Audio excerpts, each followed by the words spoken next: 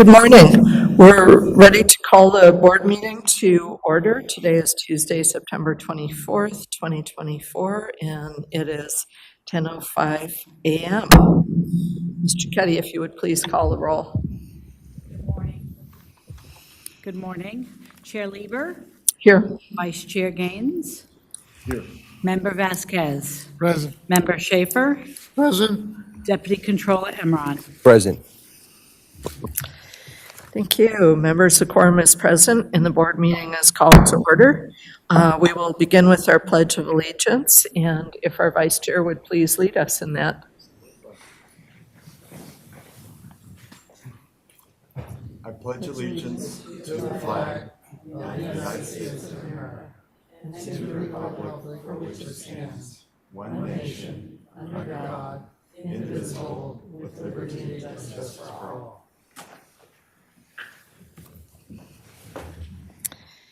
Thank you. We'll go now to our members' brief opening comments. Mr. Vasquez.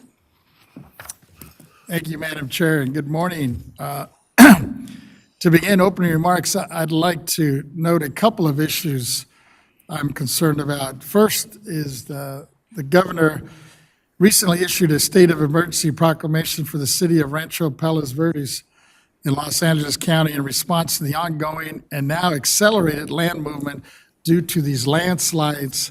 I recently visited the area and viewed the devastation that's going on there, and I'm glad he was able to at least give him some relief. But in viewing it and looking at it, it's just unbelievable. Apparently, this has been happening or been moving since the 50s, but these last 10 years, it's been really accelerated. We'll be getting into it a little bit more detail later in the agenda, so I'll hold my comments on that.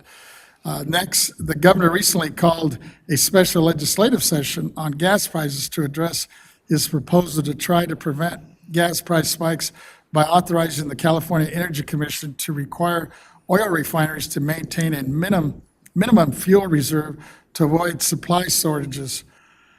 I am in support of the special session because it's important for at least the legislatures to do whatever they can to provide relief for California families who often are struggling just to afford the necessities of life. And then now I'll move into we're in the month of September, which is kind of September, October, which is now highlighted as the National Latino Hispanic Heritage Month.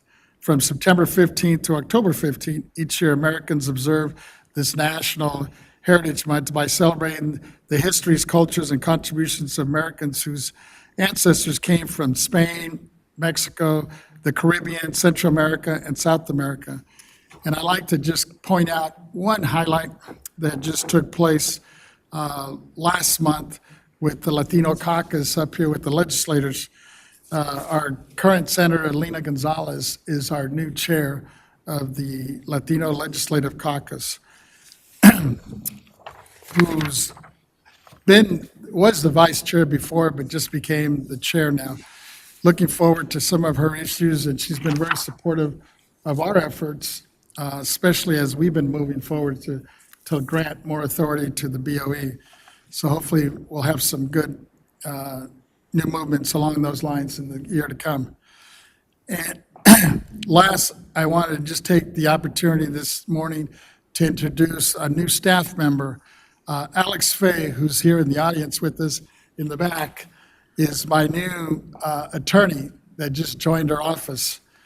Alex graduated from Syracuse University in 2012 and spent several years as an English teacher in Taiwan and South Korea.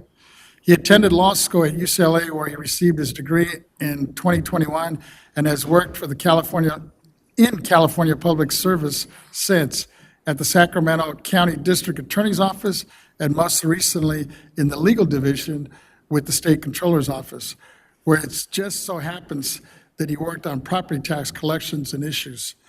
Looking forward to his contributions and his support, not only to my office, but to our board as well. He lives in Sacramento, in the Sacramento area, with his wife and 2 daughters, ages 1 and 3. And I just wanted to officially welcome you and introduce him to the rest of the board. Welcome. He's in the back. Fantastic. Great. Thank you, Madam Chair. Thank you. Other opening comments, Vice Chair? Yes, yeah, I just wanted to remind everybody that we have the informational hearing on insurance coming up October 29th. And for those that will not be able to make it in person, they'll be able to view that at boe.ca.gov. But it's an update. We're trying to figure out, what is happening in the market. It's been very chaotic. It's creating a lot of struggles for homeowners, and we're looking for relief. So this is just another opportunity, 8 months after we had our hearing in February, to take another look at it and try to look at it from all angles and see if we can't at least illuminate the issue for folks and hopefully create awareness where things will move more quickly in stabilizing the market. So thank you. Thank you. Mr. Emron? Thank you, Madam Chair. Good morning to everyone, my colleagues here on the board, the executive director, and members of the agency. I'm excited to be here today. I did want to speak about something very, very solemn. We're here at the end of summer and Labor Day's passed, but there's been a surge in gun violence in and around California. In my hometown of Antioch, California, in the past 14 days, there's been 12 shootings. And here in Sacramento, there's been 5 dead, three wounded. Just over this past weekend, there's a 12-year-old boy that was killed. And I think at a time, what my belief is that government's core responsibility is to keep people safe. And I think it's a problem that we have to all work together to address. Each and every one of us. And I'm telling all the young people to put the guns down, to love each other, to uplift each other, because the way that it's going, the status quo is not working. So my prayers to the victims of gun violence, to the families that have been affected. And I think we all, as leaders here on the board and leaders across the state, we need to work together to solve this problem because it's becoming a very, very serious issue. And it's really, really heartbreaking. Thank you, Madam Chair. I yield back. Thank you, Mr. Emron. And that has touched my community locally as well in the past couple days. And so really, there's a need for action. Mr. Schaefer, did you have any opening comments? Yes, I do. Thank you, Madam Chair. Well, first of all, I always have a birthday to remind us. Today's a happy day for some people. Today we commemorate the birthday of Ayatollah Khomeini from back in the Jimmy Carter days, but he was really not a very good guy, and so we just make that brief. But there was an important birthday today, and that is Jim Henson. Jim Henson, would you believe, at age 17, became Kermit the Frog and voiced him from age 17 until Jim passed. And Jim died early at age 53 in May of 1990. And he was in the midst of selling the company to Disney. Disney ended up buying the company in later years. But Jim Henson had a great impact on the lives of all of us because, I still talk about Kermit the Frog. I also have a sad moment. I'm a big fan of our law enforcement, having been a prosecuting attorney for several years and ridden in the car with them once a week when I was to see how they do their job. We have an officer that passed away Saturday that was age 46. He'd been with the department for 15 years. You don't get to be a policeman unless you're pretty healthy. And he just passed away from a medical emergency. Nobody can figure out what it is. And he lived in Murrieta, which is a good hour drive from San Diego. This tells me we've got to pay our law enforcement people more money so they can afford to live in the city they serve and not have to live an hour's drive from the city they serve. And I'm mourning the loss of our 15-year-old veteran, just like medical emergency and no reason for it. That tells, any one of us could pass away tomorrow. So our most healthy people, our police officers, boom, have a medical emergency. Just be very grateful that the Lord gives us a normal life, which he was denied. Thank you. Thank you, Mr. Schaefer.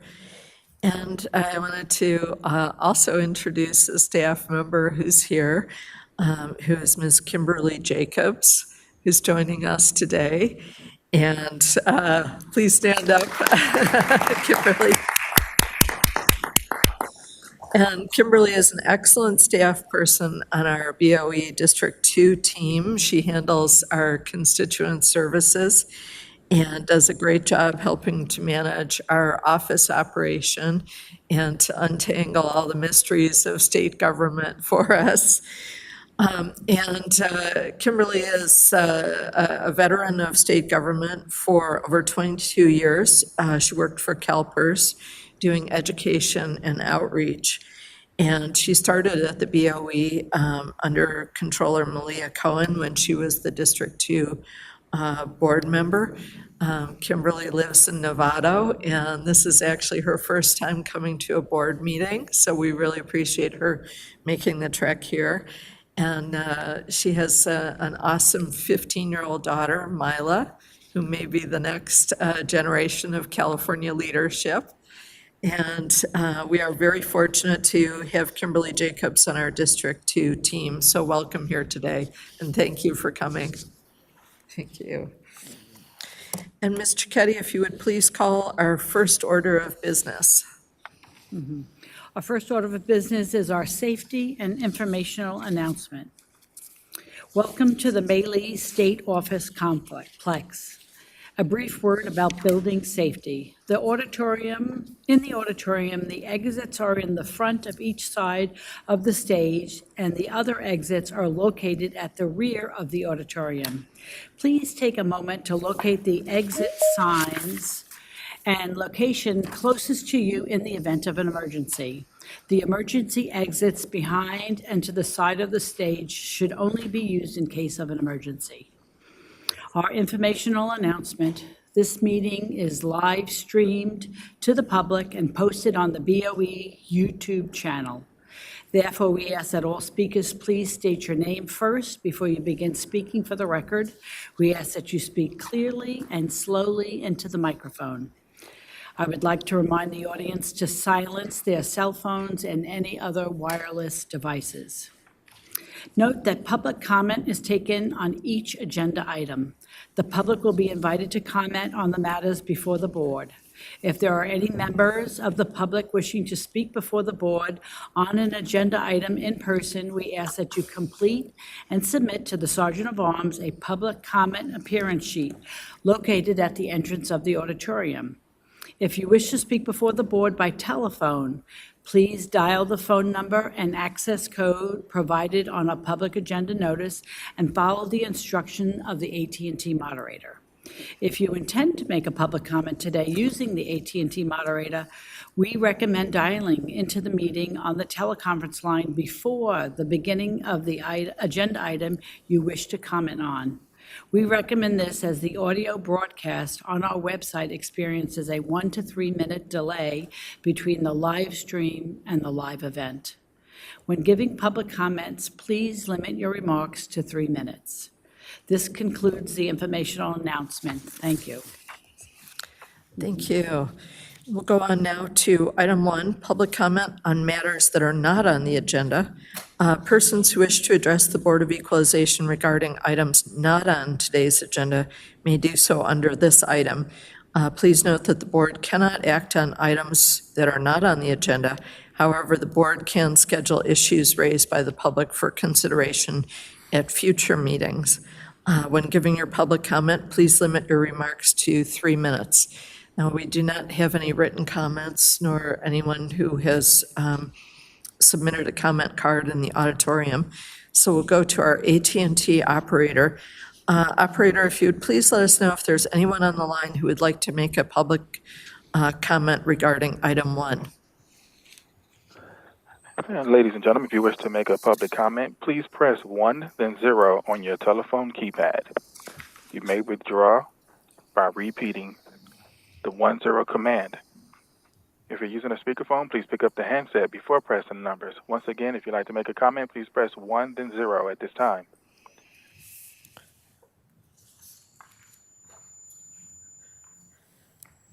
And there is no one in queue at this time. Thank you, operator. We'll go on to item 2. This is the property tax non-appearance consent matters.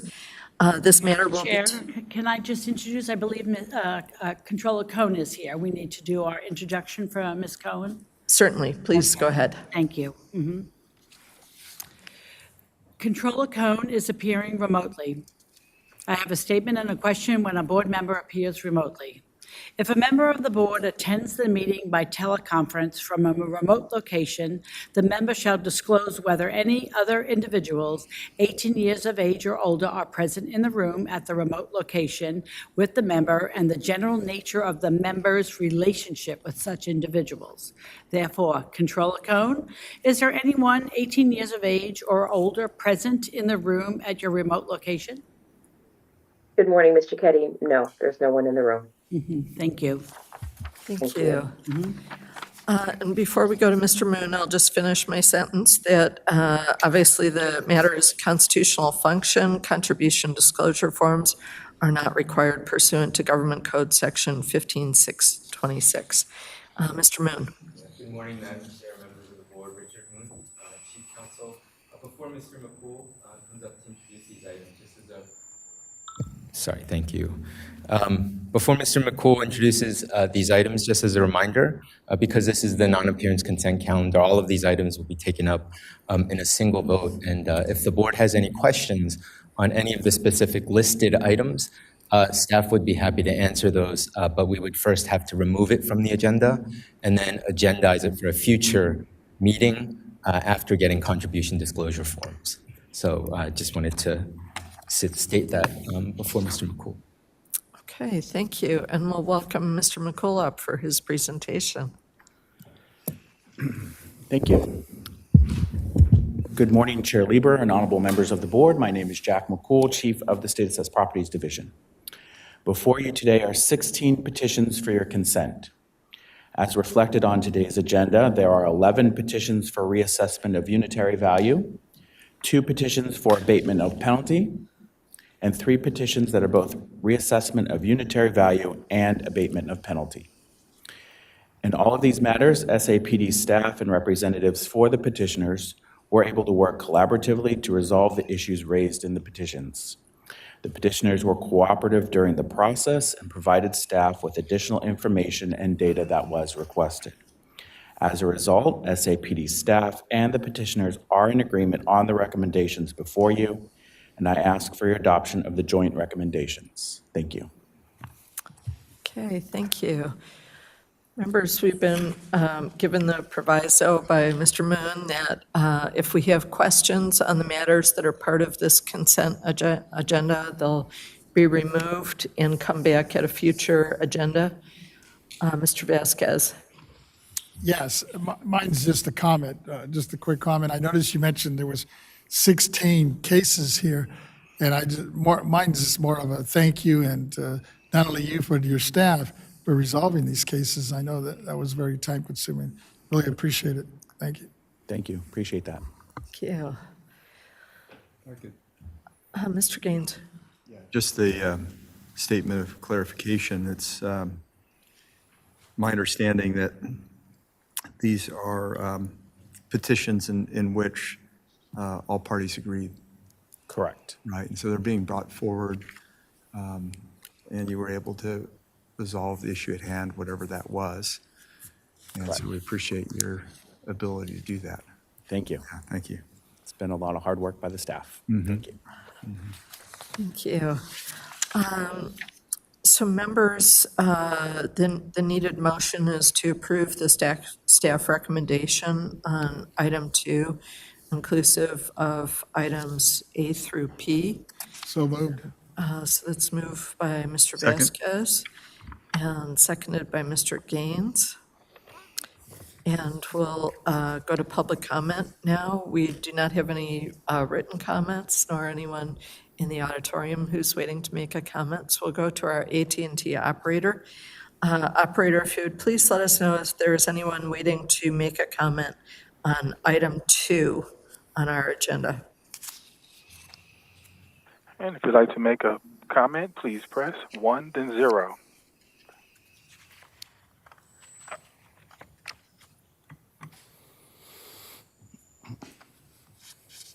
And there is no one in queue. Okay, thank you. So we'll bring it back to the board. Is there any other discussion? And seeing none, we'll go ahead with Mr. Vasquez's motion to approve the staff recommendation and the second from Mr. Gaines. And if you would please call the roll. Chair Lieber, Aye. Vice Chair Gaines, Aye. Member Schaefer, Aye. Member Vasquez, Aye. Controller Cohen. Aye. Okay, the motion carries. Members, thank you very much. Thank you to staff for that. And we'll go on to item 3, which is state assessed property board role changes. This is also a constitutional function, and contribution disclosure forms are not required pursuant to Government Code Section 15626. And this is also from Mr. McCool. Thank you. Good morning again, Chair Lieber and honorable members of the board. For the record, again, my name is Jack McCool, Chief of the State Assessed Properties Division. Revenue and Taxation Code Section 4876 allows for correction of errors on the state assessed roll. I'm here to present one roll change for the board's consideration. The roll change is the result of an assessee reporting error. The change will remove assessed value for Pinnacle's Telephone Company from Mariposa County and add the same amount of assessed value for the assessee in San Benito County. The roll change will not change the assessee's overall assessed value, but merely corrects which county the assessed value is allocated to. The assessee brought the error to our attention and will receive official notice of the change if adopted. Thank you. Thank you. Members, any questions? This one, okay. Seeing none, the motion that's needed is to approve the staff recommendation. So moved. Second? Okay, motion from Mr. Vasquez, seconded by Mr. Schaefer. And we don't have any written comments or anyone in the auditorium who's indicated that they wish to make a public comment. So we'll go to our AT&T operator. Operator, if you would please let us know if there's anyone on the line who would like to make a public comment regarding item 3. And if you'd like to make a comment for item 3, please press 1, then 0.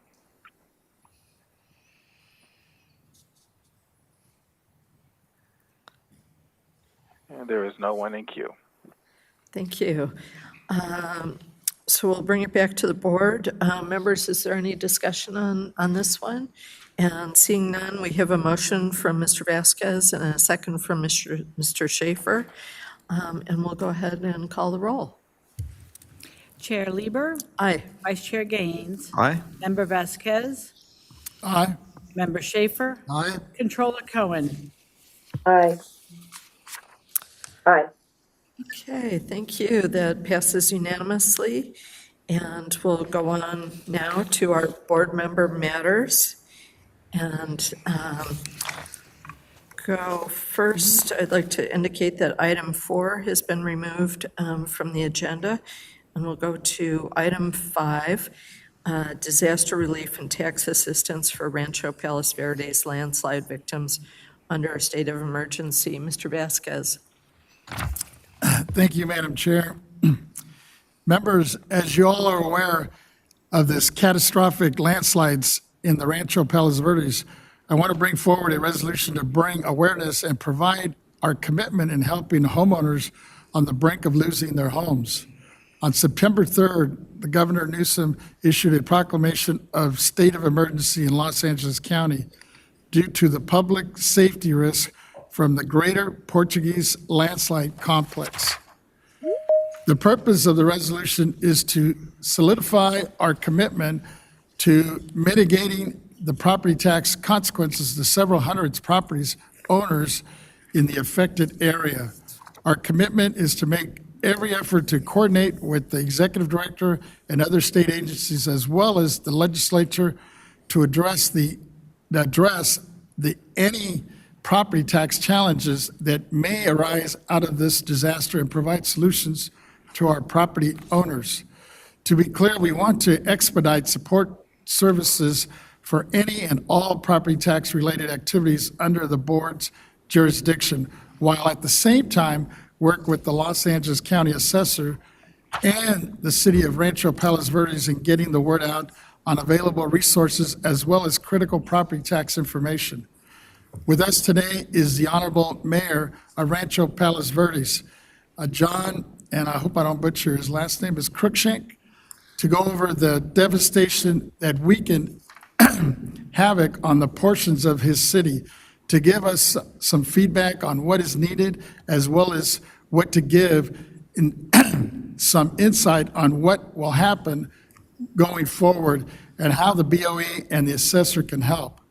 I am also grateful that the Los Angeles Assessor Jeffrey Prang's office is here today as part of our discussion. Mr. David Weekly is here on behalf of the Assessor Prang as the subject matter expert and will speak after the mayor. We can open the floor for discussion thereafter. We will start with the mayor. Thank you for being with us today, and please go ahead. If I think he's online here.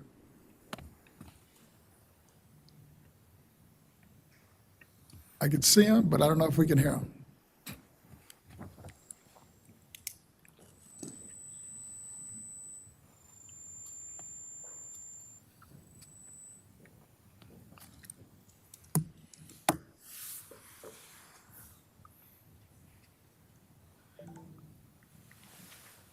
We'll just hold on for a minute to see if Mayor Cruikshank is connecting.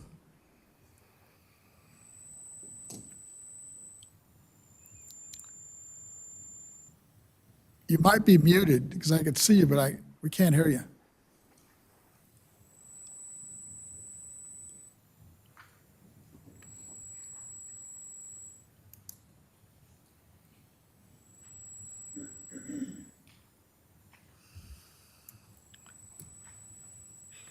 Maybe should we try Mr. David Weekly first? Sure. And we'll come back to the mayor. Mr. Weekly, if you could go ahead, please. Yes. Good morning, members of the Board of Equalization. My name is David Weekly. I'm the representative for the Los Angeles County Assessor's Office, and I am a real property appraiser. I've been working on the Rancho Palos Verdes landslide for the last 12 months. The Rancho Palos Verdes landslide is a 680-acre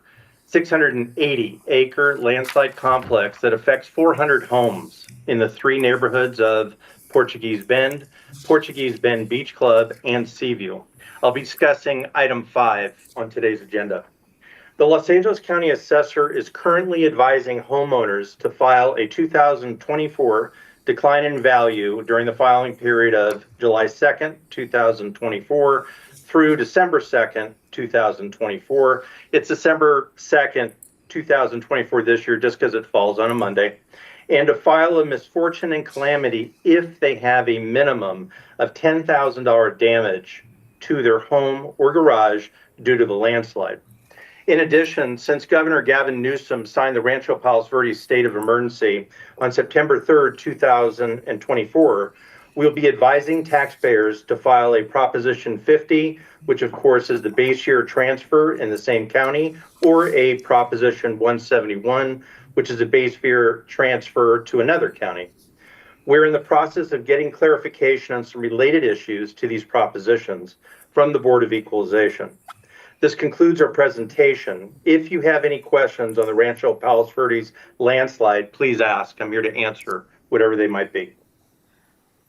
Thank you. And if we can ask you to please hold the line for the questions, and if Mayor Cruikshank is able to connect, and then we'll ask Sure. questions of both if that's agreeable. And Yeah. Mayor Cruikshank, are you there?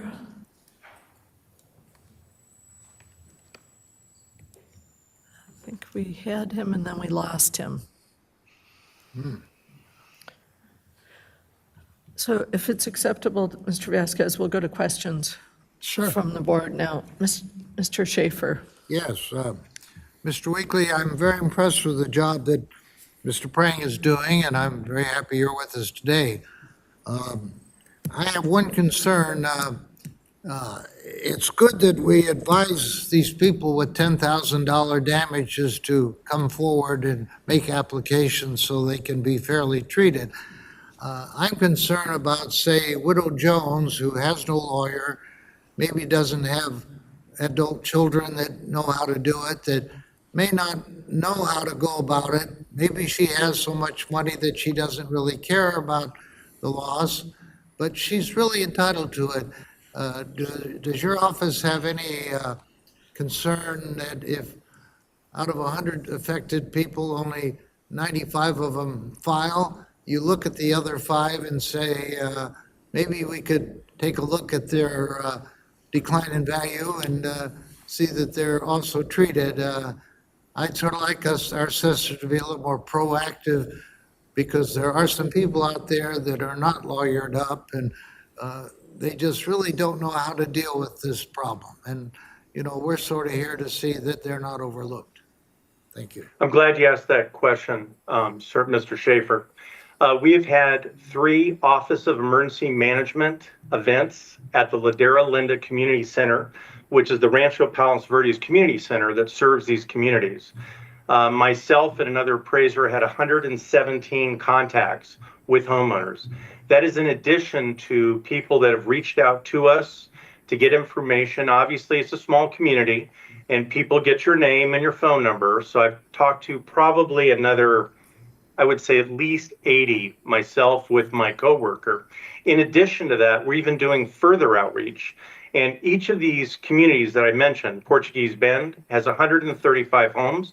They have their own homeowners association. We are going to be sending out, it appears, a letter to say if they have any questions for us on these 2 programs, to please contact us. In addition, the Seaview neighborhood also has a homeowners association, and we're doing the same approach with them to have them reach out to us if they have any questions. In addition to that, Portuguese Bend Beach Club, which is literally on the sand, a very beautiful area, they have 52 owners, and we are doing the same thing with them. I personally spoke to their homeowners association manager, it was last week, and they said they will pass on our information just to give them exactly what we want to do.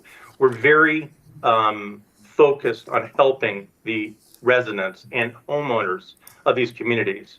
In my career of 21 years, it's a very significant situation where I felt, and our management team feels, that's the best approach. And I'm sure neighbors help take care of neighbors too. That's important. Well, not only that, sir, but neighbors tell neighbors exactly what we talk about when they talk to the assessor's office. And I am constantly told, David, I talked to Sally, she told me to call you, or Joey. I mean, it's a very tight community. So we're well aware of it, and we're being as consistent as we are with our message of what we can and cannot do. Well, thank you very much. A good report. Yes, sir. Other questions? Vice Chair? Okay. Do you have a question? Oh, I can go after. Thank you, Vice Chair. Thank you, Chair Lieber as well. Just want to extend my heartbreak for what's going on in Rancho Palos Verdes. Very, very people. I'm sure those communities have been there for a very long time, and to see that. My question with the proclamation is, if passed, are we going to be mobilizing staff and resources down there? And kind of the nature and the effects of this resolution here as I read it? we could get input from staff. We just got a presentation last month about how we react to every instance of disaster in our very dynamic state. I don't know if Mr. Young would like to add to that. Are we either or? Okay, well, take the the top. Thank you, Chair Lieber. Yvette Stowers, Executive Director, Deputy Controller Emma. I appreciate the question. I'm sure Mr. Young would have loved to come up and answer it, but I think I should answer. So first, my executive team, we have been looking at this resolution, and we feel for the people of Rancho Palos Verdes. And I'm very happy to learn that LA County Assessor's Office has been very proactive over the past 12 months in providing 3 different reliefs for this community. With respect to your question, Mr. Imran, are we going to mobilize agency staff to provide assistance? To be quite honest, no. We will continue to support the LA County Assessor's Office with our material, like the disaster relief pamphlet that we shared with the members last month, and we will respond to any technical questions that they may have regarding the various provisions for relief. This is, when it comes to disaster relief, it is administered at the local level.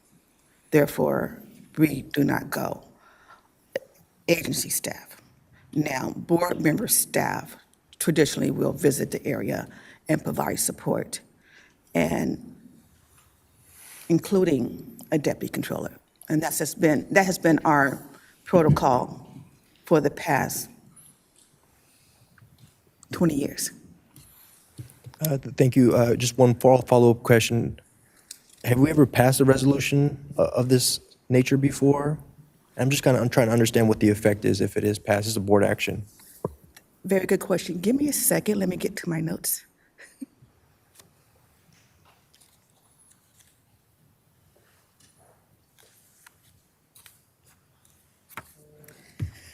Have we issued a resolution in the past for disasters? I expected that question. My team and I, we did an extensive research of our historical files and did not locate a board-adopted resolution that immediately followed a governor-declared disaster. However, at the June 25th, 2019 meeting, the board honored and presented a resolution to the Butte County Assessor's Office, Assessor Brown, and her staff. This resolution was to acknowledge their rapid response in the aftermath of the wildfire known as Camp Fire. As you may recall, the wildfire destroyed the town of Paradise. The governor declared the Camp Fire as a disaster on November 1st, 2018. We also looked at past practices, and although we did not see any resolutions, BOE did in the past issue press releases. The press releases was generally came from the agency, and this was BOE, as we like to call BOE 1.0. The agency would release a press release, and the chair of the board would have a quote. After that press release, a member would also issue a press release, and it would generally be the member for that area, that district where the disaster was occurring. The press release would generally both, whether agency or the member, will, express concerns and for the community, and then go over the various rules and laws and relief that was available, whether it was released for sales and use tax, which was a program that we administered, or property tax.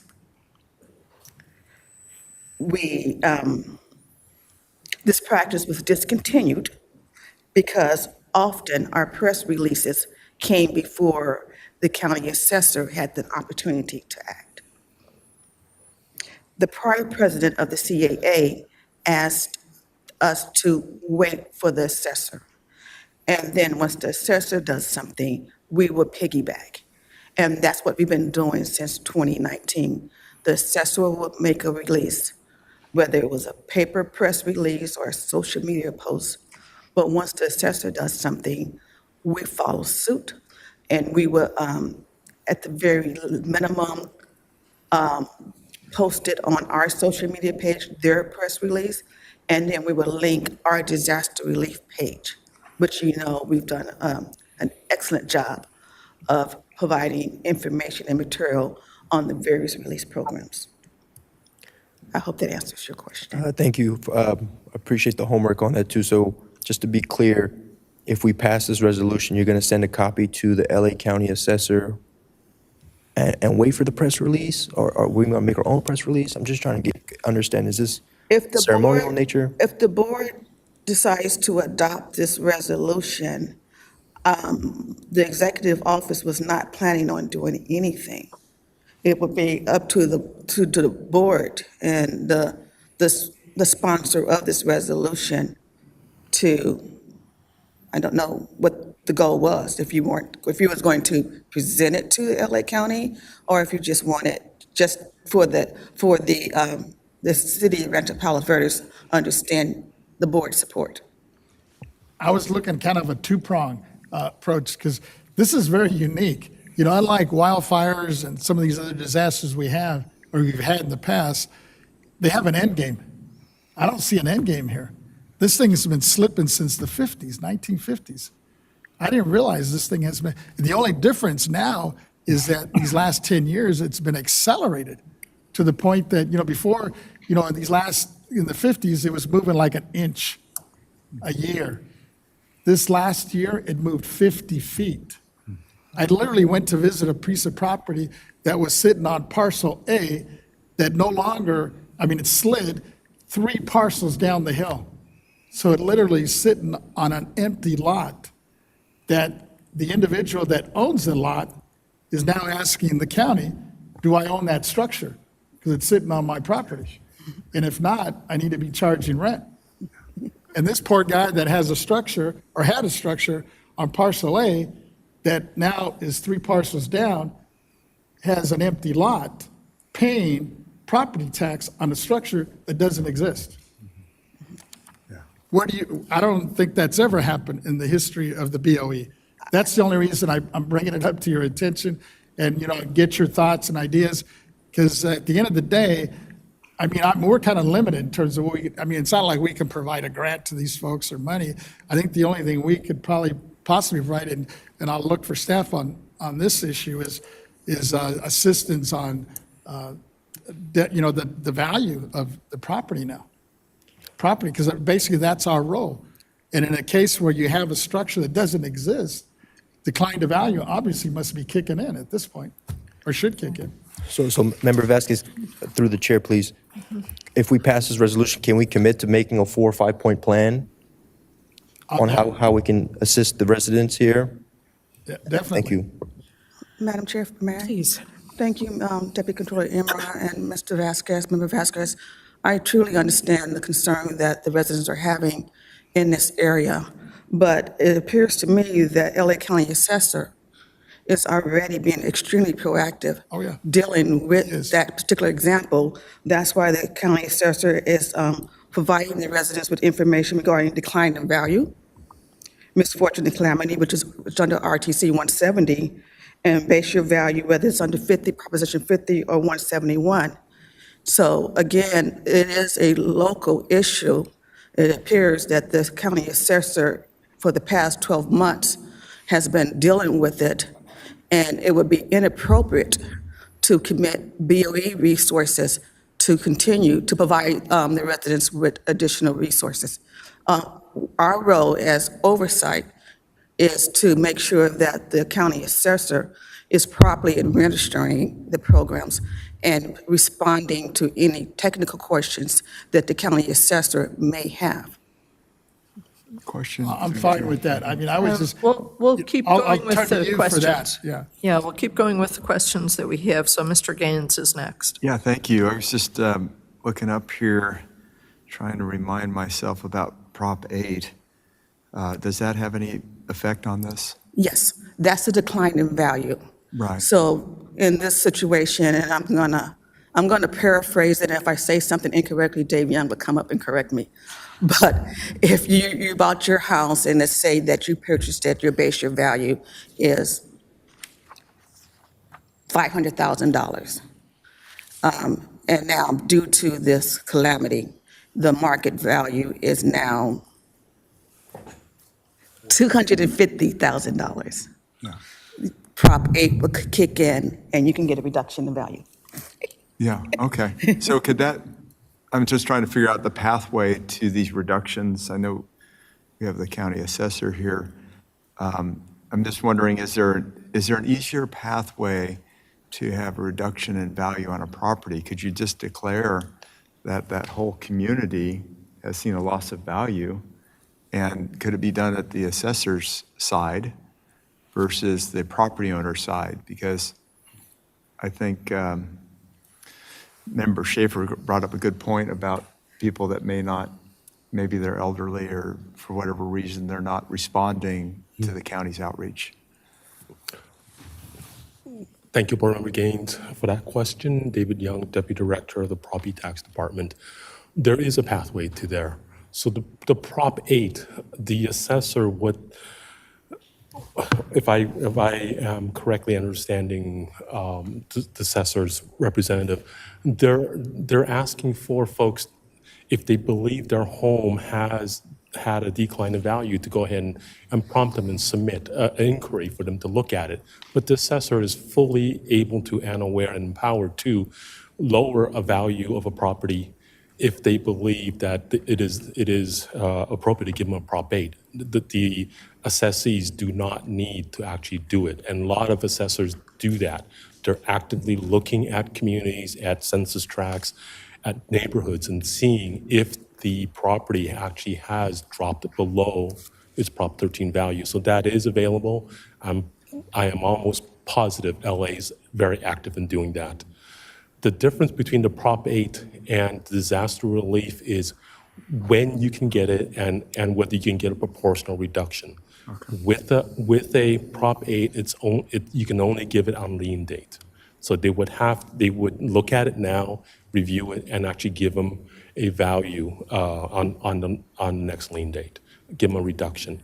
Mm-hmm. With the disaster relief, they can give the tax benefit, the tax break, immediately. So if there's more than $10,000 worth of damage, they can do basically a pro rata reduction in their base year value. So it's faster. Yeah, disaster relief is possible if there's enough damage, and it's an immediate relief.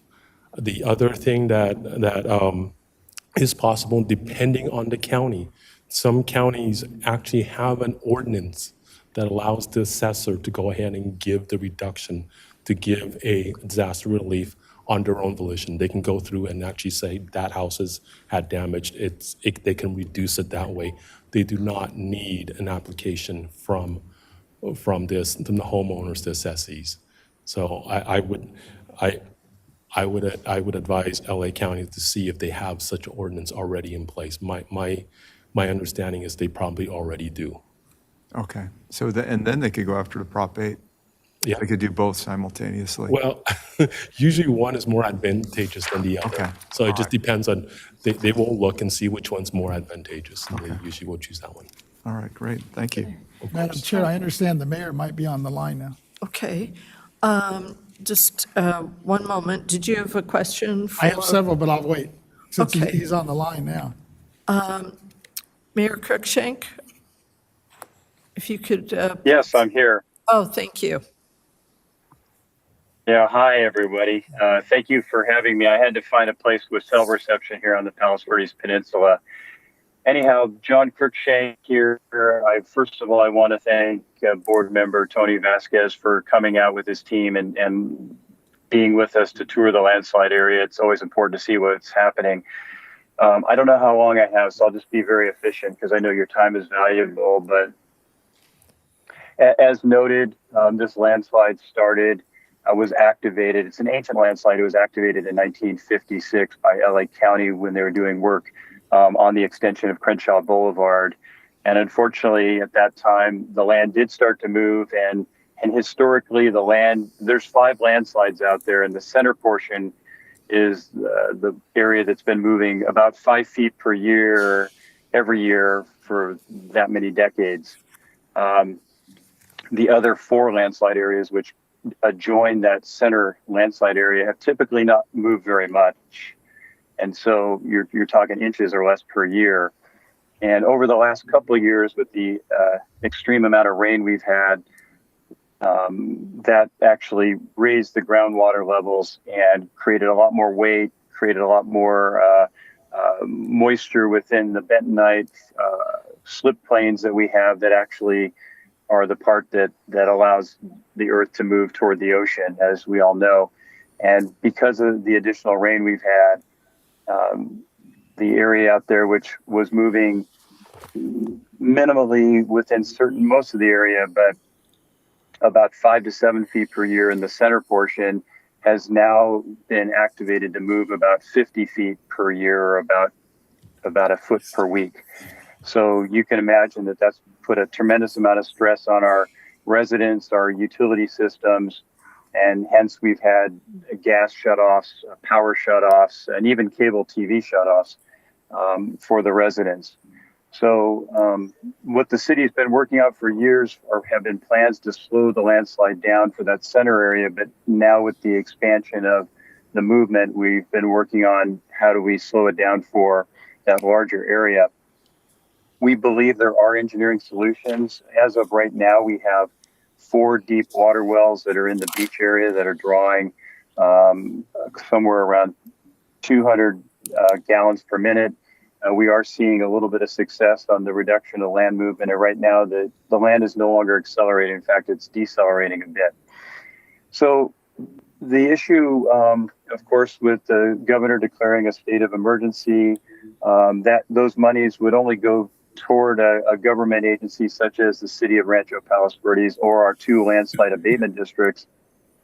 When board member Vasquez visited our city a week and a half ago, he had come forward with some ideas that I think could help with where we currently are. So I think the 2 big areas where our city and our residents need the most help is, first of all, even though there are some residents that, of course, want to see a decline in value so they don't have to necessarily pay the full amount of taxes this year, even though they're not able to live in their homes. And I think that's important.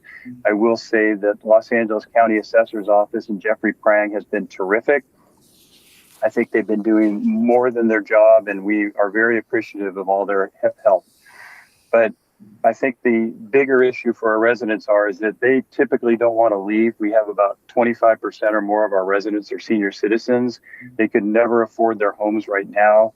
And if they were to be given a decline in value or very little money to vacate the area, we're not sure where they would go and what they would do. And they want to stay in their homes.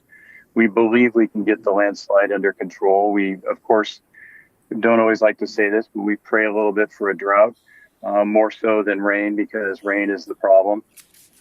And so the hope is that if we can help our residents get off grid, get solar and battery type power so that they can live in their homes comfortably again without worrying about the power being shut off or where it is completely shut off.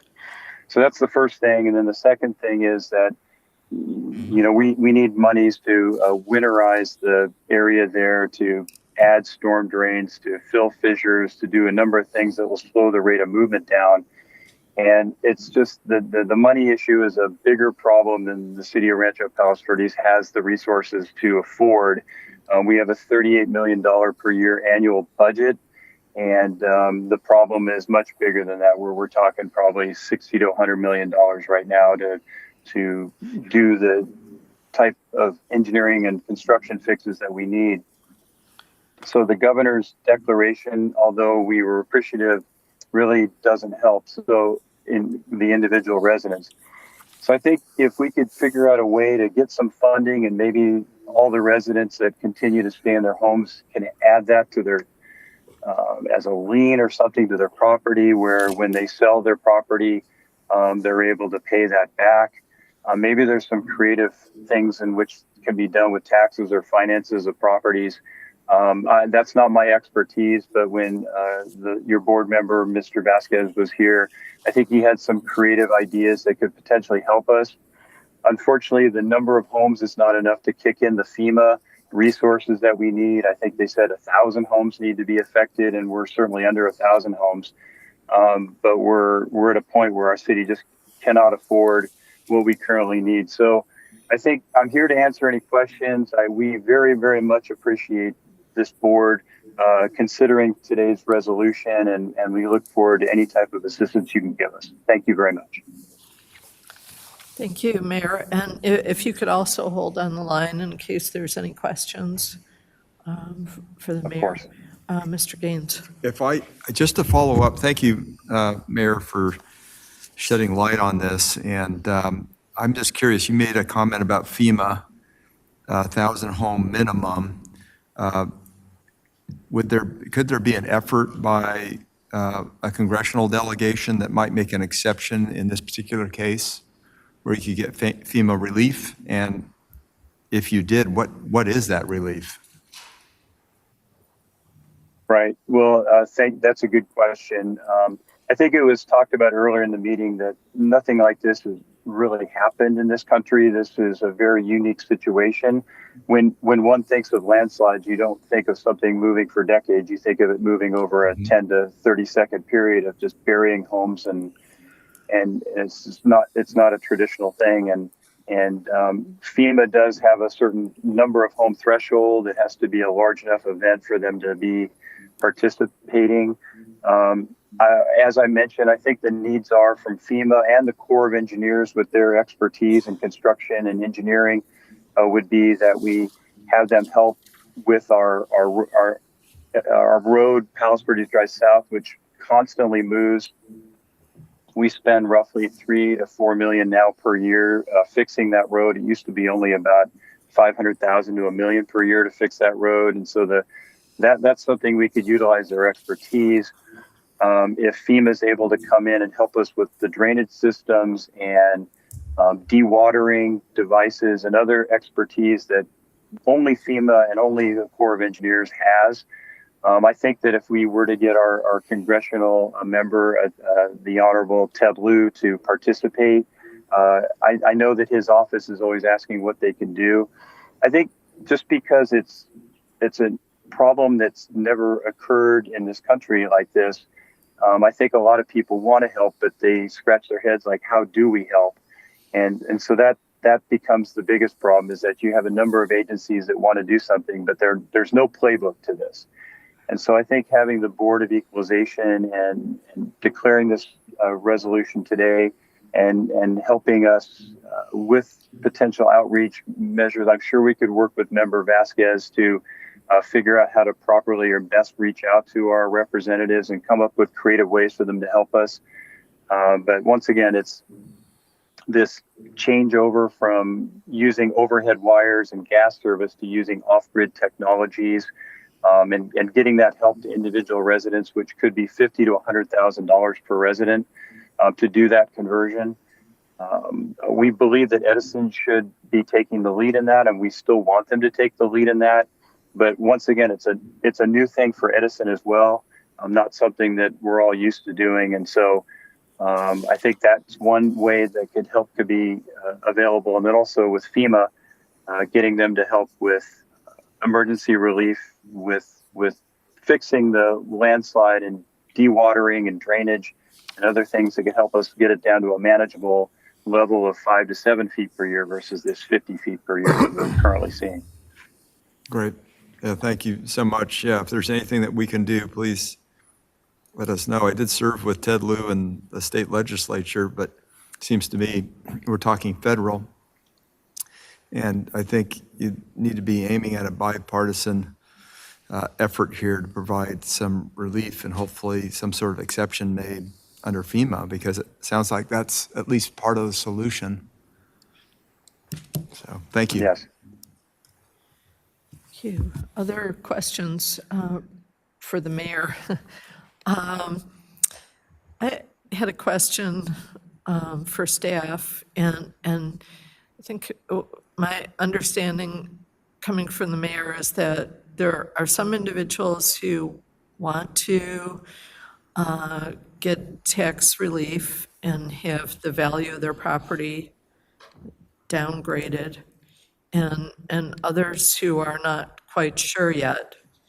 And I think we heard from Mr. Weekly that the assessor has held 4 or 5 community meetings to talk with individuals about what they would want to do. What could the BOE do that's within our constitutional charge to step into the situation and to help get a FEMA waiver, or help activate the Army Corps of Engineers, or or help to move SoCal Edison. Is any of that within our, because it sounds like Assessor Prang has had many outreach events and is offering the options to people. And then it's really has to be up to them if they want to decrease the value of their property or not. And they're probably sort of in a difficult place of making that decision. Do we know if LA County is one of the counties where the assessor can automatically make those downgrades? Unless the person objects? Yeah. Since we have LA County online, I think it would best serve if we asked him. My understanding is that they are, but we would love to be able to verify that with LA County since they are online. And if you could stay up here while we Yes. go to Mr. Weekly and ask him, do individuals have to apply? Or can the assessor just provide relief based on, well, their house just left the location that it was at previously?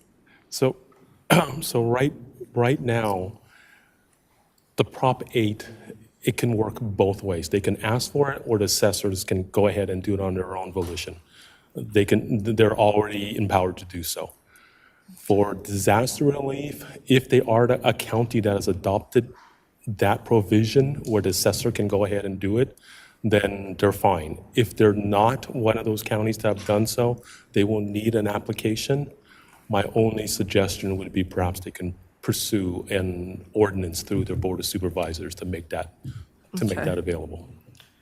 And do we have a role with stepping in with FEMA or the Army Corps of Engineers? Typically not, other than maybe as an FYI perhaps, but I don't believe we have anything in our mandated jurisdiction to do so.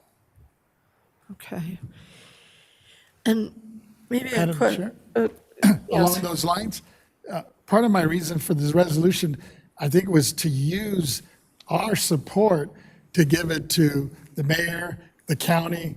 Jeff Prang was willing to help, and hopefully so they could leverage it with their Congressman Ted Lieu and even our own governor. Because even though the governor declared this a state of emergency, he hasn't gone out there and actually made a visit.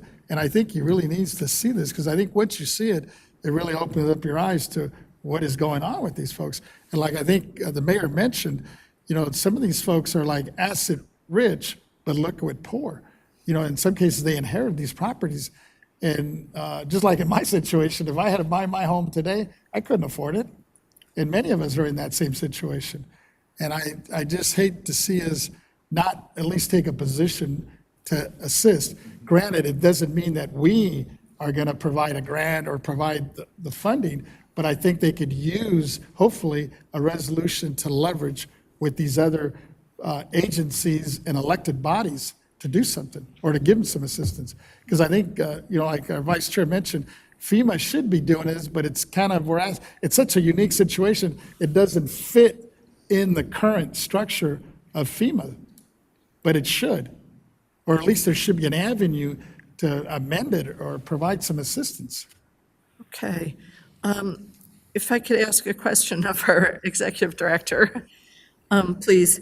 The last paragraph of the resolution says, commit to assist and support in the performance of any and all property tax or other tax-related activities under the board's jurisdiction to help address the state emergency plan as needed, and to further commit all appropriate and available resources.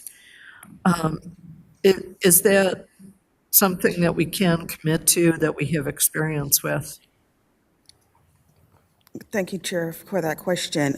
We did look at that paragraph, and we did make some modifications to it.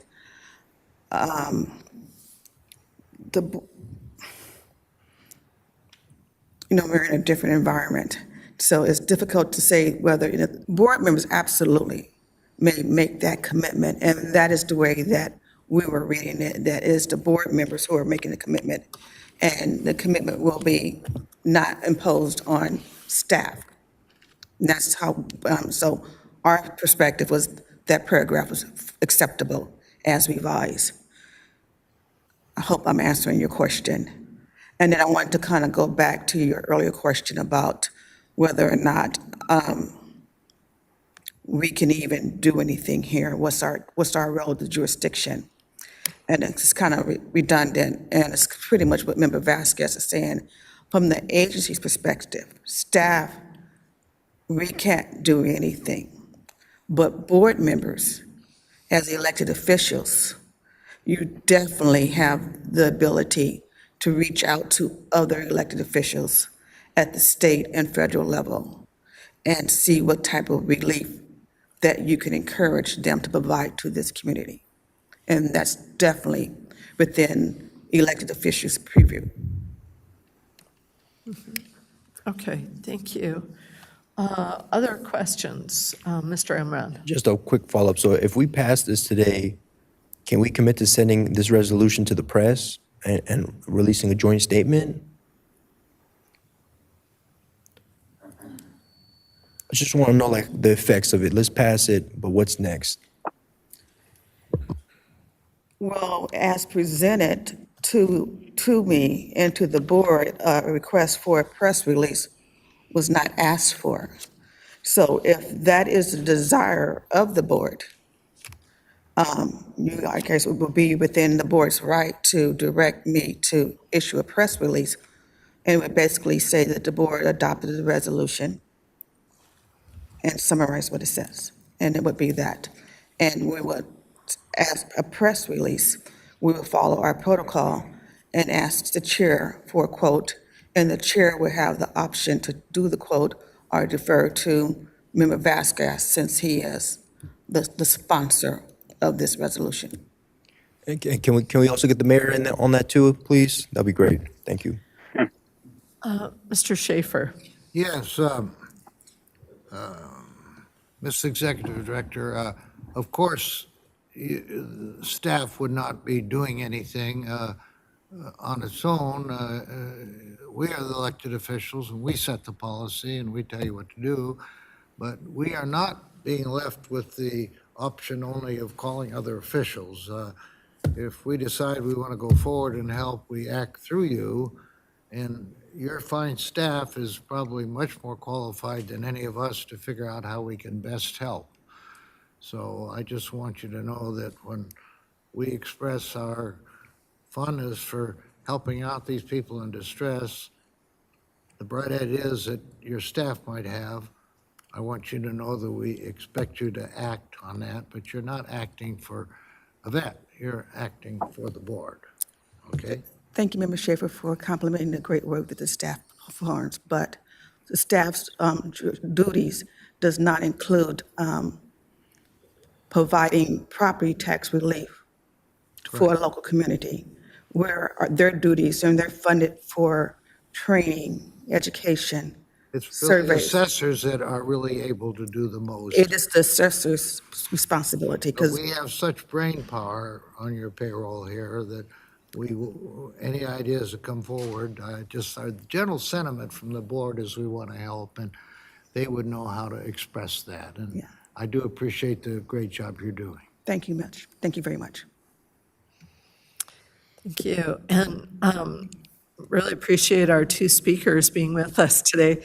It's unfortunate because Mr. Prang himself is going to be here tomorrow, or be here digitally. And I'm pretty uneasy with passing a resolution now that would look like we're leapfrogging where the assessor is at, because it really sounds like from Mr. Weekly's comments that the assessor is putting a full court press on it, holding all the community meetings that are necessary and offering remedies to individuals who want them. I wish that, if Mr. Prang were here in person today, instead of tomorrow, that would Madam Chair, that would along help. those lines, I did have a conversation with my assessor, and he was supportive of this resolution. He understands that, we're not obviously dictating to him what he needs to do. He's done a great job, and I think you've heard it from the mayor and other folks, residents there.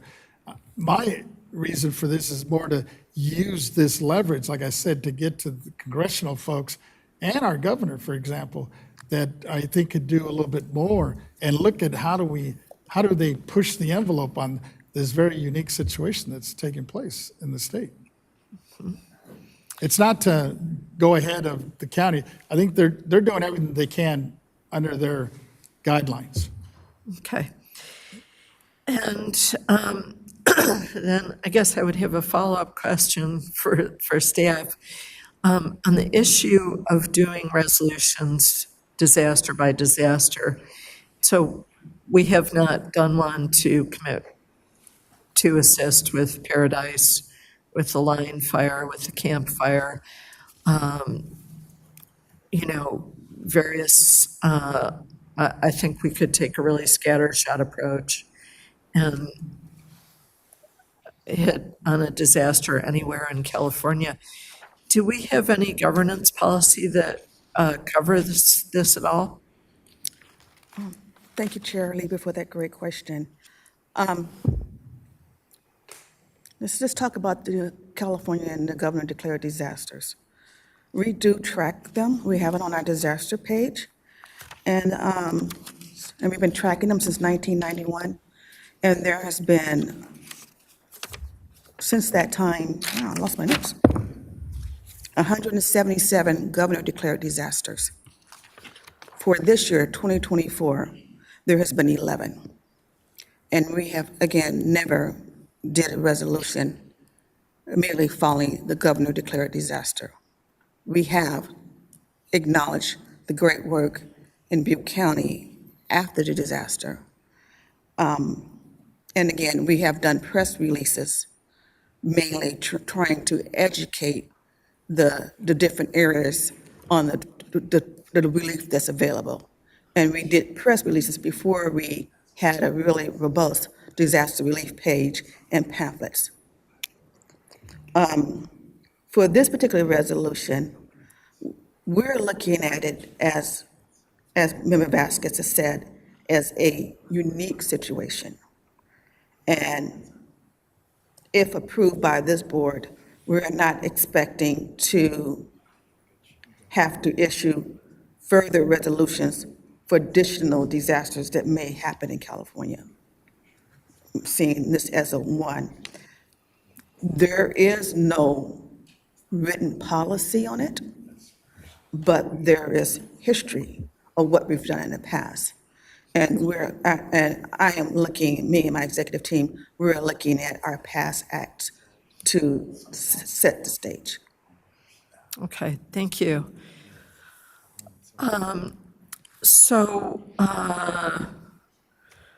We've got Madam Chair, I'd like to move the resolution and let's just see if there's support moving it forward. Okay. I'll second that. Okay, appreciate it. Moved by Mr. Vasquez and seconded by Mr. Gaines. And we'll go out now to the public. We have no comment cards from the auditorium, nor any written comments on this. So we'll go to our AT&T operator. And AT&T operator, could you tell us if there's anyone who is waiting on the line to make a comment on this item, item 5? Certainly, if you'd like to make a comment for item 5, please press 1, then 0.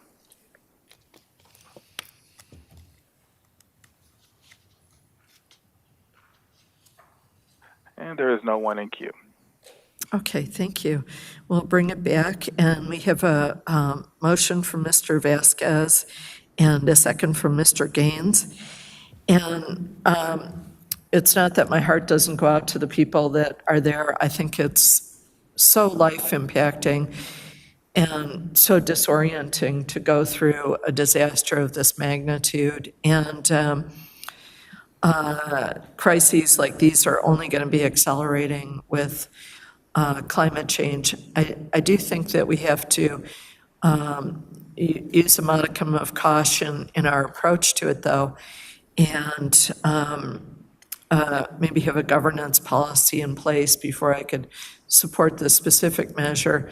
So I think again, we have a very dynamic state. There are many fires happening. I think it's about 60% of Lake County that's been burned over. And we're just finding out more and more about the toxicity of land where structures have been burned. And so I think there are many instances in which we need federal agencies to step up. And in this case, I'm very interested in seeing about the possibility of obtaining a waiver from FEMA. So I'd like to pledge my support on that. But I will be abstaining from the specific resolution today because we don't have a governance policy in place on the resolutions. And I think that we really need to, so that we have equity between these instances of disasters in our state. So we'll go ahead and ask Mr. Cicchetti to call the roll, please. Chair Lieber, Abstain. Vice Chair Gaines, Aye. Member Vasquez, Aye.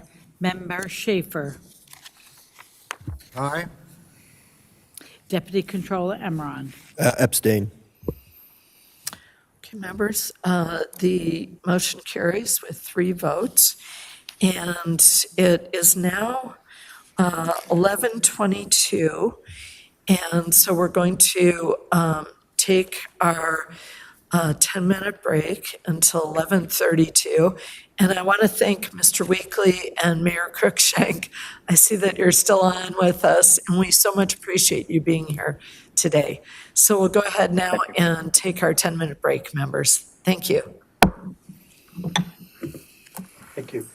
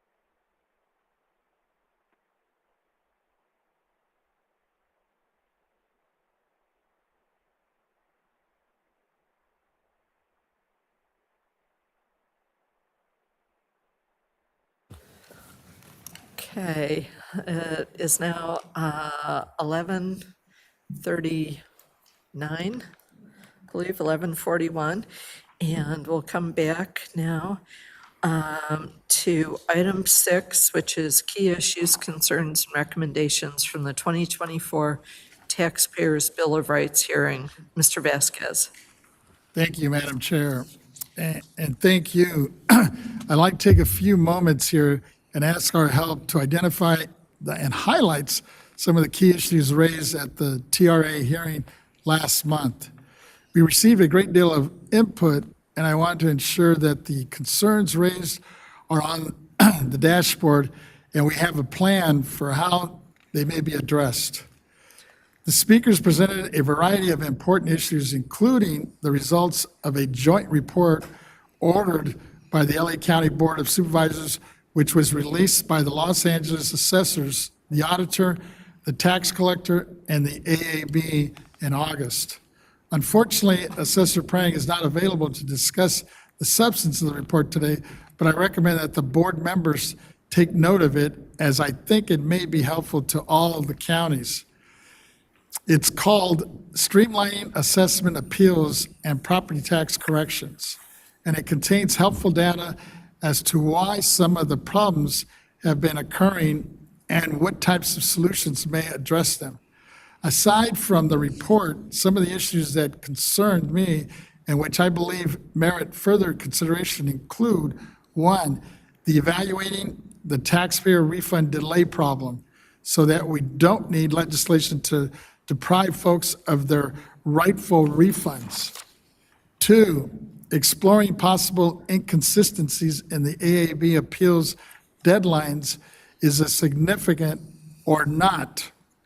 Three, exploring options for evaluating inconsistencies in the evaluation of intangibles.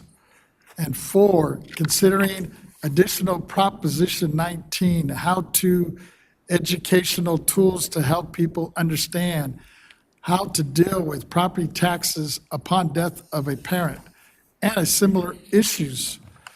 The issue of the taxpayer refund delays in eye-opening. It's a loose situation for everyone involved. The taxpayers, the counties paying interest, and the county's roles not being updated. I thought the suggestion that the board considers forming something like a statewide property tax efficiency task force or work group with assessors may be worth exploring, not just for the refund problem, but other concerns also. Finally, regarding Prop 19, there's obviously still a lot of confusion in the public. I wonder if we maybe some additional flyers on how to educational information through social media or other outlets would help. Now, I would like to defer to the chair, Lieber, for your input that other members regarding any suggestions on follow-up to these issues raised at the TRA hearing so that we don't leave anything on the table that needs our attention. With that, I'll turn it back over to our chair. Thank you. Board members, would you like to make comments on, regarding the follow-up of our hearing? I know that staff is going to be making a presentation later today that will touch on some of those items. And seeing no questions or discussion immediately coming from the board, we can go to our individuals who have joined us in chambers today. First up is Mr. Mark Aprea, who is principal of Aprea and Company.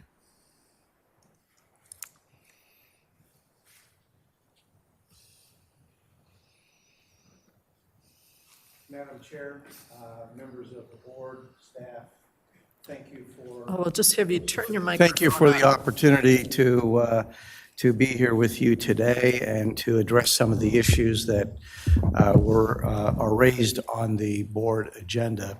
I'm here on behalf of the California Alliance of Taxpayer Advocates. It is a trade association representing property tax lawyers and tax agents who represent their clients before the assessor, Assessment Appeals Board and occasionally before the state BOE.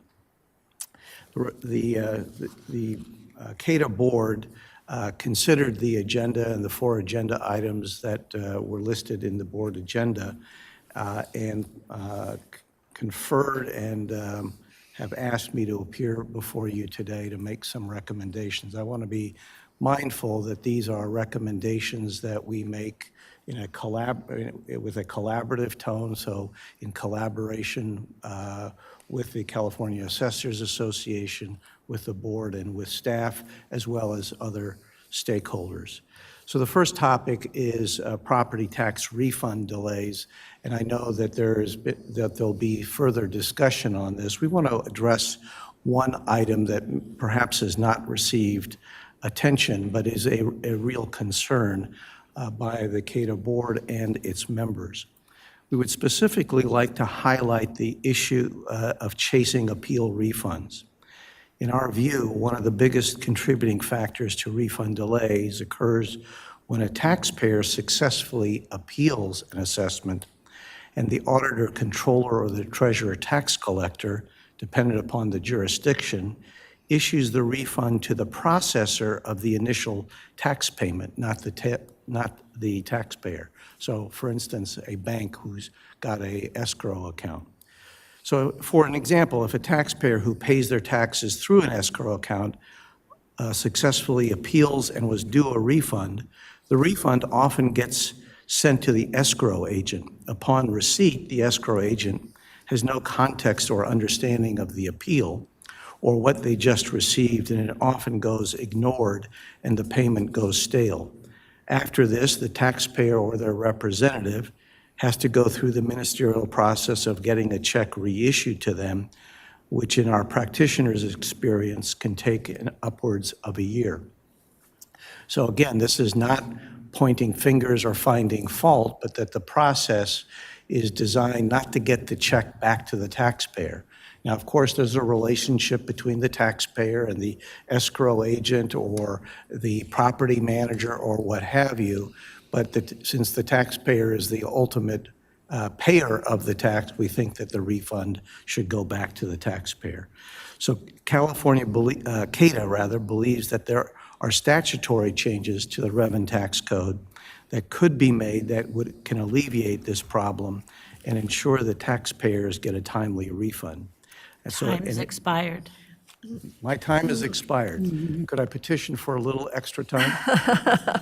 You may make that petition, and before we all jump in, I'd just like to say, unless there's an objection, we'll allow the speaker to continue. I know that he's been here all day waiting for this opportunity, so please go ahead. Thank you. We'll let you know. So when regards you the expire method, and again. I'll speed it up. Regards the method of valuing intangibles, CADA agrees that there are multiple methods that each have their strengths and weaknesses.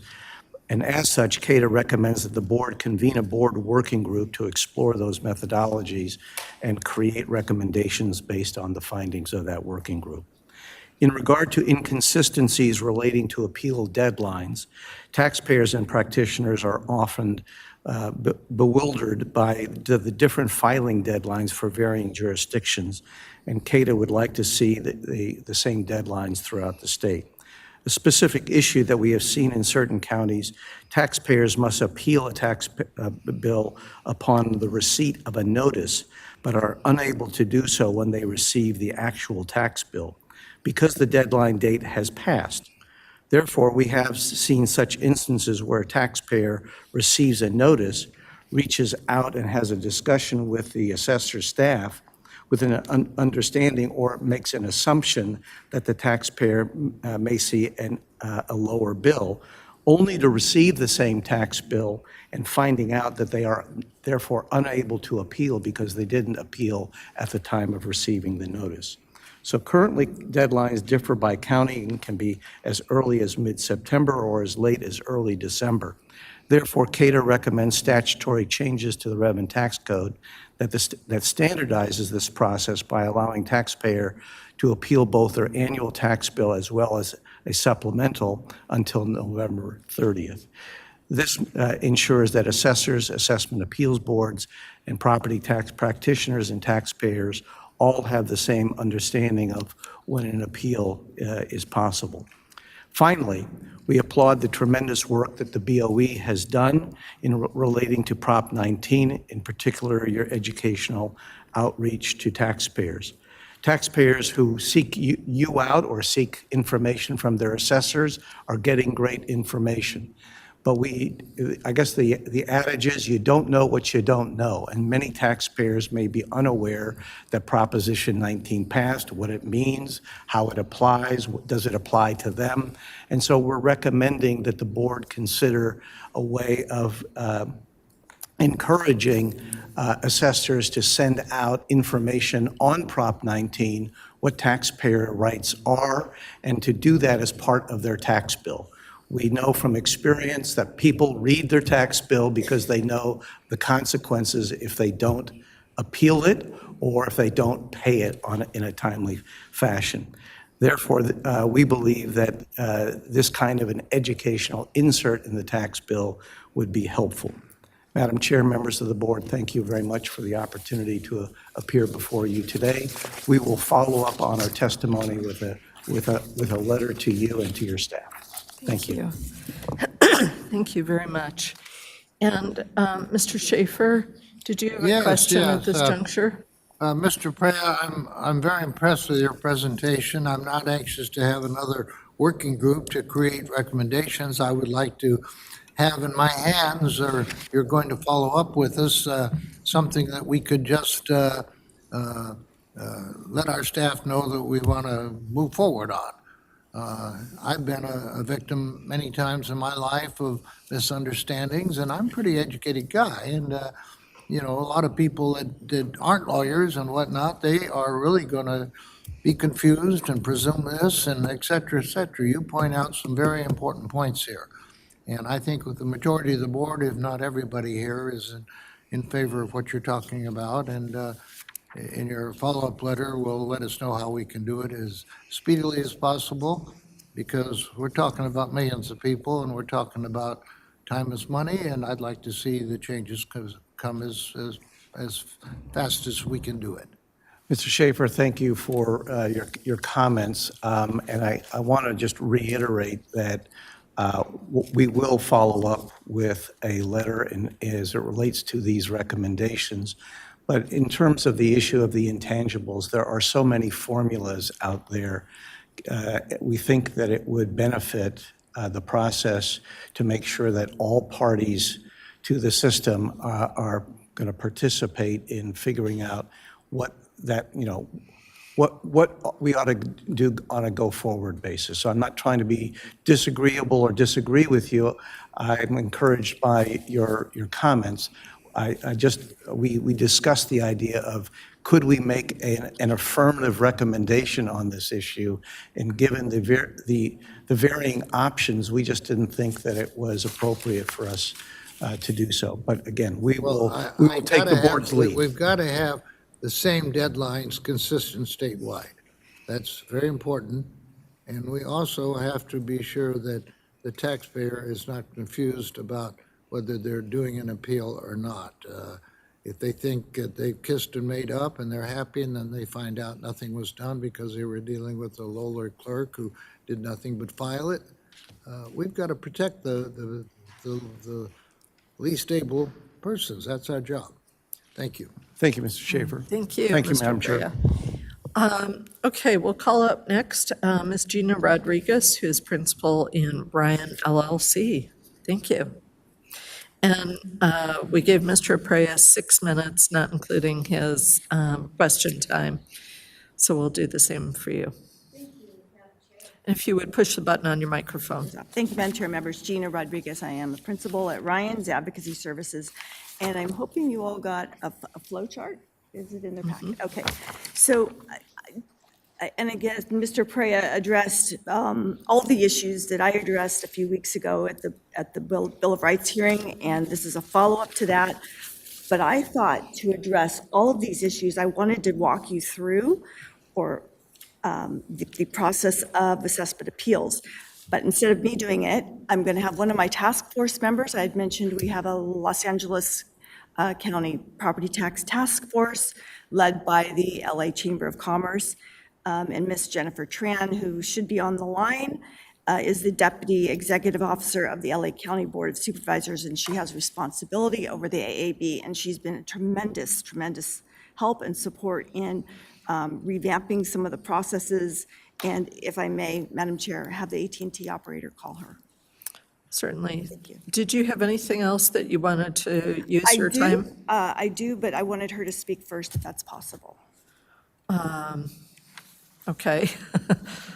Why not? Let's try it. It's not normally what we do, but let's try it. And so we'll go to our AT&T operator. Operator, if you could tell us if there's anyone online who would like to make a comment on item 6. And if you'd like to make a comment for item 6, please press 1, then 0. Hopefully this works. And we will have a comment in just a moment.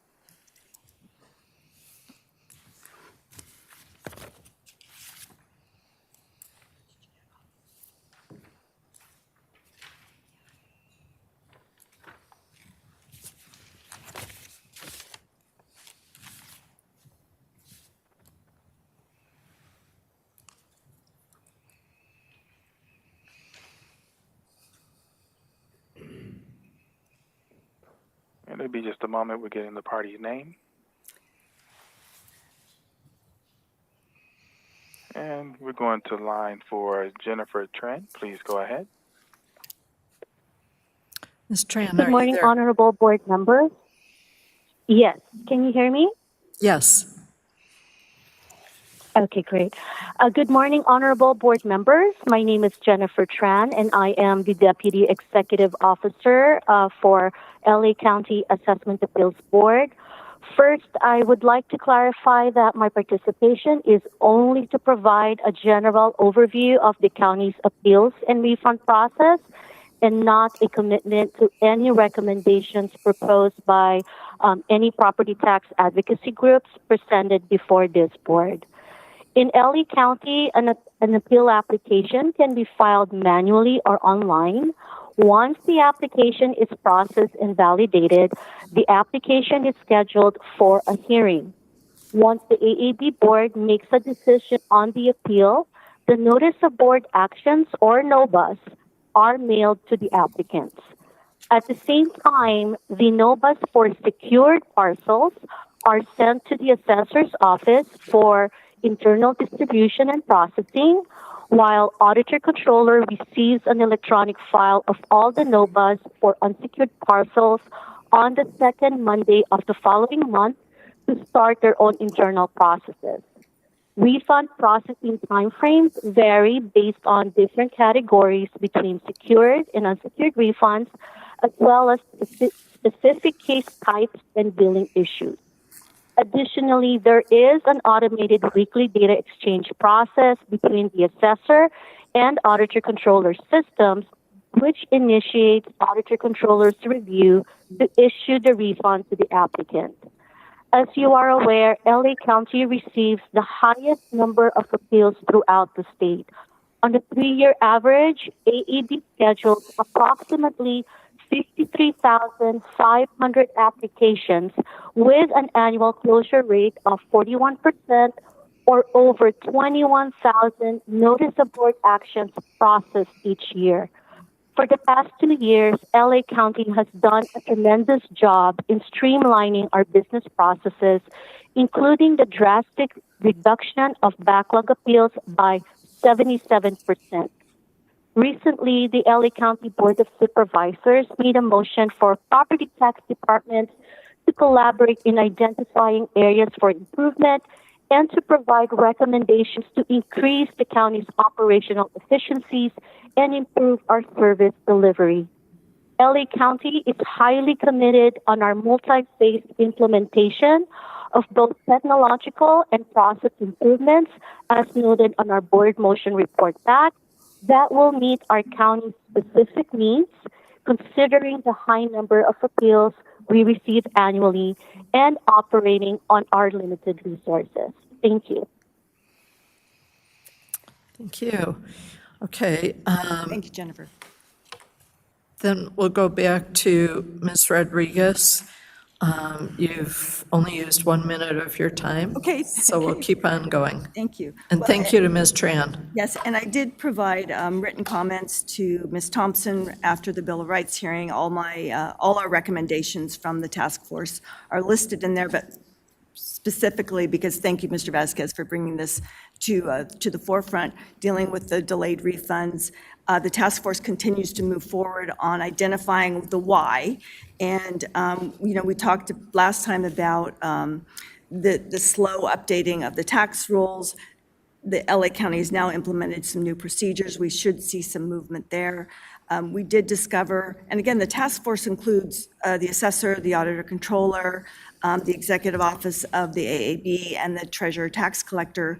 In our last meeting, we identified some additional problems as to why the refunds are late. And really, and I mentioned this last time, it has to do with bad addresses, or as Mr. Aprea stated, the refunds are going to the escrow companies or the title companies. But the new thing we discovered is that the treasurer tax collector's office spends an enormous amount of time to make sure there's proof of payment. And again, we just learned this. They have to ensure there's proof of payment, which is pretty easy to do if you can get through an appeal in a couple years. But if you're in an appeal for 7 or 8 years, there's no proof of payment left. The documents have been destroyed due to the retention policies. Even on the taxpayer side, we can't get proof of payment, so what are we going to do? So we're sort of tackling that issue, but all of these issues really are statewide.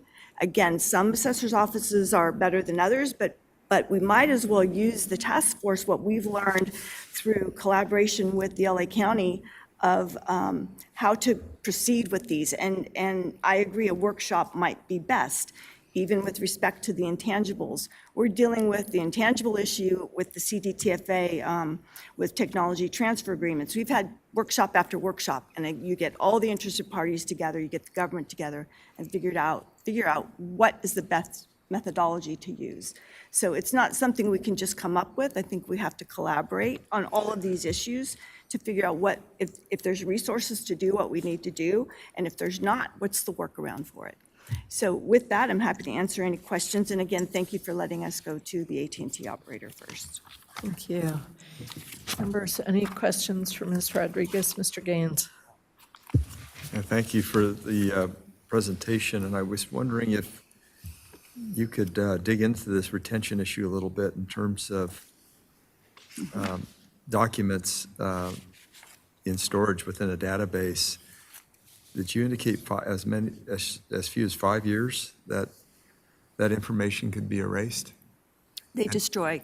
And every state agency has, as well as businesses have document retention policies. Some are 5 years, some are 6, some are 7. Yeah. Is that by statute? I'm just curious. I'm not sure. I don't know on that. Might just be by office. Yeah. I don't even know what the board's And is. it's not consistent from county to county? No, I doubt it. Yeah. Or maybe even within the agencies within those counties. Like the assessor may have a certain amount of time, and the tax collector may have a certain amount of time. I'm just not sure. So the onus then would be on the taxpayer to make sure they have the proper documentation. Correct. And it's a problem. Again, And that may not be enough, right? Because you don't know what the county was communicating if that data has been lost. we know some practitioners, Mr. Gaines, that actually will, to address the issue of the address problem, they will actually list the payer on the application. So the application wants, the name, but they will actually list the payer. So if the payer is an escrow or a title company, they'll list that on there. And then we're discussing, well, can we show proof of payment when we file the appeal? Because we have it then. And trying to figure out different ways to do that. But again, these are all big issues that require a lot of thinking and creativity and collaboration, and how can we best proceed. And I agree with Mr. Aprea, but perhaps the workshop or an informal hearing would be the best approach, and take issue by issue. Okay, yeah, so these are just ongoing matters that we need to address, and you'll keep Yes. us updated as you proceed. Okay, thank you. Okay. Mr. Schaefer.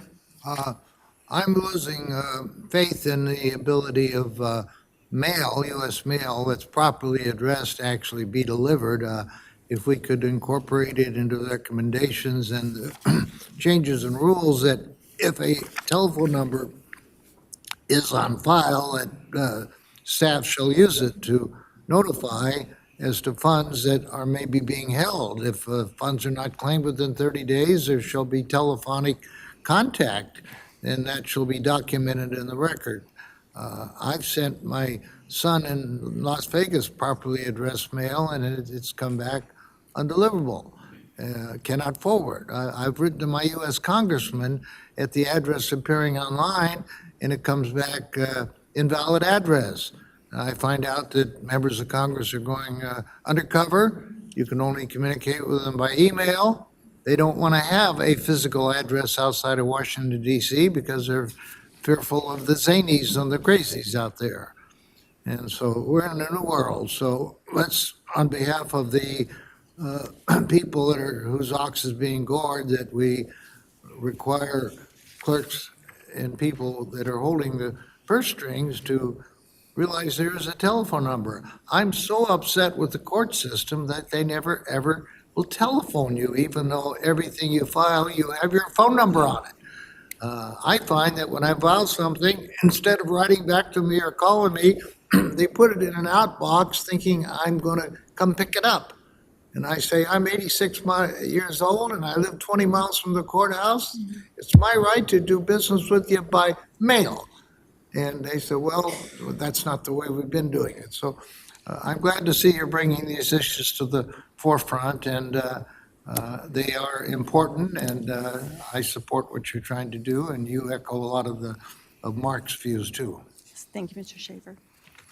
Okay, any other questions for Ms. Rodriguez? Mr. Amran. Thank you, Madam Chair. Thank you, Ms. Rodriguez, for always being a partner in these endeavors.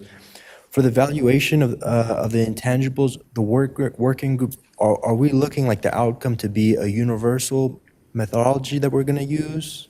Is that correct? That would have to be explored as well I know we have problems with hotels, hotel intangibles. Many court cases are coming out with the intangibles being recognized, but no methodology being recognized. So we need a methodology on how we're going to value these intangibles. Yeah, thank you. That'd be something that the controller and I would both support. And if you want to forward, if that's okay, to forward a recommendation of people that you think are best in that working group as we get this process started, I think that'd be great too. That'd be great. Thank you. Appreciate it. Thank you. Thank you. Okay, great. Well, this has been a lot of good feedback, and we very much appreciate folks who appeared with us today, and Ms. Tran for being on the phone as well. And we'll confer with staff and look at what could be a game plan on some of the issues that were raised. And so this item is for discussion only today, and we've already taken our telephone input on it. So it is now time at Mr. Vasquez. If I may, Madam Chair, it sounds like there's a consensus from at least these two speakers, and I know I've spoken to other stakeholders about putting together this work group, and I just wanted to make sure that there was a consensus from this body moving forward, even though I know sometimes that's more work, not only for staff, but also us. And I was hoping that, because I think they both hit it right on the nail, that while they're bringing some real good ideas, these are only two of the stakeholders. There's several others. When we've done these in the past, we find out that, bringing all the parties, especially assessors and others that are involved with this, we learn a lot, and we hopefully come up with a better resolution at the end of the day. And we've got our executive officer here, Ms. Towers. I was so ready for lunch. Thank you, Madam Chair, Yvette Stower, Executive Director. Clarification, are you talking about a work group to deal with the intangibles or a work group to deal with the delay in refunds? I'm thinking we need to look at all of it. When talking to at least these two individuals and others in the past, they're just raising a couple of the issues, but I'm sure, and even in the conversation today, they even mentioned, I think it was, Cato was mentioning that not only, even though they're pushing right now the delay, there's several other issues and other issues that'll probably come up from other stakeholders that we're not even discussing today. I just wanted to get clarity because there are two separate issues. So I was asking, are you thinking two separate work groups or one large work group that's going to go through these various issues? I think we've had success when we've had just one large group, kind of zeroing in on the expertise of the stakeholders that we're talking about, that not only just limits ourselves to the delay issue, but other issues that were raised and other issues that have been raised in the past. If I may, because I'm kind of backing up. Thank you for the opportunity to speak. This issue of the refund delays and intangibles and other items was raised at the Taxpayer Bill of Rights hearing last month. Following that hearing, two of the stakeholders reached out to my office, and I met with them, that being Representative Ms. Gina Rodriguez and a representative from Caltex. And we discussed these issues again. And my executive team, we have been evaluating all the issues, and we are looking at them. They are on our radar. Let me start with the issues with the delays in refunds. Clearly, there was a problem with LA County, and it seems like they have taken steps to address it. And may or may not be a problem statewide. The representatives are saying there's a problem statewide. I have not been in communication with the local county official responsible for issuing refunds, that being the auditor controller or the tax collector, but I would take the representatives for their word that there's a delay statewide.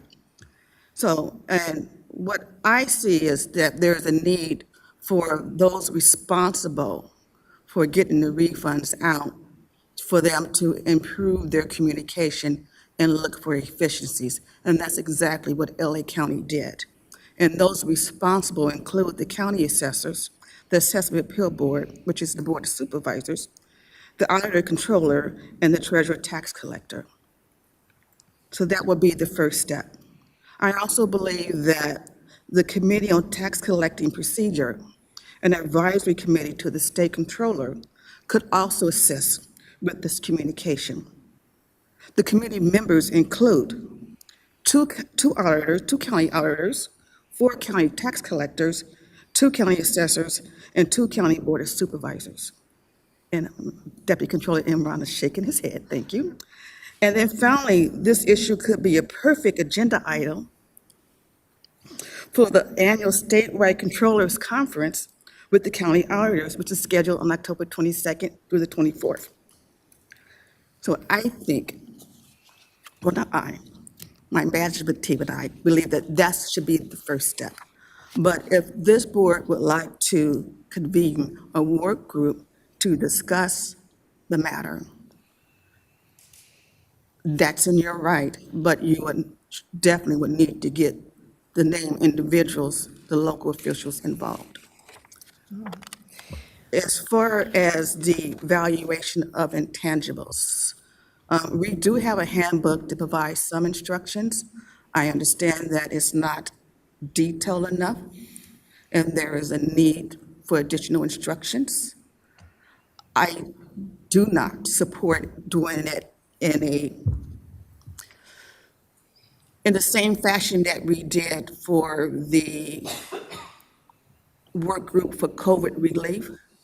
I recommend that we take it to a work group where we still get the parties involved, property tax staff, legal staff, and the representatives with the expert knowledge.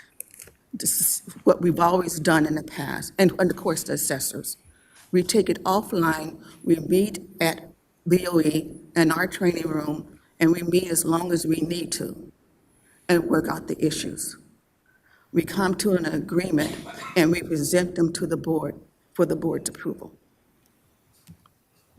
This intangibles is a very difficult issue, and coming to a solution is going to take a lot of brain power. And it's not something we can resolve in a 2-day, 3-day meeting. It's something that needs to be everybody heads down, elbows up, working on it. Willing to move forward with that project, but I am also looking at the capacity of my team and the projects that they have going. You know, we have a significant project going with, is it energy, the Assessor's Handbook Energy, or whatever it's called? That's taking up a lot of time. We have new laws that were just passed that they're going to have to review the law, do LTAs, do additional instructions, revise forms. So this project will have to come at a later date. I think you're making a great case as we're looking at possible legislation moving forward to expand resources for the BOE. You know, we keep talking about it, and I think you're hitting it right on the nail. I think at the end of the day, when we sit down with this group and we start with this work group, we're not going to be able to solve all the problems. We weren't last time, and that's okay. At the end of the day, kind of like when we did the whole strategic plan, we kind of we laid out, short-term goals, the middle and long-term. And some of these things, like you said, the intangibles are probably going to fall in that bucket of the long-term, and that's okay. I don't think we should feel like it's a defeat or you feel like you're not doing your job or the staff isn't. I think it's moving us a little closer, hopefully, to a resolution down the road. That's exactly what I was trying to say, because I That's think you okay. started, what's on our dashboard? What are we looking at? I just wanted to be clear that we are aware of the issues, and we are looking, especially intangibles, There's many thoughts on intangibles, on how to tax them, not to tax them. Should there be a constitutional amendment so we can tax them? There's thoughts there. And so we recognize that that's an issue, but we just can't do it overnight. Agreed. Well, what I'd like to suggest is that we bring an item back, have staff have their discussion about how to handle each of the areas that the board has expressed an interest, and have that vetted and discussed by staff. And then we bring back an item to talk about our approach. And today's item is not an action item, so we can't really, we haven't, notified the public that we're going to make a decision today. So I want to make sure that we don't go to that direction. But I think if we bring back an item about what our approaches could be on these things, that would be the most fruitful thing to do. So Okay. we'll work with staff on that one. Mr. Schaefer, did you have a comment? Well, you just said it can't be overnight. With all the telecommunications we have, we can't do it overnight if we want. Thank you. Yes, nothing is overnight right now. But appreciate all the input on this one, and we will bring an item back to talk about our approaches on it. So thank you. Now, we do need to take our lunch. We're just about 10 minutes over on our commitment for the time that we committed to staff. And so we're going to leave now at 12:20 and come back at 1:35. I would prefer shorter than longer because there's not too many places to go here. Thank you, Mr. Schaefer. I have had that comment. And the reason that we're going to come back at the time that was on our agenda is just because we've noticed people. And so if they wanted to come be here for the good items that we have available this afternoon, we'll stick with this 75 minutes. So we'll go ahead and break now and come back at 1:35. Thank you.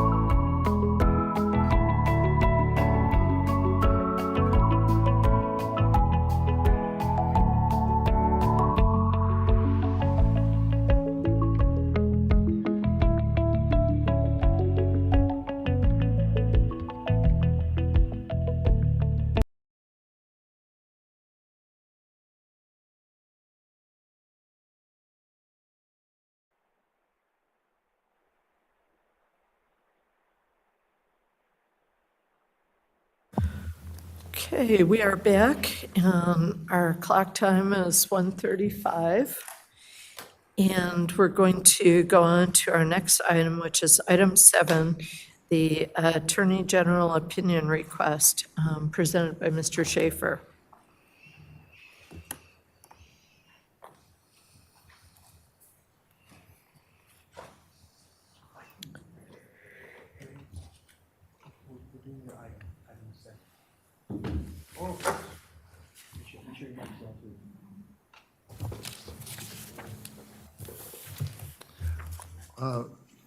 You ready for me?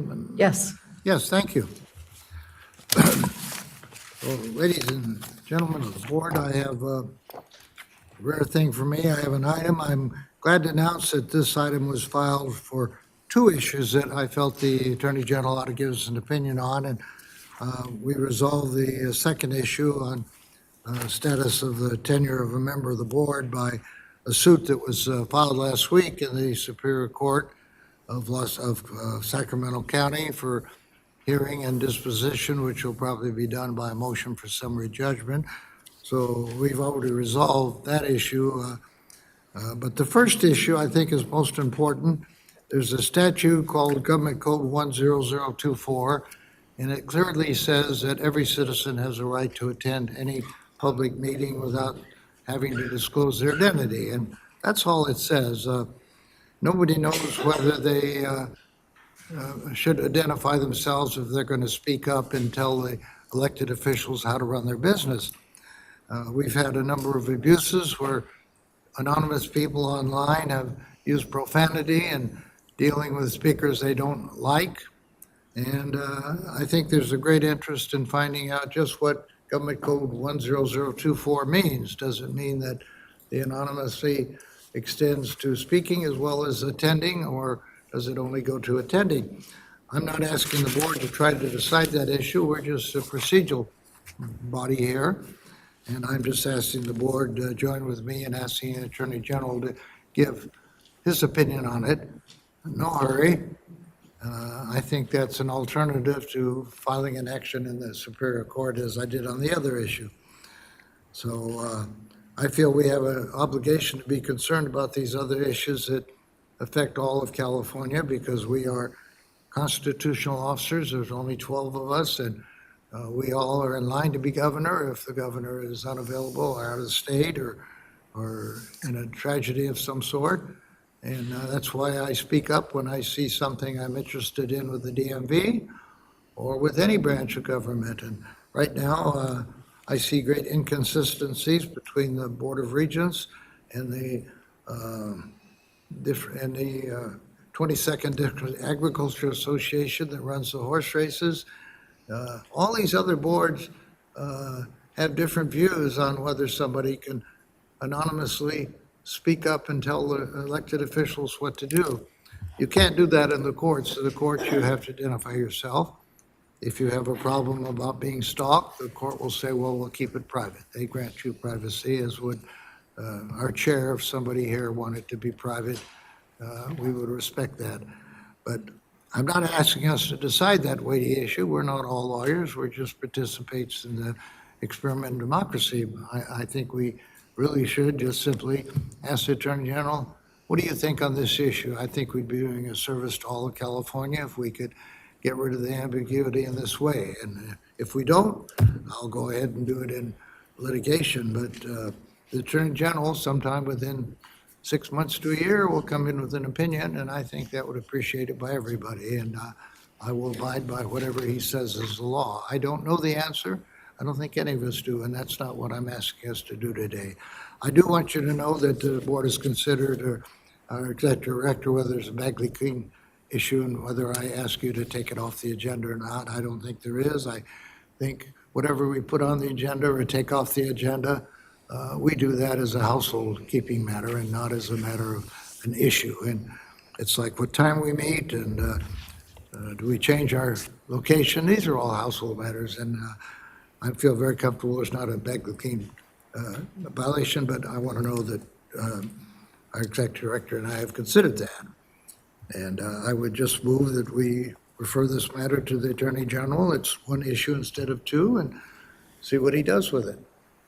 Thank you. Okay, thank you. And just to clarify,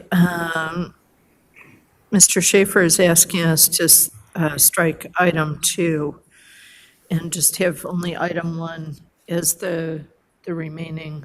Right, it's only Item. item 1. Item 2 is I took off because that's now pending in the Superior Court in Sacramento County, and we'll get an answer on that way. Okay, great. So are there questions or discussions about this item?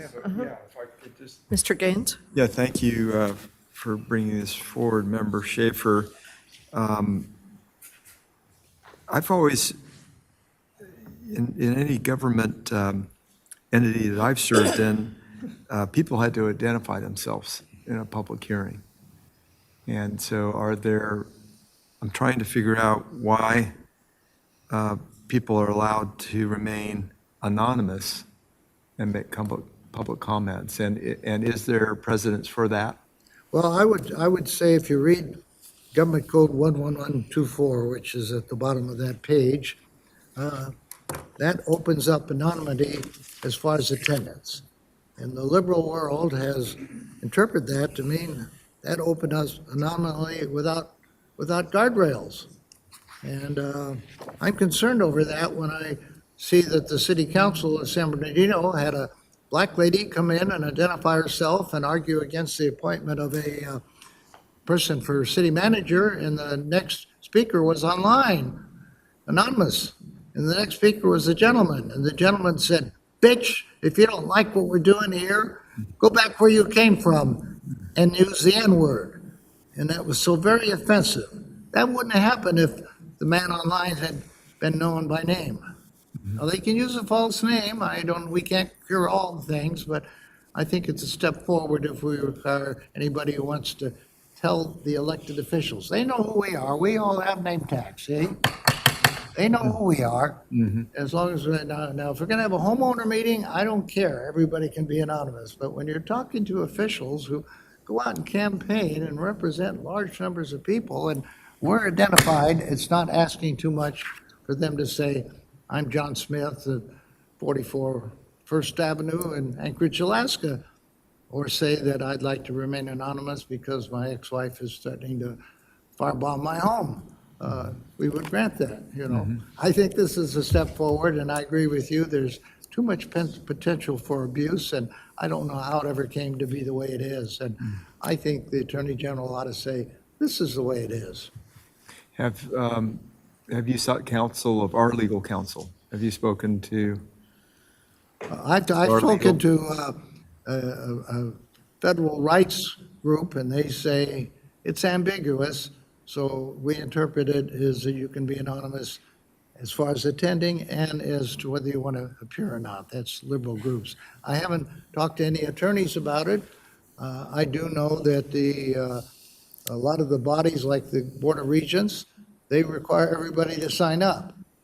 But if somebody would refuse to sign up, they might be allowed to speak anyhow if they, but going in, it's a secret that you can be anonymous. You are asked to fill out a form if you want to speak, and that's the way it's handled most places. I don't like the way we handled here a lot. If you look at our little form, it says, please sign up, but it says if you don't want to sign up, you don't have to. Now, I think that part should be taken out of our forms because they don't appear in the 22nd District Agriculture Association, which runs the Del Mar County Fair and the Del Mar Racetrack. It does not appear in the Board of Regents of the University of California. It does not appear at the Public Utilities Commission. I've looked at all their agendas. It just simply says, please sign up. We go ahead and say, but you don't really have to sign up if you don't want to. I don't think it's our job to be an attorney for the people that want to remain anonymous. But I'm telling you, the state of the law now is vague, and that all these other bodies I mentioned that require you to sign up, they will say, oh, you refuse? Okay, you can go ahead, because it's vague. I think we have a duty to have the Attorney General tell us what he thinks it's. Now, if we don't like that, that can always be taken into court by the liberal or the conservative group. But I think the right view is that anyone who speaks here must identify themselves unless we give them permission, which is called protection. which our chair would do if anybody has good cause. I think it's wrong to have the judicial body does it one way. We are the executive body. We do it a different way.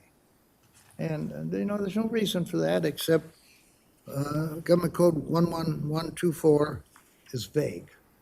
And I think the Attorney General has a duty on his own to come forward and do that. But he's too busy with other things. He's not going to come forward and do anything unless we ask him. And I've asked him, but they say, well, we only listen to a majority of any board or committee if they want our opinion. Thank you. Thank you. I'm wondering if our legal counsel could speak to it. Please. I'd like to hear their Mr. opinion. I'd like to hear Moon my come up. members' views too. Good afternoon. Richard Moon, Chief Counsel. So we have considered this question in the past, I think, at other board meetings. And it's our view that the Attorney General has, in a sense, opined on it in their materials that discuss the Bagley-Keene Act. And in addition to that, I think perhaps of more practical importance is that it's been the policy of the board and it's in our reference manual that we do allow anonymous speakers. And I think that's for the explicit purpose of trying to keep the intent of Bagley-Keene, which is to allow as much participation as possible. So while on the one hand, we certainly want to keep not so good comments from being made, the countervailing interest is not to squelch any potential criticism that people may want to share without identifying themselves. And I think that was the theory behind the policy. And that's been the policy of the board for quite some time. And so I believe the question, at least in a practical sense, has been answered. Of course, if the board chooses to go a different direction, then that's at the pleasure of the board. Could you speak a little bit to Bagley-Keene versus the Brown Act? Sure. So Bagley-Keene applies to the state agencies and state bodies. The Brown Act applies to local government. However, a lot of the Brown Act case law, jurisprudence, a lot of the laws a lot of the ways that the Brown Act has been interpreted carries over to Bagley-Keene. And so if, for example, if there were a case that talked about this, and I'm not aware of one that talks specifically about it with Brown Act, that would, in all likelihood, carry over to how Bagley-Keene was interpreted. And I guess the other thing I would add is Government Code 11124 talks about meetings. There is a statute that talks about comment as well.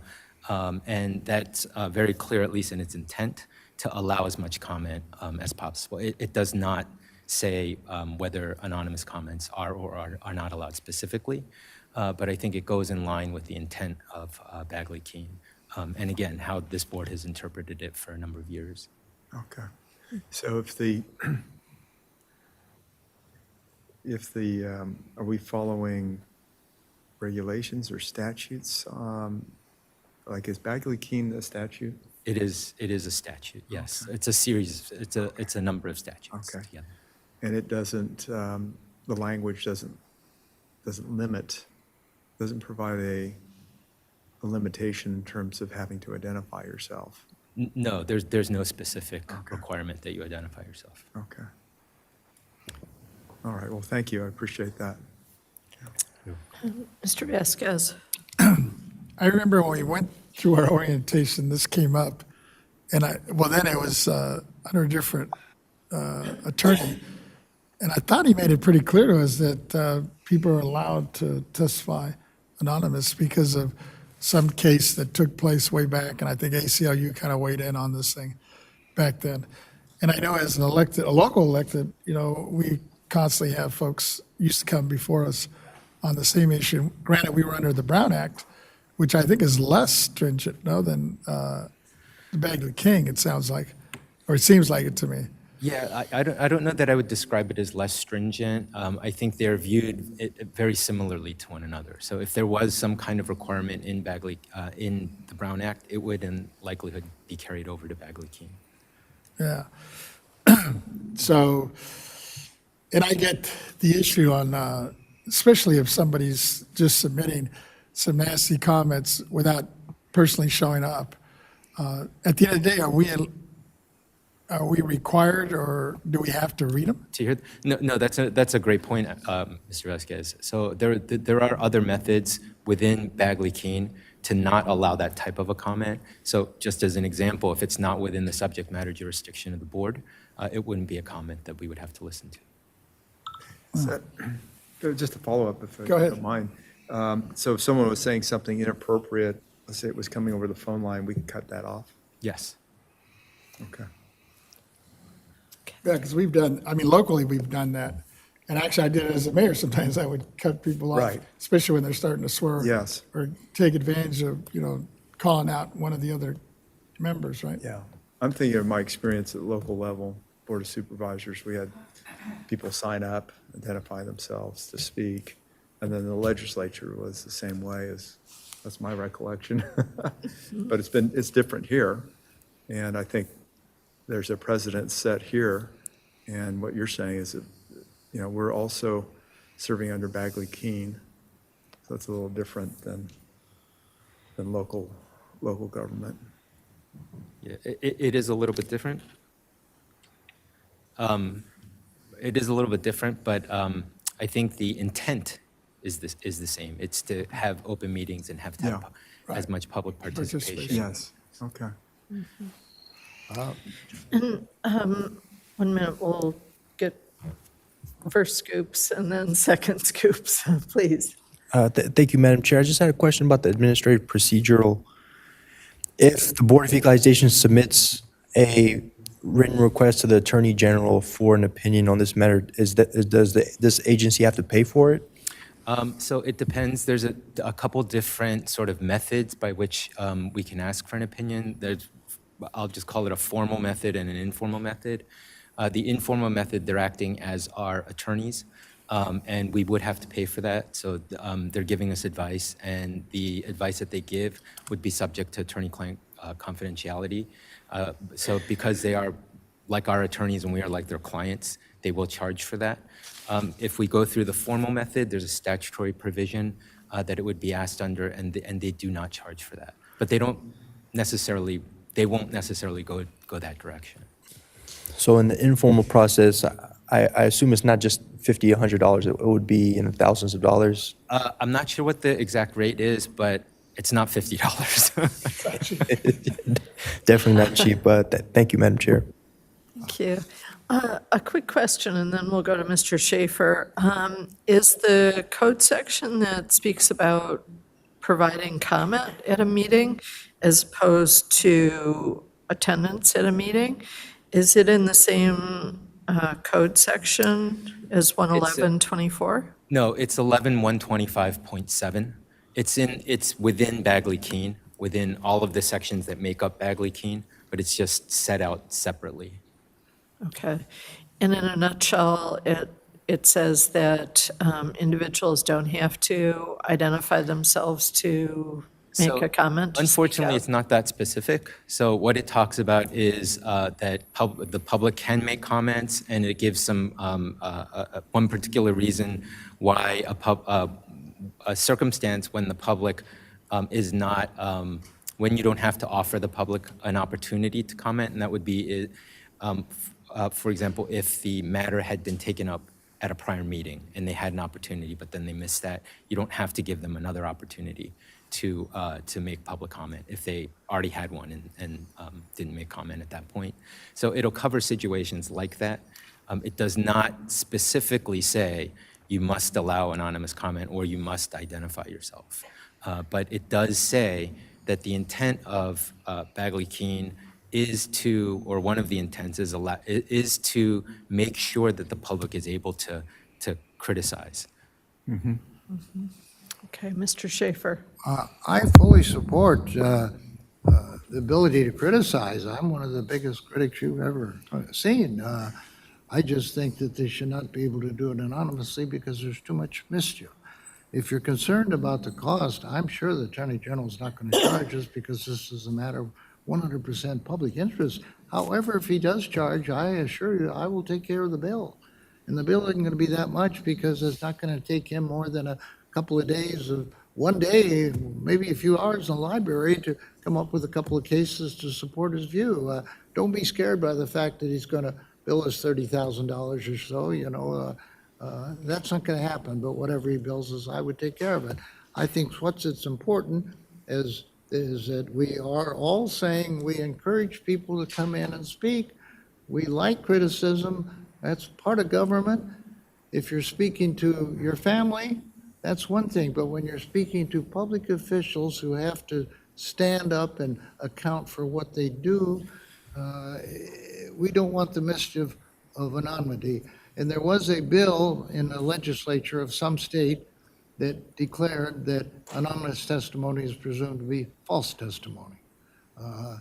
That's what I'm trying to get away from.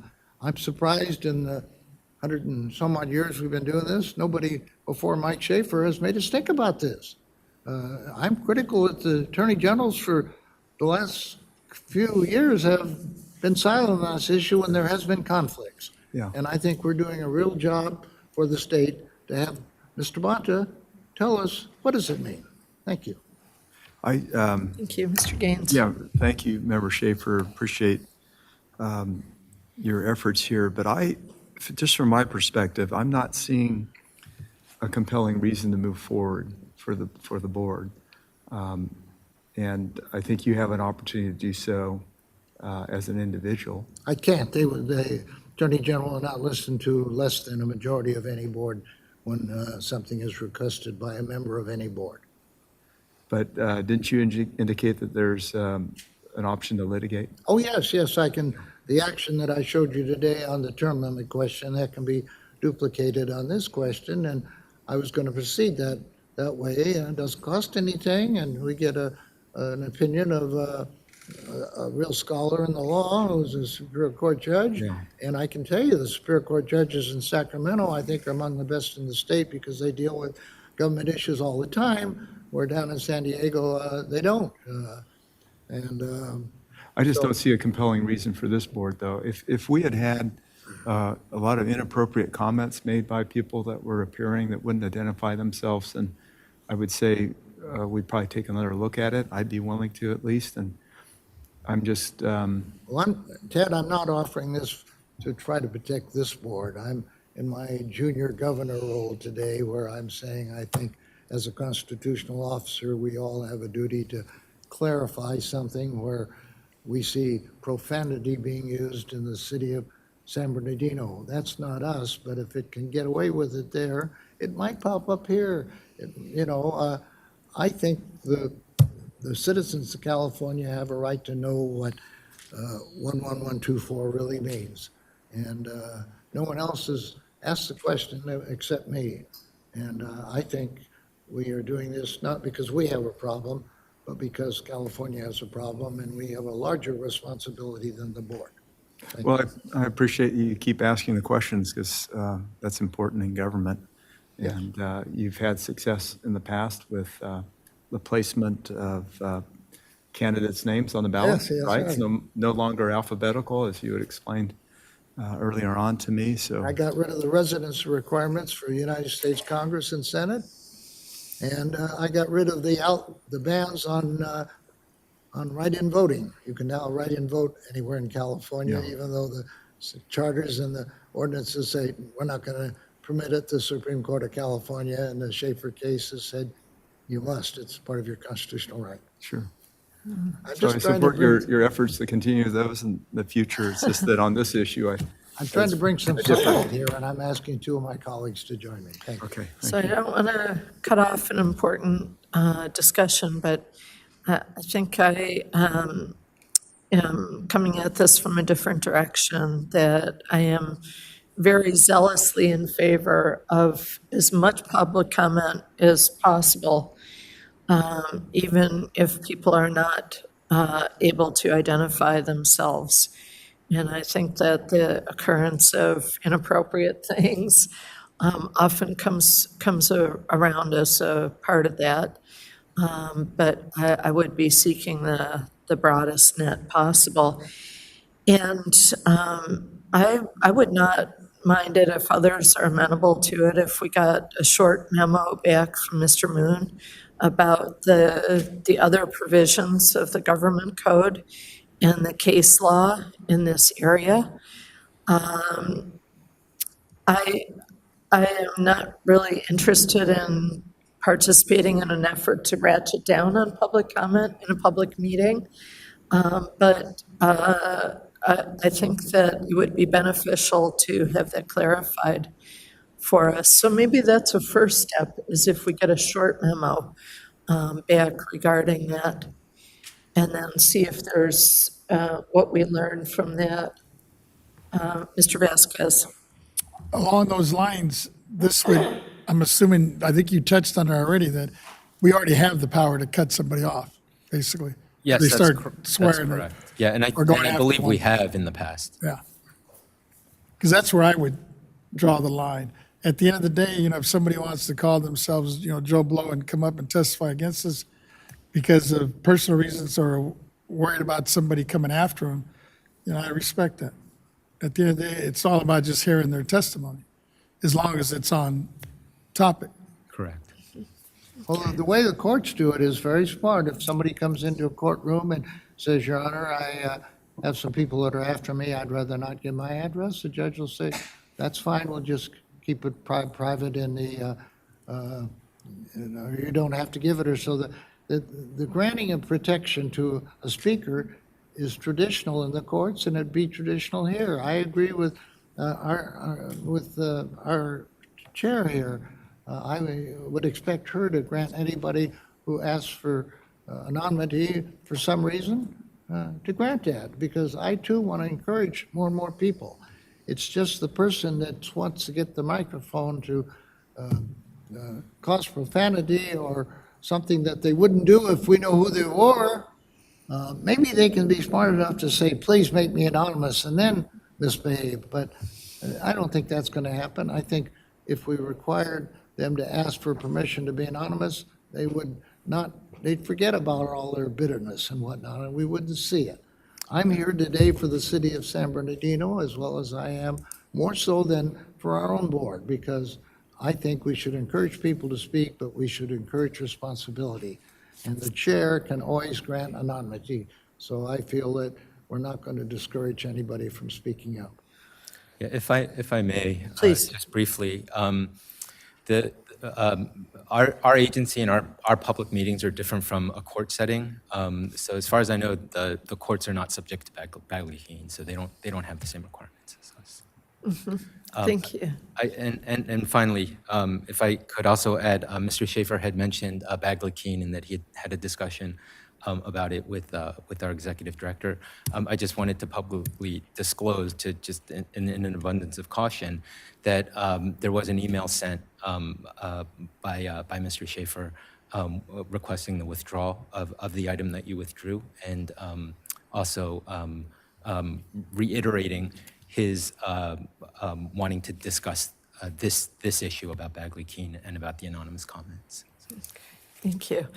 And I'll go ahead and disclose that I did receive the email, and I did not read it, however. And I'm sorry about that, Mr. Schaefer. Your email did reach me, but I did not read it.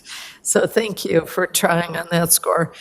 And I think if there's a majority of the board who would like to get more information back about this particular question about the anonymity, because I do agree with you, Mr. Schaefer. I think as chair, I would grant anonymity to people who asked for it. Sure. But I also believe that individuals who ask for it, it should not be up to a presiding officer to grant it or not. And during our days in the legislature, people came forward with many difficult problems that had their employer found out that they were at the legislature talking about what they did or did not get within the workplace, or et cetera. They could have really been in some trouble, and people have to be able to access their government. So we don't have to take a vote on this right now, unless to get a short report back. Would we need to have a vote to get that? I don't think so, as long as Ms. Stowers is okay with us doing that research, and we're happy to do it. I think it would, just a short report that would be a de minimis amount of effort and information to us, because I do think that Mr. Schaefer has landed on a good issue here. First day. And so we'll go ahead and do that if that's acceptable. Ms. Towers? Madam Chair, just to make sure that the record is clear, I suggest that you do a motion. Okay. Okay. So I'll direct the executive director to prepare a report regarding this issue. Yes, thank you. So I'll go ahead and make a motion, if it's acceptable, to direct the executive director to oversee the preparation of a short report on the relevant government code sections and any easily accessible Attorney General opinions in this regard, so that the board can consider it at a future meeting. And would you like to second that, Mr. Schaefer, as a bringer? I would second that. Thank you very much. And so let's go out for our public comment. AT&T operator, would you please let us know if there's anyone on the line who would like to make a public comment regarding this item on the agenda? Anonymously, or they can identify. Ladies and gentlemen, if you wish to make a comment, please press 1, then 0.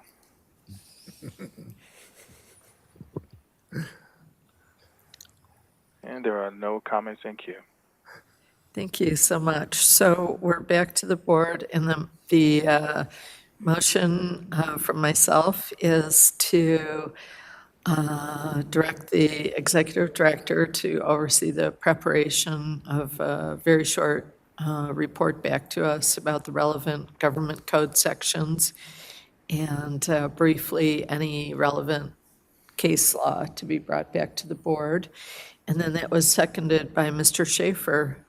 Could we put a 30-day or 60-day limit on it? I'm sure it'll be completed in the most timely fashion possible. So we won't drag it out, but we'll just get that back as a matter of interest for us. Thank you.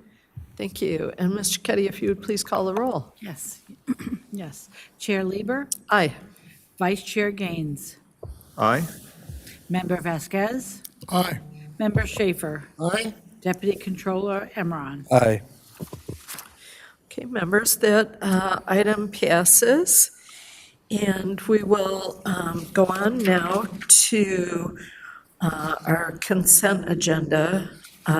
Item 8, the board meeting minutes of the August 27th, 2024 board meeting. Is there a motion to approve the minutes? So moved. Mr. Vasquez moves. Second. And Mr. Schaefer seconds that we adopt the minutes. We'll go to the AT&T operator. Operator, is there anyone on the line who would like to make a comment regarding item 8? If you'd like to make a comment for item 8, please press 1, then 0.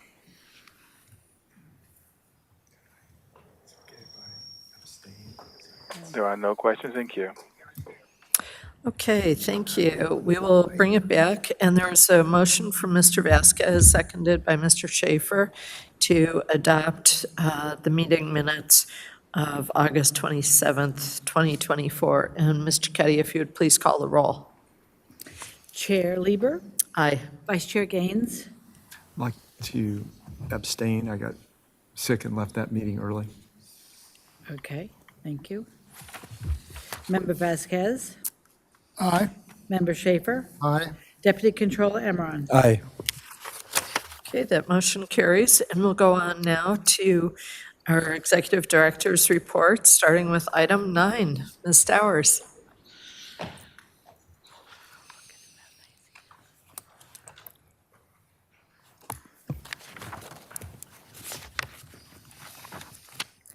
Good afternoon. Chair Lieber and honorable members, I'm Yvette Stowers, Executive Director. For today's meeting, I would like to highlight a few important dates on the horizon. Members, as you know, the annual meeting with the assessors is scheduled for tomorrow, September 25th, as required by Government Code Section 15607. This annual meeting will provide a good opportunity for formal and informal dialogue among the board and the 58 county assessors relating to the administration of property assessment and taxation laws. The first half of the meeting's agenda will include public presentation and discussion, followed by the second half of the meeting for county assessors to individually meet with their respective equalization district board member. Then members on October 7th through the 10th, the 122nd Annual Conference of the Assessors Association Conference will be held in St. Louis Obispo. Members and key agency staff will be attending this conference to discuss property tax administration. And finally, on November 6th through the 8th, the California Lawyers Association will hold the 2024 annual meeting of Tax Bar and Tax Policy Conference. BOE Chief Counsel, Mr. Richard Moon, will be participating in the Chief Counsel Roundtable panel.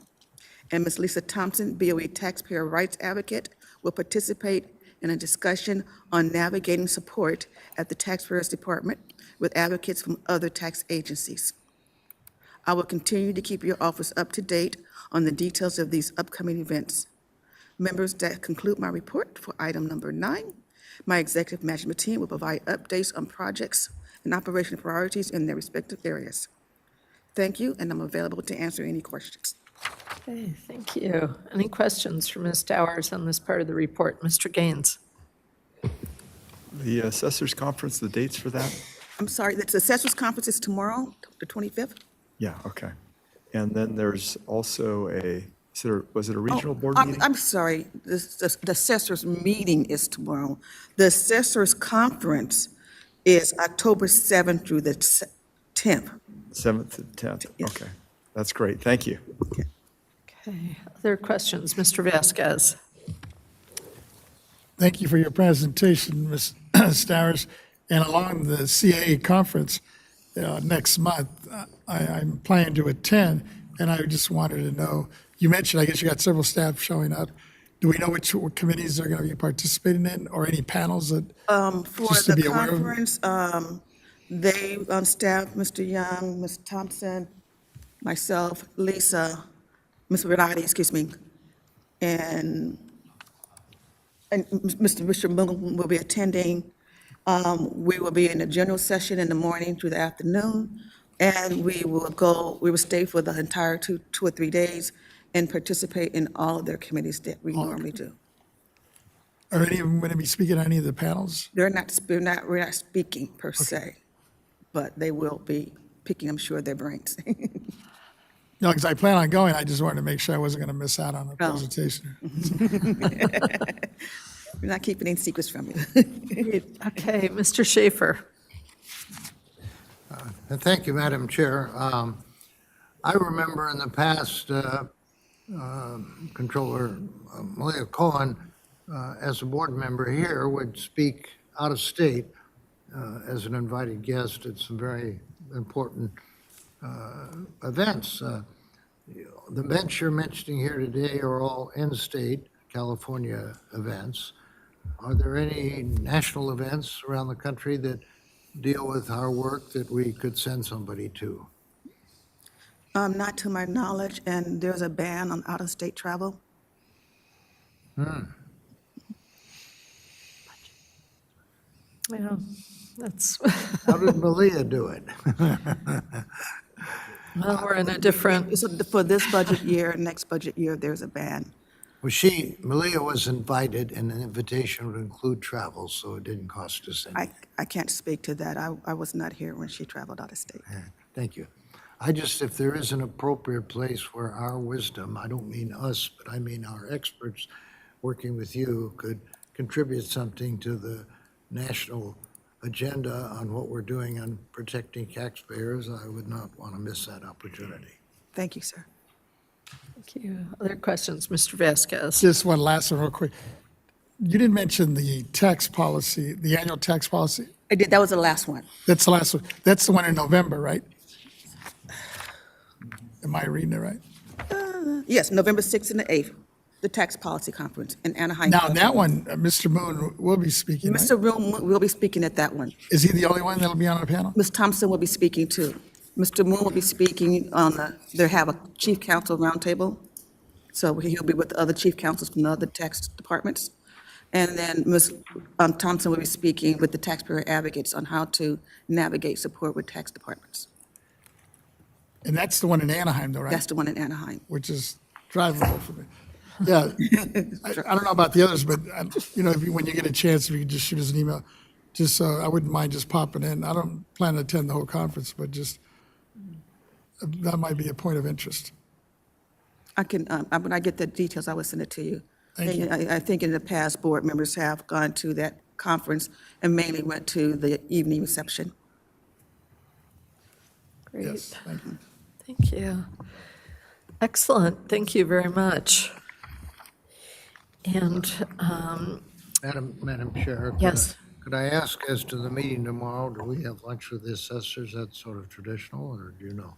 yes, we will have a coffee hour in the morning before the meeting begins. And our executive officer is very nicely providing refreshments for that. Is that here?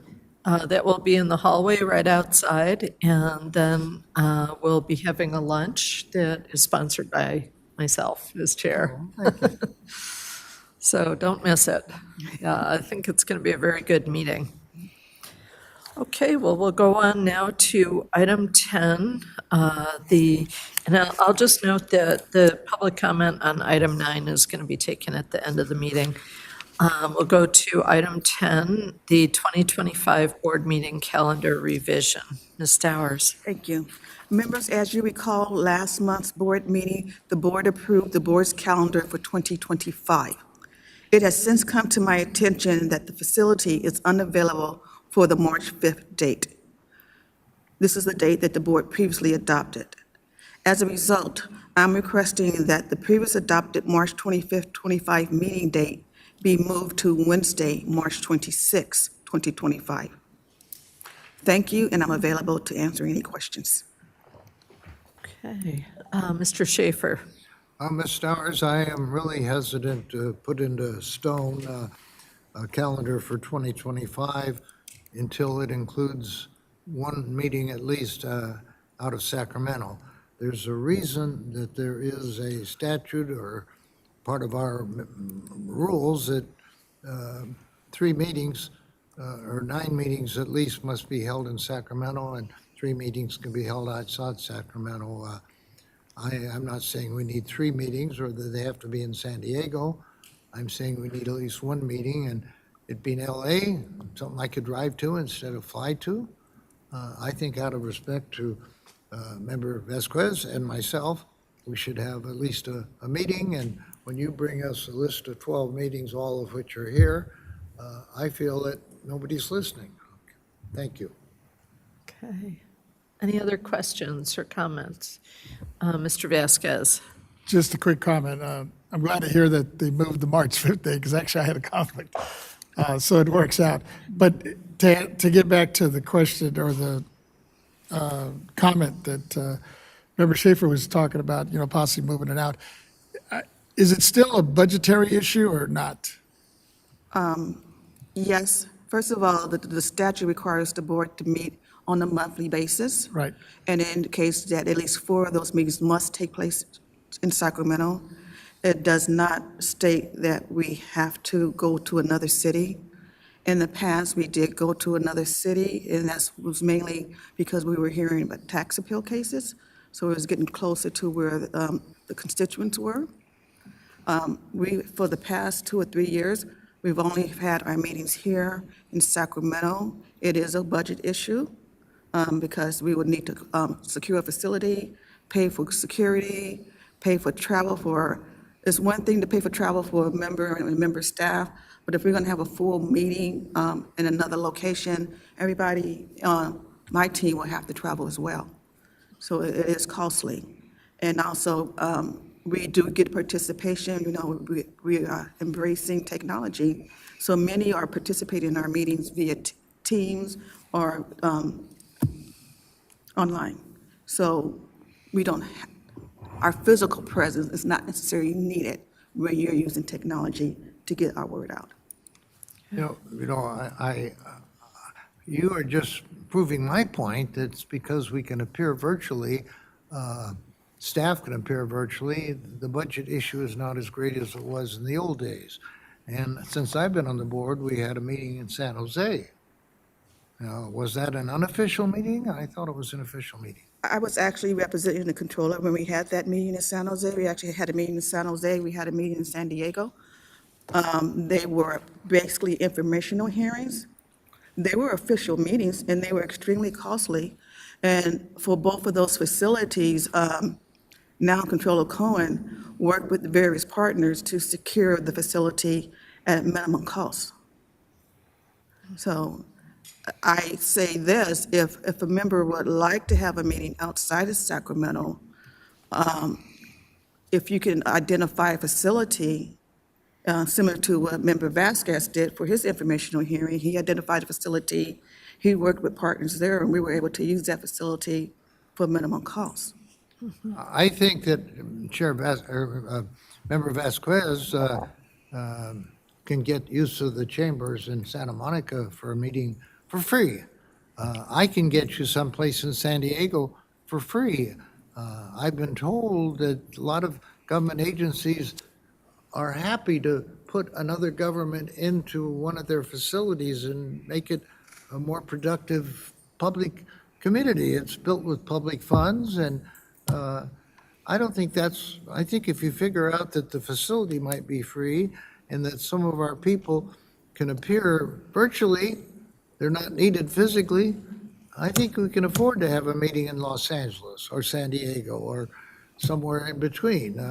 I would just like to be able to hop in my car with my chief of staff and be there and not have to fight with airports and hotels. And I think you owe that to us once a year, if not 3 times a year. Okay. Well, if I'm not mistaken, it's still the case that members can bring forward a proposal to hold an informational hearing in whichever part of the state. But our item today is simply to move the date of the March meeting from March 5th, 2025 to March 26th, 2025. So do we have a motion on that? A motion from Mr. Gaines and a second from Mr. Vasquez. And let's go to our AT&T operator and ask, operator, are there any individuals who are waiting to speak on item 10 on our agenda? And if you'd like to make a comment for item 10, please press 1, then 0.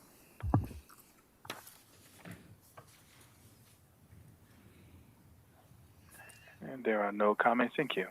Okay, thank you. And I'll just indicate that we haven't received any speaker cards or sign-ups in the auditorium or written communications either. So there's a motion from Mr. Gaines, seconded by Mr. Vasquez, to change the March 5th, 2025 board meeting date to March 26th, 2025. And so we'll go ahead and call the roll on that one. Chair Lieber, Aye. Vice Chair Gaines, Aye. Member Vasquez, Aye. Member Schaefer, I'm voting no because I feel if we approve these things, it's set in stone, and I am still hopeful that sometime next year we can escape Sacramento for one day. Okay, thank you. Deputy Controller Emron. Aye. Okay, the motion carries. And members, before we go on to item 11, which I think is going to be a little bit lengthier of an item, this would be a good time to take our 10-minute break. Sounds good. So we'll take our 10-minute break at 2:24 clock time, and we'll come back at 2:34, which is actually 2:38 real time. Thank you. I'll see you.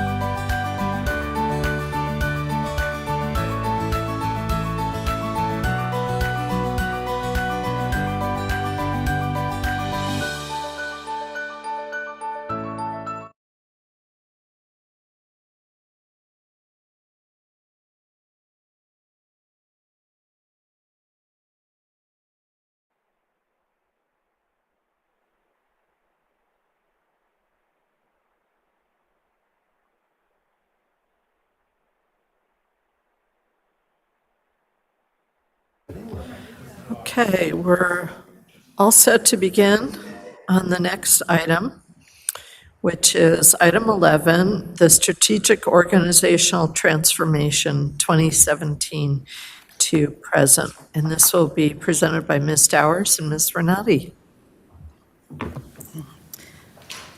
Good afternoon, members. I'm Yvette Stowers, Executive Director. At the March 19, 2024 board meeting, I committed to the board that I would provide a written report on the internal assessments of the agency and highlight our plan of action that has been implemented by the team to ensure the agency has the necessary resources and infrastructure to fulfill our Constitution and statutory duties. For the past 5.5 years, the executive management team has reported monthly on the many achievements realized in our rebuilding and revitalizing efforts. Today, Ms. Lisa Renati, Chief Deputy Director, will be presenting an overview of the report that she and her team prepared. The full report is attached to today's agenda. This report outlines all the efforts into a comprehensive document and shows the tremendous success that the agency has accomplished since 2017 under the board's leadership. With that, I will now turn it over to Ms. Renati for her presentation. Okay, thank you. Thank you. Good morning, or good afternoon, Chair Lieber and honorable members. I am Lisa Renati. I'm honored to share with you today the State Board of Equalization's remarkable journey from July 2017 to present, as outlined in the report. As Ms. Stowers mentioned, this report includes our internal assessment of the agency. It highlights our plan of action and the steps taken to ensure the agency has the necessary resources and infrastructure to fulfill our constitutional and statutory duties. So let me first begin by returning to where we started and reminding ourselves of what the BOE was facing. In July 2017, the State Board of Equalization faced one of the most challenging periods in its 145-year history, when a budget trailer bill reorganized the BOE. Overnight, with the stroke of a pen, BOE's staff and budget were slashed dramatically. Typically, an undertaking of this size and magnitude, the restructuring of an agency, the creation of new departments, requires months, sometimes years, of long-term planning and strategies. But BOE was not afforded this luxury. Instead, we were left with no operational infrastructure and had to work with vacant or non-existing key organizational positions, and this contributed to low morale and a negative outlook by the remaining staff, causing many of the team to look for new jobs or simply retire. Then, on November 15th, 2017, as a result of a state personnel board audit of the periods prior to our reorganization, BOE's delegated hiring authority was permanently revoked. This meant that BOE was required to obtain approval from both CalHR and our service provider for every single step of the hiring process, which caused extensive delays of up to 6 months. The BOE's reorganization contributed to a major wave of senior staff and experienced managers retiring. Over 18% of our team retired. What's worse is as they walked out the door, so did their institutional knowledge and their expertise. And these retirements exacerbated our high vacancy rates and the lack of staffing in key operational positions. Then in January 2019, for the first time since 1882, we had a complete turnover of the district-elected board members. The agency had the extraordinary task of onboarding 4 new members, establishing member offices, assisting members in hiring their staff to fill their vacant positions. And then 2020 came and COVID-19 hit, and suddenly we were thrust into a whole new world with stay-at-home orders, health precautions, mandates, fears, and a change in working from 100% in the office to 100% telework. And later that same year, November 3rd, 2020, the voters approved Proposition 19, a constitutional amendment that made historic changes to the property tax law. And finally, in addition to all of these major factors, it's important to note that during this whole time, several pieces of legislation were introduced to abolish the agency entirely.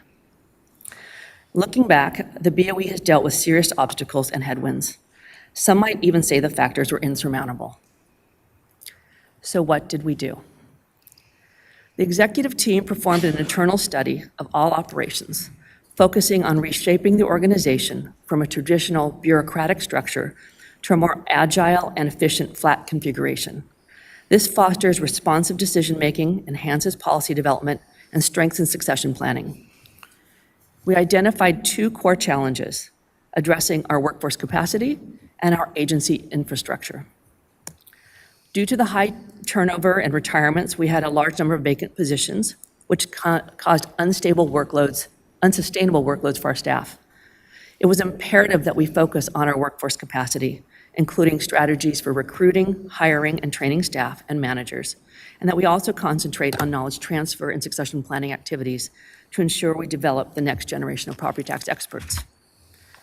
We also recognized a challenge in our ability to function as a constitutional agency because we lacked the necessary infrastructure. We didn't have a unified BOE headquarters. We needed to identify and restore gaps in our administrative positions and operations functions, and the loss of our hiring delegation with SPB severely hindered our ability to make any substantial progress.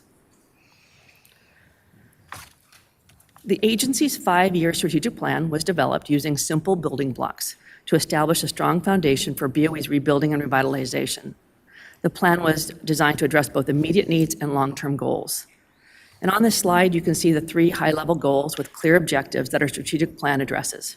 These include identified workforce and infrastructure challenges to strengthen our core operations, encourage innovation and continuous improvement, invest in professional development and leadership opportunities, and have open communication to promote long-term vision of sustainable growth for the agency and for our staff. So next, I will highlight some of the specific achievements made throughout the implementation of our agency's strategic plan. And one of the most significant achievements of the implementation of our strategic plan has been the revitalization of BOE's workforce.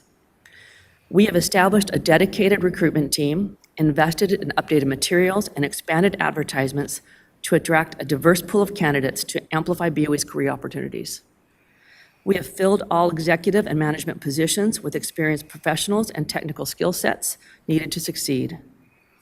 We substantially reduced our vacancy rate from historic highs of over 30% to just 11%, which is below the statewide average. We identified issues with our BOE-specific job classifications, which limited our ability to fill much-needed vacant positions. And we contracted with HR professionals to complete a comprehensive study, which is being used as the basis for our request for approval to modify our classifications. We are also in the process of obtaining approval to use alternate classifications to restore our ability to use those positions that were in use for decades at our agency. Another achievement is the implementation of a strong employee development program to prepare our current and future leaders for success. This program includes an onboarding program for all new staff, a set training cycle to ensure mandated training is completed timely, additional training courses covering soft skills, technical skills, and DEI concepts, a yearly tracking of performance appraisals and making sure that the policy that goes along with that, and implementation of regular in-person team meetings to ensure clear communication, employee engagement, and team building. Our succession plans and knowledge transfer activities have also changed how we do business. We now have rotational assignments, we have cross-training of staff, we are actively mentoring staff using experienced retired annuitants to share their knowledge and expertise. Our senior leaders, we now meet together and make important policy decisions. It's not just from the top down. And we welcome all levels of staff to come sit at the table, share their ideas, and it also provides staff with insights and valuable exposure to how decisions are made. Through targeted recruitment and workforce strategies, training and staff development, succession planning, and knowledge transfer, we've ensured that BOE has the capacity to meet both current and future needs. So another big achievement, and one that I know that all of you have been talking about, is whether our infrastructure has been built and it's strong enough to support BOE. So after the reorganization, agency staff were scattered throughout Sacramento. We had them in different facilities, and we needed them to come together. So with the assistance of DGS and our service provider, we were approved to consolidate and build a single headquarters. And it's worth noting that we came in under budget, and we reduced our costs by repurposing furniture from other state agencies and from other offices. So we did keep that cost low. Additionally, in 2019, the board members, there were newly sworn-in board members who evaluated office space they inherited from the prior board members, and they realized it exceeded their needs. So with DGS, we negotiated and obtained new office space for all board members with a reduced footprint of 56% and a lower lease cost of 39%. This office space better suits the needs of the members while still allowing each member to serve their constituents. Identifying our critical gaps in BOE's infrastructure and restoring essential functions was also a large undertaking. Remember, after AB 102, we were left with a property tax department, some attorneys, a handful of board proceeding staff, the executive director, and a few of their staff. While the legislation that reorganized BOE provided a service provider to handle certain activities, we weren't provided with much needed staff that were with the knowledge and expertise to perform the essential operation activities that a constitutional agency needs. And these functions include external and internal communications, board governance, accounting and budget management, procurement and contracts, facilities management, responding to control agencies, records retention. I can keep going on. There's a long list of things that we weren't provided. And the weight of all these crucial duties were forced onto the shoulders of the executive director, demanding constant attention. Positions to perform these duties were either vacant or non-existing at the time of the reorganization, and it was essential to establish and fill the positions. Just to provide immediate operational relief. And these positions that I'm talking about are like a chief deputy director to handle the day-to-day operations, a taxpayer rights advocate with a strong property tax background, a property tax deputy director, property tax chiefs, property tax principals, property tax supervisors. I mentioned there's a lot of retirements, so we had to fill a lot of vacant positions. We had executive office technical advisors that were needed, a chief counsel was needed, a ledge chief was needed, a communications officer was needed. A chief of board proceedings, a clerk of the board, an EEO. So many positions were vacant when this board came in. So we did fill all those positions. The next phase was to establish a new division within the agency to provide operations support services for the whole agency. So our chief of board proceedings, Ms. Kathy Taylor, she took on the management of this new division, and an existing manager, Ms. Terry Leung, and her professional and clerical staff came over, and we formed this new department, or division technically. We then got approval to create and fill some new positions to perform analytical and support activities regarding human resources, contracts, procurement, facilities, management, and they were also going to act as liaisons with our service provider.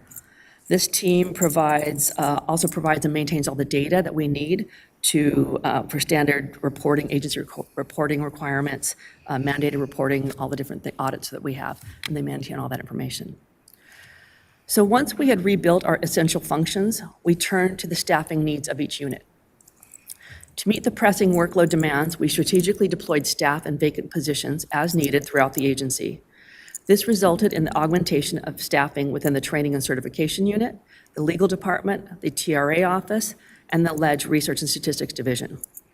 And to give you some context, the Legal Department originally in 2019 consisted of only 7 positions, a chief counsel and 6 attorneys of varying levels. These 7 staff members were tasked with handling all legal services for the agency, covering a multitude of legal disciplines. Fast forward to today, and the legal department has 14 staff, the chief counsel, 10 attorneys of varying levels as well, and 3 analyst professionals. So basically, we doubled the legal department. Once we had staffed each unit, we then examined whether the level of the positions within each unit was sufficient. And we have complex work we perform, and sometimes you need to change the job classifications so you can hire those people with the technical expertise to handle those more complex work that we perform. We decided that we needed another supervisor in our training and certification unit, which we brought one on board. We were approved to upgrade some of our attorney positions to higher level classifications. We did the same in our property tax department and have more senior positions available. We were also approved to create a separate division within the property tax department.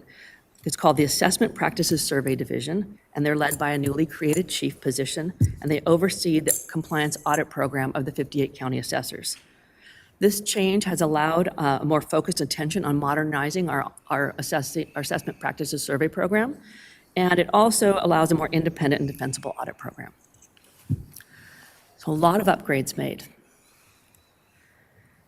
But a really big day it was a momentous day for BOE in March 2022, when the State Personnel Board restored BOE's delegation of authority.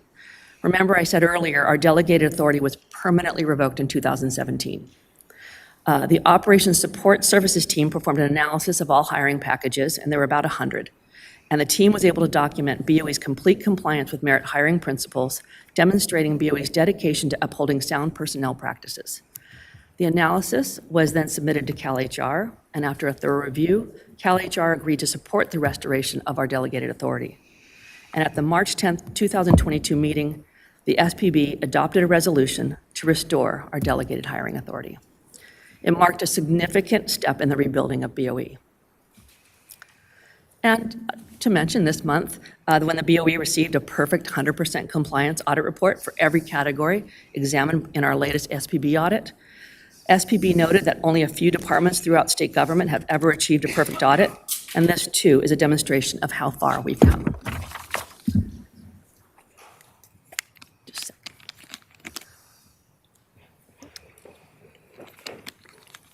So with outdated technology hindering our efficiency, a comprehensive technology plan was developed to modernize our core agency functions and property tax programs.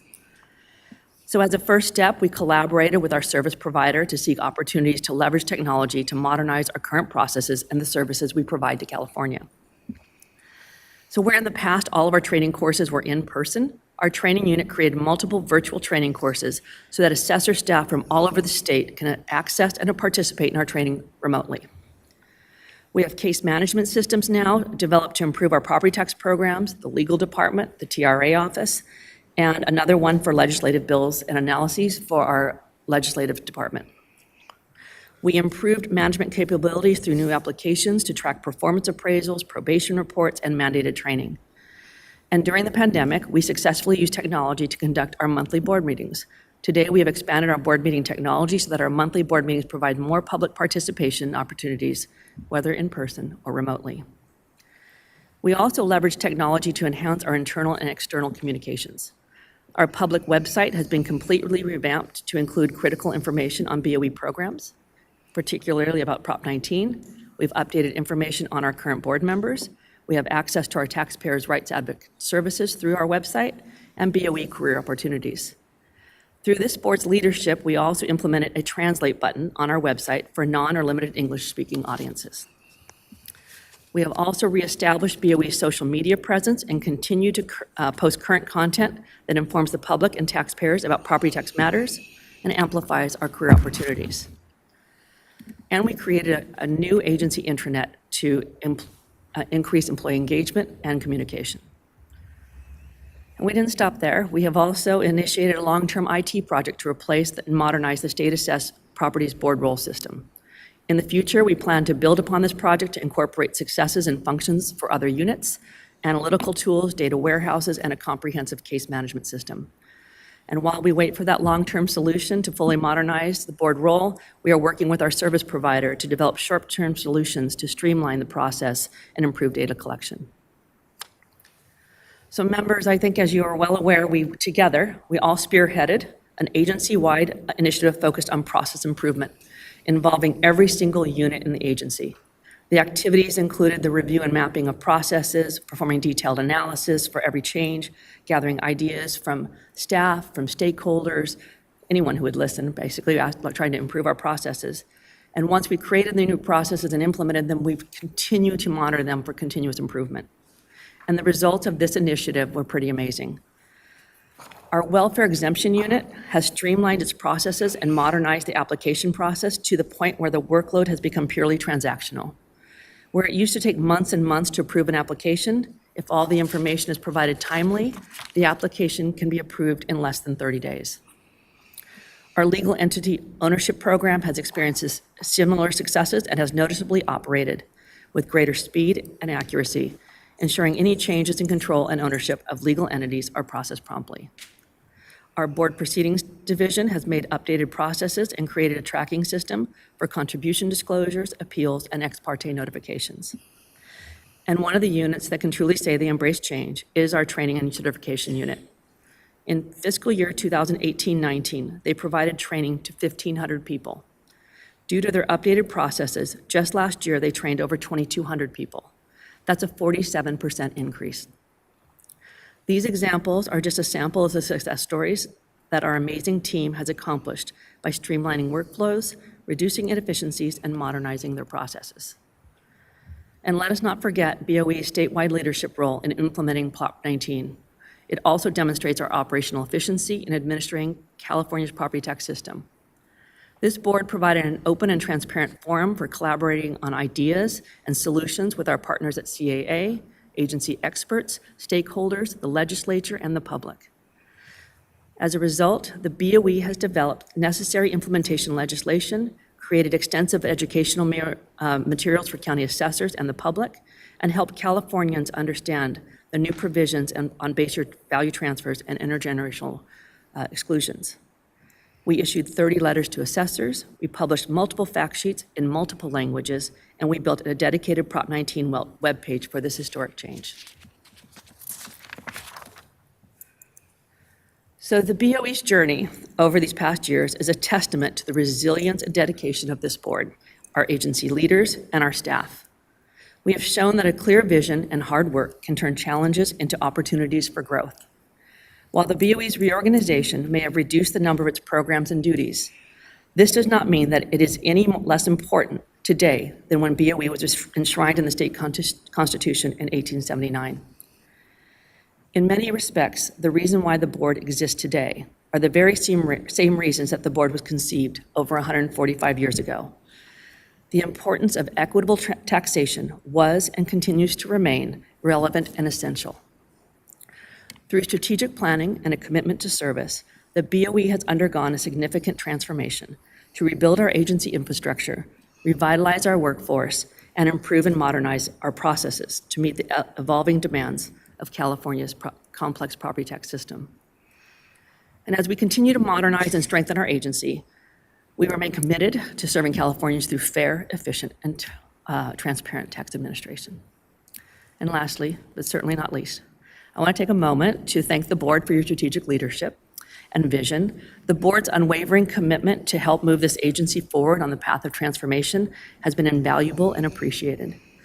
The board set the tone at the top, providing guidance and support to our executive director and the agency on this critical and necessary mission to rebuild, modernize, and revitalize the BOE. Despite all the challenges throughout this period, and there were many, the BOE, under this board's steady leadership, has successfully rebuilt and transformed the agency. And I would be remiss if I also did not thank every single BOE employee who has shown up with their amazing expertise and willingness to roll up their sleeves and work hard for the people of California. They have benefited this organization, and we could not have achieved so much without their help in this short time. So thank you, members, for your patience for my long report, and it concludes my presentation. I'm available to answer any questions you may have. Well, I'll just take a point of personal privilege to thank you so much for this report. It was so heartening to read as a person who wasn't here in 2017, but was hearing about the situation of the board at that time. And I just want to thank so much the staff who have hung in there with the agency. And also the new staff who have been willing to come to the BOE and to help to write the next chapter of a story that's been going on since the real origins of our state. And as you said, the BOE is now known for transparency and efficiency and how it carries out overseeing property taxation in our state. And I would say also add to that the intellectual rigor that everyone who works here brings to their job, as well as compassion for everyone in our state. And it really is so amazing to have this report as a compendium of all that has happened. And I'm very, very, very thankful for the staff and leadership of this agency. And this tells the story in a very wonderful way. So, Mr. Vasquez. Yes, thank you, Madam Chair, and thank you, Ms. Renati.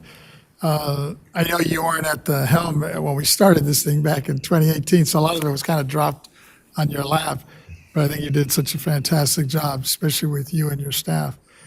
And I remember all of us when we came up here, or most of us when we were up here in 2018, as newly elected, we all looked at each other like, what are we getting ourselves into? Because everything we were hearing on the outside was about abolishing this group. And look where we're at now, what's happened. I mean, just to have gone at the hearing, the hearing just last session, and hearing from elected officials who actually voted in favor of abolition, now saying, what were we thinking? I mean, why would you eliminate a body that's here to represent the taxpayers? And you laid it out right here perfectly. So many reasons why you wouldn't do it, and why it needs to not only maintain, but to grow. And we heard earlier from our executive director talking about, how they're overwhelmed with everything that we're constantly throwing at you, which kind of feeds into the issue of we need to grow, and we need to get more authority. And there seems to be the appetite with the legislators. So I'm really looking forward to this next year coming up. But going back to your report, I just had a couple comments or questions I had in the, especially in the legal division. You mentioned that we've kind of doubled since we started. And with the reduced staff early on, I noticed we were still able to accomplish quite a bit. And I'm really looking forward to the leadership of Mr. Moon now moving forward, especially since in the LA area, I'm going to be working hard, man. But at the same time, I think we're going to be able to work together on many of these issues that we're talking about. So really looking forward to that. On the property tax division, there's a lot that's been done. And even though as much as, especially I think Kim's here, Peter, you've done a fantastic job with the webpage in terms of making it so user-friendly. But as much as we're doing on that, I was at a chamber luncheon just last week in West Hollywood, and we still people don't even understand what Prop 19 was and the impact it has. So, it's such an uphill battle when we're dealing with some, especially new legislation, because many of these folks, and many of the folks that even voted for it, didn't realize the impact it's going to have on themselves financially, because they were smart enough 30 years ago to buy property, understanding that they're going to be able to will it over, and now they can't. But the last issue I just wanted to raise, and you kind of touched on it here, just in terms of the vacancies. I know when you first started, I remember coming to the first meetings, and I think it was kind of overwhelming, all the positions we had that were unfilled. And now we're at a point where I'm sure, and I know listening to the director earlier, I'm sure she's trying to figure out where can we come up with some more bodies, even though they're not in the budget currently.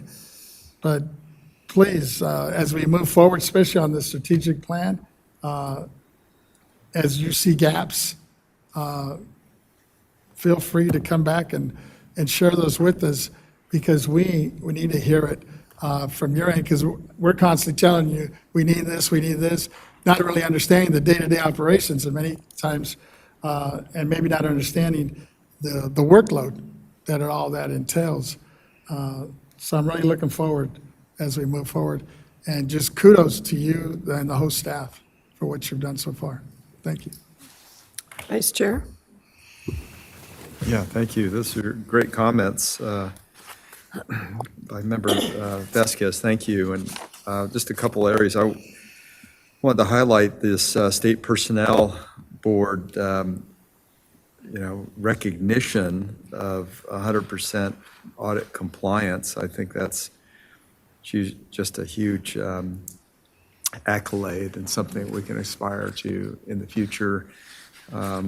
Just so excited in terms of how we've been able to work on, website enhancement, and we've got such a great team. And want to thank Peter for his all of his efforts in making sure that we're communicating with our constituents. A website that has so much more information, the ability of our constituents to have questions answered on Prop 19 by simply going to the website. And then the transformation of staff. Member Vasquez spoke to that, but I mean, that's been a focus really from the beginning, right? To make sure that we were able to get as close as we could to full employment, and 11% is low by state standards, right? It is. So, yeah, thank you for pushing that continually, month after month. And then the challenges with class participation and meeting those challenges, and having 47% increase in class participation is just so exciting. Remembering our taxpayer rights needs with Lisa Thompson and her team in terms of making sure that we're listening to our constituents on that front. And then our closer relationship with the Assessors Association, which I think fundamentally changed in 2017, because we're focused on property. I mean, we have other responsibilities, but there's so much focus on property taxation and making sure that we're doing it right, and that we're collaborating with our state assessors, county assessors statewide.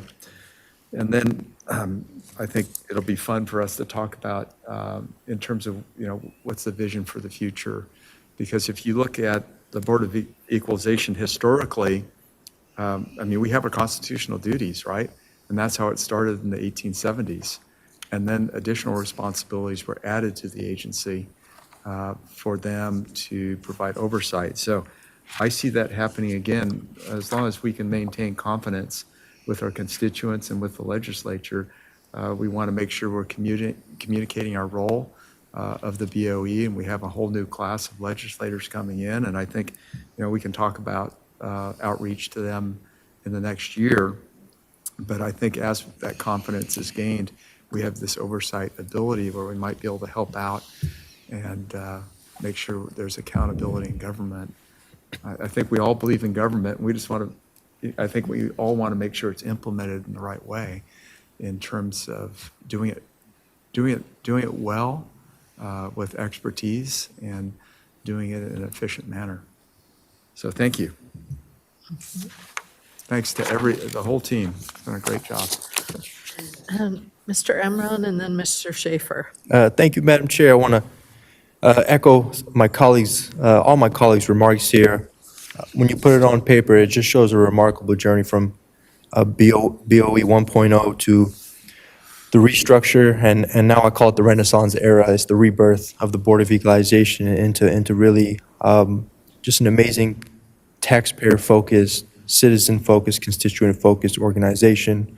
And I believe myself and the controller both, we think it's one of the most efficient, adaptable, and lean organizations in all the state government at the forefront of tax policy and administration. Really happy to hear about the EEO office. I really believe in diversity, and I think this is one of the most diverse teams that I've ever been a part of.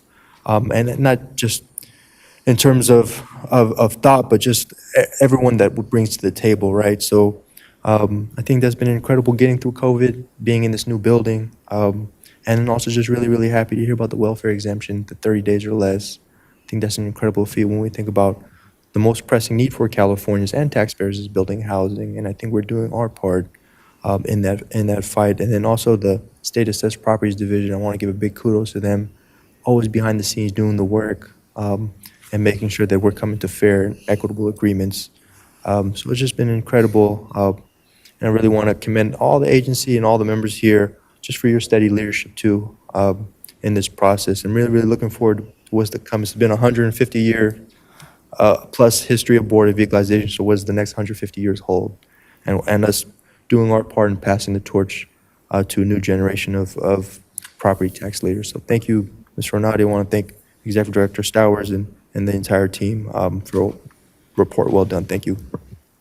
Thank you. Mr. Schaefer. Thank you. Ms. Renata, you've got a remarkable history that you shared with us here, and I appreciate the job you've done on it. And you make room for both people who identify themselves and people who are anonymous. I'm a little skeptical of anonymity, but you know that.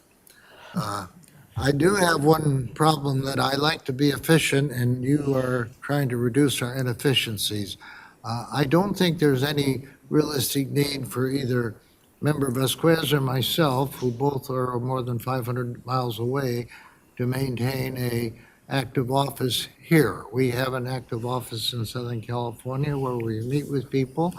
We're always going out to events and speaking, and anyone that wants to bend our ear, we're available. Meet them over coffee or in our office in our district. Never have we had an opportunity to come meet somebody up in Sacramento. When I'm in Sacramento, somebody wants to meet me, we go to some restaurant. And, you know, the only issue is who pays. I have an office here right across the street from the Capitol. It's huge. I have a nice office for myself with a view of the Capitol. I have an office for my assistant who offices in San Diego because Cody Patterson lives there. I have an office for my attorney who I don't have anymore because she retired. I have a kitchen that I don't use. I have a nice little conference room for about 6 people, and we're paying $5,200 a month or something, about $60,000. I understand we've gotten it down to a month-to-month basis, but I'd like to see us vacate that office, and I would just like to know that I can come over here to this building, and I'm sure that Ms. Stowers would give me access to a conference room if I want to have a meeting with a few people to discuss anything. We do have those already, and we don't need to maintain a separate office in this city for Mr. Vasquez or myself. And I have been talking this way for years now, and my chief of staff is listening, and the Stars is listening, and I'm sure you're listening. I just wonder if I'll live long enough to escape having an office here that I don't use because I live 500 miles away. Thank you. So, Madam Chair, I would just say that I use my office up here, and I have staff here that I think would rebut that. So I just, for the record. I wasn't aware of that. Well, before we you make get it sound like we're not too utilizing it. lengthy We of are. a colloquy here, we'll just say that the point's well taken on Mr. Schaefer's experience, and maybe we'll get something going on that. I think the state constitution does say that we have an office in Sacramento, but we'll try to find a way to economize there. I'd be happy with a broom closet, really. Okay. Broom closet it shall be. Comment just. Mr. Gaines, just to briefly. clarify, we reduced our office space to about 1/3 of what it was when I was elected. And then we did have a second office in Southern California, which we have closed down. I do have a constituent services person that lives down there. And we're able to provide all the services that our constituents are wanting. So I do believe we ought to be taking a look at our expenses and doing what we need to do to make sure we're right-sized. So, thank you. Yeah, that's great, and it's good to see the board stepping up as well. So if there are no other comments, thank you very much for the report, and the printed report is definitely a keeper for us. And, as we constantly talk about as a board, what kind of fiscal discipline we can instill from our own perspectives, and that I think it really helps. And this has been a breakthrough year for the Board of Equalization within the legislature, and getting out the message about what kind of an agency we are. It has really been a turnaround. So thank you to Ms. Renati and Ms. Stowers for this report, and thank you to all of our staff who live these values every day. We so much appreciate it. So thank you. And we will be taking public comment on this item at the end of our session today. And we'll go on now to our Chief Counsel's report, item 12, presented by Mr. Moon. Good afternoon again, Richard Moon, Chief Counsel. I'm here to present a short summary of a case called Morgan v. Y Green Energy Fund. In this case, plaintiffs brought an action against private administrators of a program called the Property Assessed Clean Energy, or PACE program, alleging unlawful business practices. This program was a method, or is a method, by which homeowners can finance energy and water conservation improvements. What they would do is take out loans that are administered by these private PACE administrators and then pay back the loans through their property tax bill. So as you know, we do not regulate or have any authority over the PACE program, including over the private administrators that may be involved. But one reason that our agency is interested in this case is because before the plaintiffs in this case can bring the substantive issues to the court, they need to overcome a threshold procedural property tax question. And that's the question that we're interested in. And that's the reason why we filed an amicus brief in this case, along with the Attorney General. And so that threshold procedural question, it's essentially whether the plaintiffs are required to file an assessment appeal at the Assessment Appeals Board prior to their filing suit on the substantive claims. The Court of Appeal held that the plaintiffs were in fact required to file an AAB appeal or an appeal at the Assessment Appeals Board, and the plaintiffs appealed that, and the Supreme Court granted review. So the Supreme Court will be looking at this threshold question. In the joint amicus that we had filed with the Attorney General's office, we argued that plaintiffs in this case did not need to file a property tax assessment appeal because this is substantively not about property taxes. And so for that reason, they did not need to file under the statutes. And this case is particularly important for us because we do have guidance authority over local boards of equalization when they're equalizing, right, over assessment appeals boards. And so if this case were allowed to stand, it is possible that the jurisdiction of the board of the AAB would be greatly expanded in a way that we believe that was never the intent of the statutes, or of the way that it would be inconsistent with the way that the property tax system operates. And we've heard today earlier about refunds taking a long time. If this case has the possibility of potentially expanding the workload of the AAB immensely, if they now have to hear all these types of cases. And for that reason, the Los Angeles County and the California State Association of Counties also filed separate amicus briefs in this case that align essentially with the position that we've taken as well. So the case is currently fully briefed, and the parties are just waiting for an oral argument date to be set at this point. So I don't know how long that will be before our oral arguments and before a decision is issued. And I'm happy to take any questions.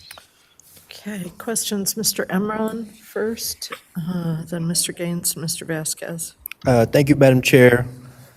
I do have a few comments. The Property Assessed Clean Energy, or PACE program, had the stated goal of enabling homeowners to finance their energy and water-efficient home improvements, including solar panels and low-flow toilets, while reducing pollution and creating greener jobs. The loans, as you mentioned, require government approval because they're repaid as a line item on a homeowner's property tax bill. California is home to the most residential PACE programs in the country, and what was meant to help California families make important improvements to their homes, their most valuable asset, turned into a nightmare for many, especially the elderly and non-English speaking homes who were targeted with predatory loans and under the guise that this was a free government program. Families panicked because they didn't understand what they were getting into, and in many instances couldn't afford to pay back the lien placed on their homes. The dishonesty and fraudulent practices of private actors, including forged signatures and inflated costs, has left homeowners at the risk of losing their homes. The fact that the payments are through your property taxes can make it harder for you to sell your home or refinance. And if you can't make the payments, your home could be foreclosed on.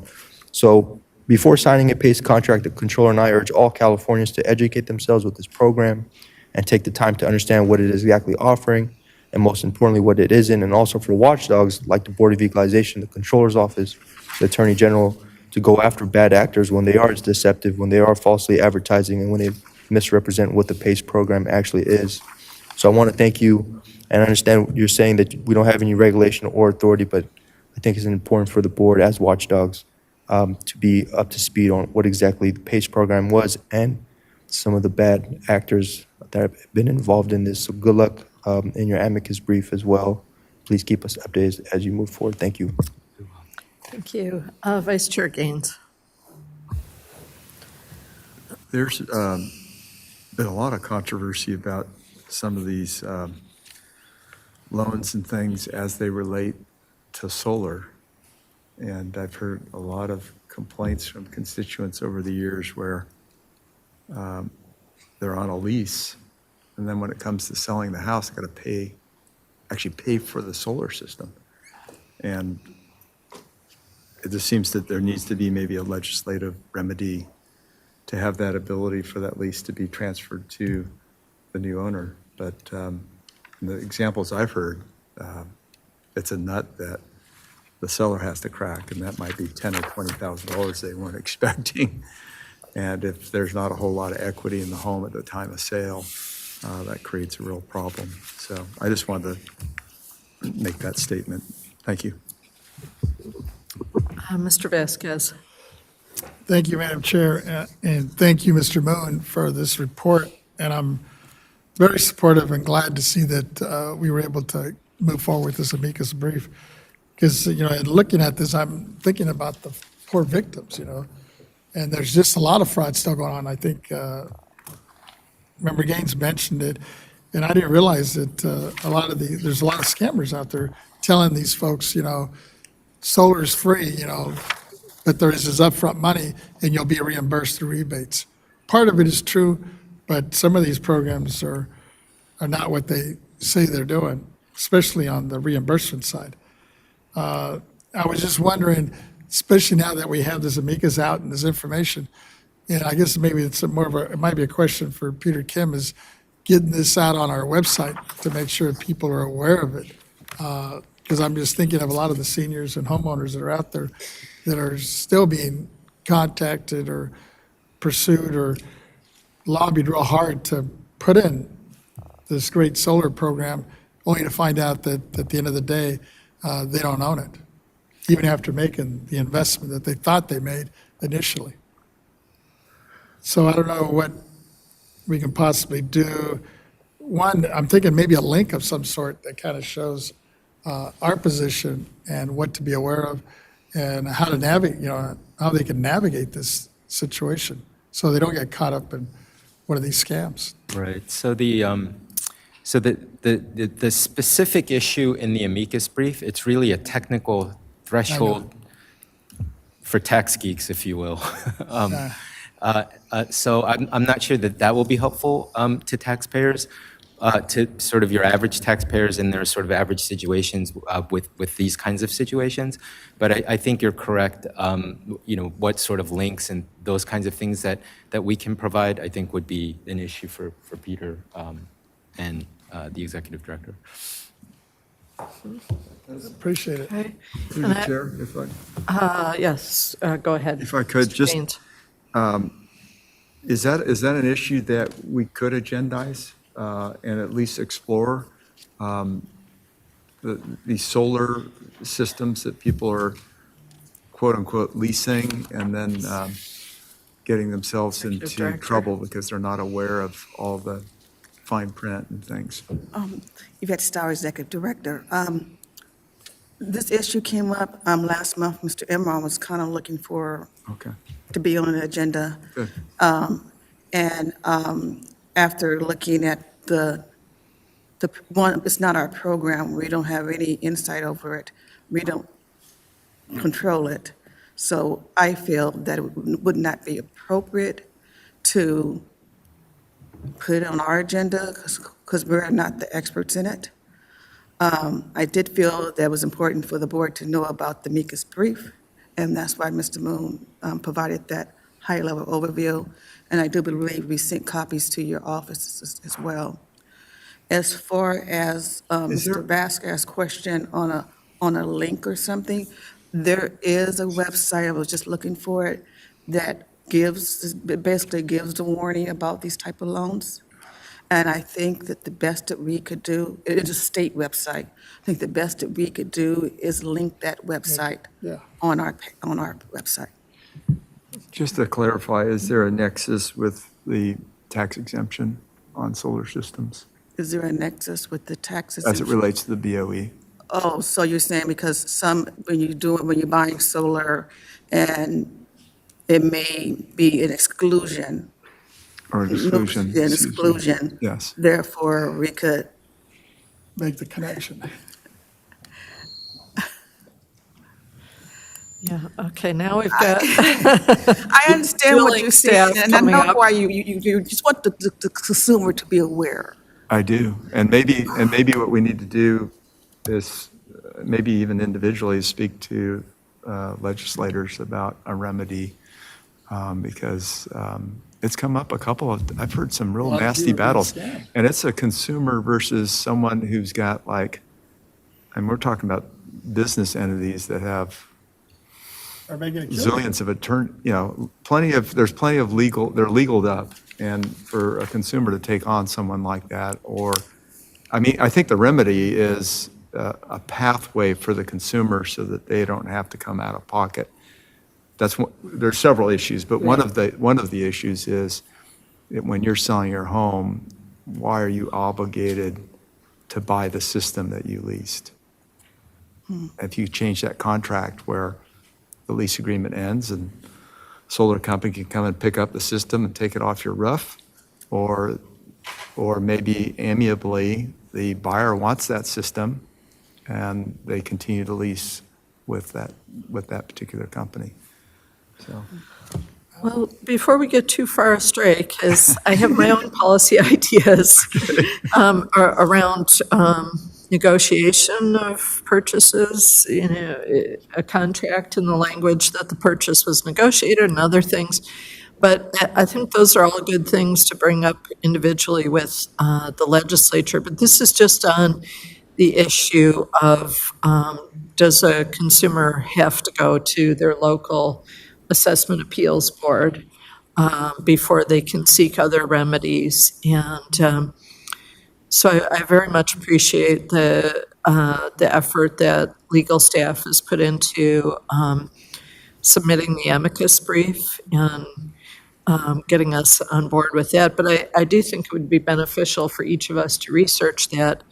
And I definitely see a nexus with what's going on in Palos Verdes with people that don't have power and are seeking a solution there. And it's a really serious situation when it invades your property tax bill and you get a whopping tax bill that you can't afford.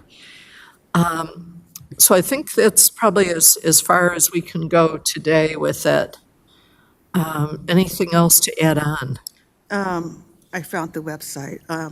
Department of Financial Protection and Innovation is on, they have an informational website about the program, and actually they have a button to file a complaint. Can we just do a link to it or something? Yeah, we can just do a link to it. That would be great. That would be great. Thank you.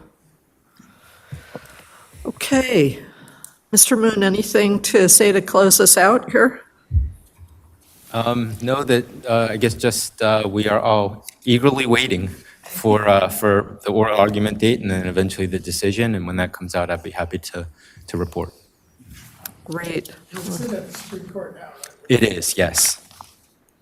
Yeah, great. Thank you. Thank you. Well, you definitely got our attention peaked and our policy appetite whetted up here. And so we'll take public comment on that item at the end as well.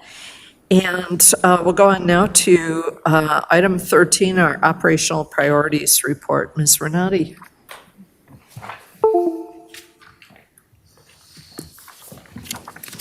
So Chair Lieber and honorable members, again, I'm Lisa Renati, Chief Deputy Director. And if you will indulge me today, I am going to, for Operational Priorities Report, I'm going to report on our recently issued State Personnel Board Compliance Review Report of the BOE. The State Personnel Board, they periodically perform routines of agencies and departments on a 3-year cycle. The goal of the audit is to ensure that state agencies' personnel practices comply with civil service laws, rules, and policies, and to protect the integrity and the merit hiring of state employees. An SPB audit can cover a broad range of topics. Typically, items reviewed are mandated training, examinations, our recruitment policies, our recruitment and our hiring practices, performance appraisals, compensation and pay, just a whole myriad of different items they can test you for. And the SPB does publish this on their website. All the reports are there. And I'm proud to share that BOE has received a perfect 100% compliance report in all areas examined by the SPB. And SPB, the audit staff themselves, noted that BOE is one of the only few departments throughout state government that has ever met this achievement, and we are currently the only state tax agency to receive a perfect audit. So it's a momentous occasion for us. It's a direct reflection of our hard work and our dedication over the years. And on behalf of BOE, I want to acknowledge the professionalism and collaborative spirit demonstrated by SPB's Compliance Review Unit throughout the whole process. I also want to thank our appreciation and our thanks to CDTFA, who's our service provider, for their invaluable expertise, their advice, their guidance, and their continued partnership. And lastly, I want to thank you, the board, for your continued and shared commitment to supporting the agency's efforts to comply with all statutory and regulatory requirements and hiring practices. And we look forward to further strengthening our compliance efforts and upholding the highest standards of public service. So we're very proud. They used to have colors, so they're not all green. So when you look at the report that's in front of you, they're black and white, but it'd be more exciting had they used to be green. But you'll go through, see in compliance. So in compliance is an A. Thank you so much. Comments, Mr. Vasquez? What can we do to send this over to some of our friendly legislators out there? Well, you're the leaders of the agency. You can take it forth with you and bring it forth. It's online, so all the information is there. That's great. So yeah, now we just have to keep it up. So that's what our repeatable process is that I talk about every month in my operational priorities reports, are just making sure we can repeat this work and continue to receive good scores. Well, we don't do it for the scores, obviously, to do the good work. Is this something that's on the website too? It's on State Personnel Board's website, yes. No, our website. It is not on our website. It's not something we typically would put on our website because it's our hiring practices. Oh, I see. Mr. Gaines, did you have a comment? I do. Are you done?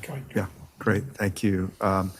Yeah, I think this is big, and congratulations to our leadership. Really appreciate what you've done. We've made huge strides, and our ability to continue this, I think, is the challenge now, right? So, and I think we can use this just as Member Vasquez said, just as a means to show that we're making progress. And when we meet with the legislature, I think that's helpful.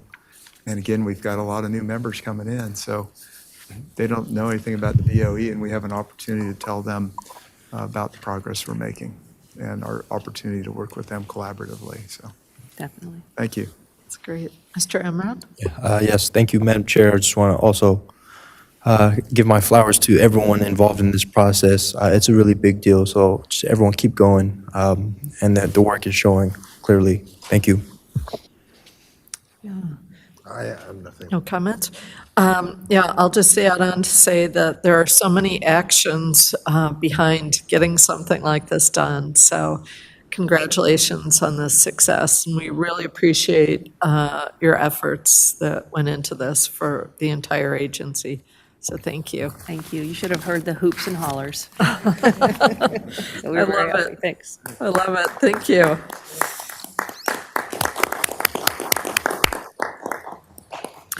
And so we'll go on now to item 14, which is our Taxpayers' Rights Advocates Office report by Ms. Thompson. Good afternoon, Chair Lieber and board members. I'm happy to be here today. For the record, my name is Lisa Thompson, Chief of the Taxpayer Rights Advocate Office, and I'm here to provide you with some statistics on the number of completed cases from the TRA office last month. I'll also be giving you thank you. I'll also be giving you an update on some of the work that has been completed since the August Taxpayer Bill of Rights hearing.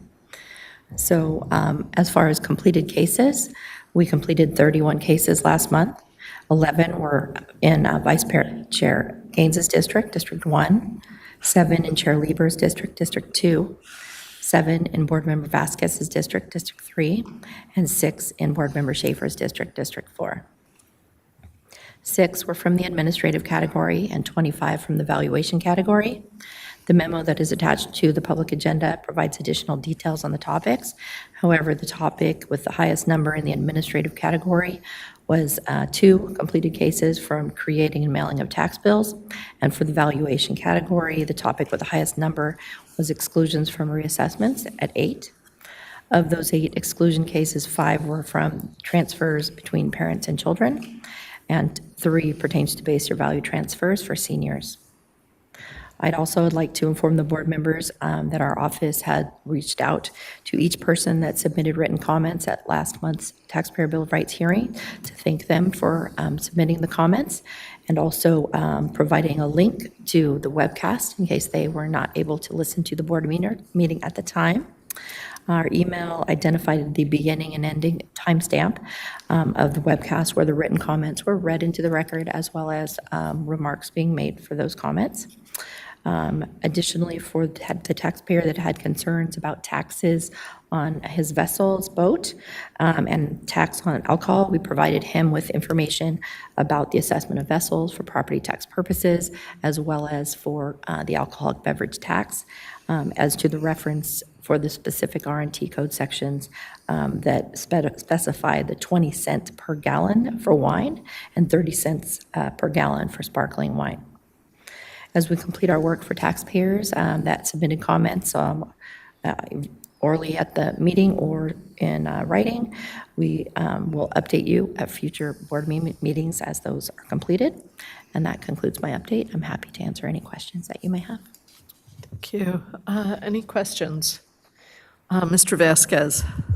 Just kudos for all the work you've done, and especially, your Taxpayers Bill of Rights hearing that took place just last month. Heard nothing but good things about it. The only question I had, or comment, I guess, is, and I was looking at the little brochure you handed to us last time. We were looking at the report itself, which I think was great. And maybe I overlooked it. It looks like there's links for websites, but I didn't see a phone number. Is there a phone number on there somewhere too, where people can call if they wanted to call, for those that maybe don't have access otherwise?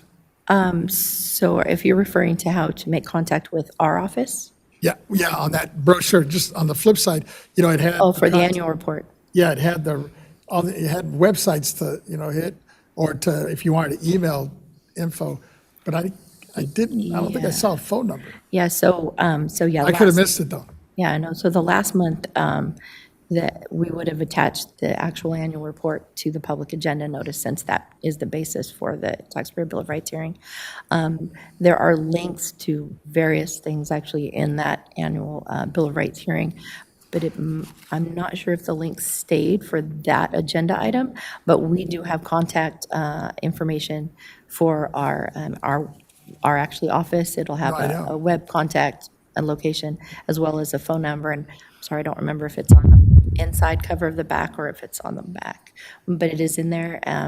Also, our agency's website, we have on just about every page, there is a pretty big button now for the taxpayer rights advocate, so people can find out. Mr. Kim made that substantially larger several years, or maybe a couple of years ago. So we have phone number, an email link where they can actually just do an automated fill-out form that sends us an automatic email. So that's how they can reach us. There's actually also an address if they would like to write us a letter, but we only get a few letters, but we still get them. So, yeah. Thank you. Okay, thank you. Any other comments, questions? Seeing none, thank you so much. We'll try to get District 2 up in the numbers next time. I see that. And members, we have about 45 minutes of content left, and I think we're just about due for a 10-minute break for labor right now. So, Ms. Towers, should we take the 10-minute break now or keep going? Okay, we'll keep going. And our next item, item 15, is the Property Tax Deputy Director's Report. Mr. Young. Good afternoon, Chair Lieber, honorable members of the board. For the record, my name is David Young, Deputy Director of the Property Tax Department. So today for you, I have 3 of my standard reports. The first 2, the letters to assessors and appraiser training and certification, will be given by Ms. Schultz, and I will follow that up with what's going on in the State Assessed Properties Division. So if you're ready, I'll have Ms. Schultz give the first 2. Please.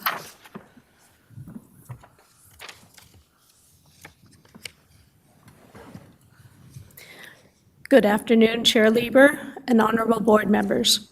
I'm Glenna Schultz, Principal Property Appraiser in the County Assessed Properties Division. Today, I will provide you with a brief report on letters to assessors.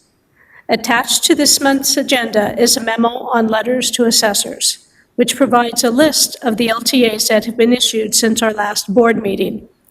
In addition, the memo provides a link to the BOE's website where a list of all LTAs can be found that have been issued to date. As of the date of the attached memo, BOE staff has issued a total of 31 LTAs for calendar year 2024. Since our last board meeting, 4 of those LTAs had been issued. Those 4 LTAs are summarized as follows. An LTA to announce the new information guide for disaster relief for damaged or destroyed property. An LTA for the lien date Urban Agriculture Incentive Zones Act per acre value of California irrigated cropland. An LTA issuing the property tax directory. And an LTA to clarify the sunset date extension for the active solar energy system new construction exclusion. This concludes my report on letters to assessors. I'm available to answer any questions you may have. Okay, any questions? Mr. Vasquez. Thank you, Madam Chair. And Ms. Schultz, I have a question on the LTA. I guess it's 2024/029 on the Urban Agricultural Incentive Zone Act. It is my understanding that the number of urban counties like Los Angeles and San Diego and cities have adopted ordinances allowing the establishment of these zones so that people can put unimprovement land into contract that restricts its use for farming for at least 5 years. It seems like a very positive option for the landowner who gets greatly reduced property tax during the contract terms, since the land would only be valued at $20,200, roughly $202 in tax at today's rate. It also seems good for the county or the city as it promotes urban farms and food production that benefit everyone in the area. My question is, do we know roughly how many of these zones have been established or how many parcels or acres are under such contracts? Off the top of my head, I don't know, but we can certainly look into that and get back to you. Appreciate it. Okay, Mr. Schaefer. Yes, thank you. Ms. Schultz, there are a number of individual subscribers to the letters to the editor. Do you know exactly how many or roughly how many? I know we all get it as members. I get it also as a subscriber, and I just wonder how many subscribers we have. I'm sorry, I didn't understand your question.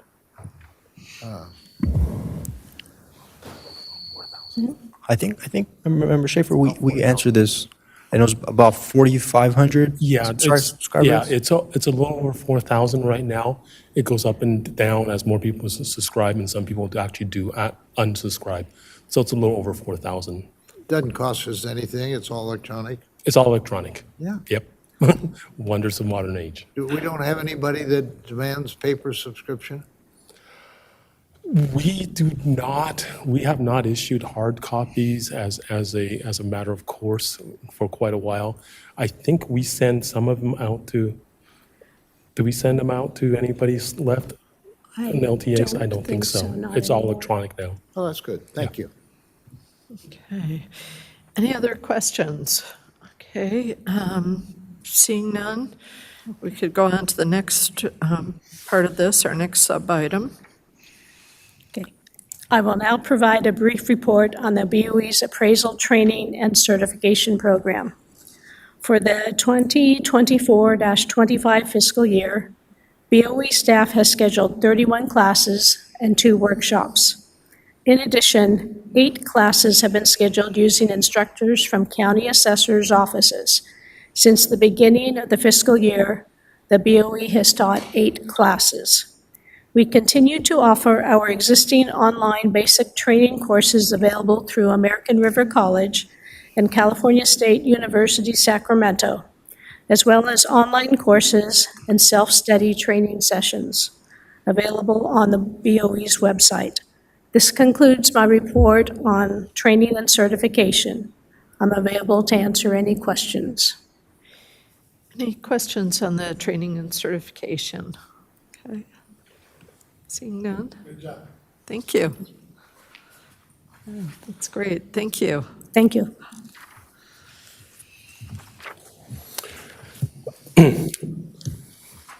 Thank you, Chair Lieber and honorable members. I will finish up with a report on the State Assessed Properties Division.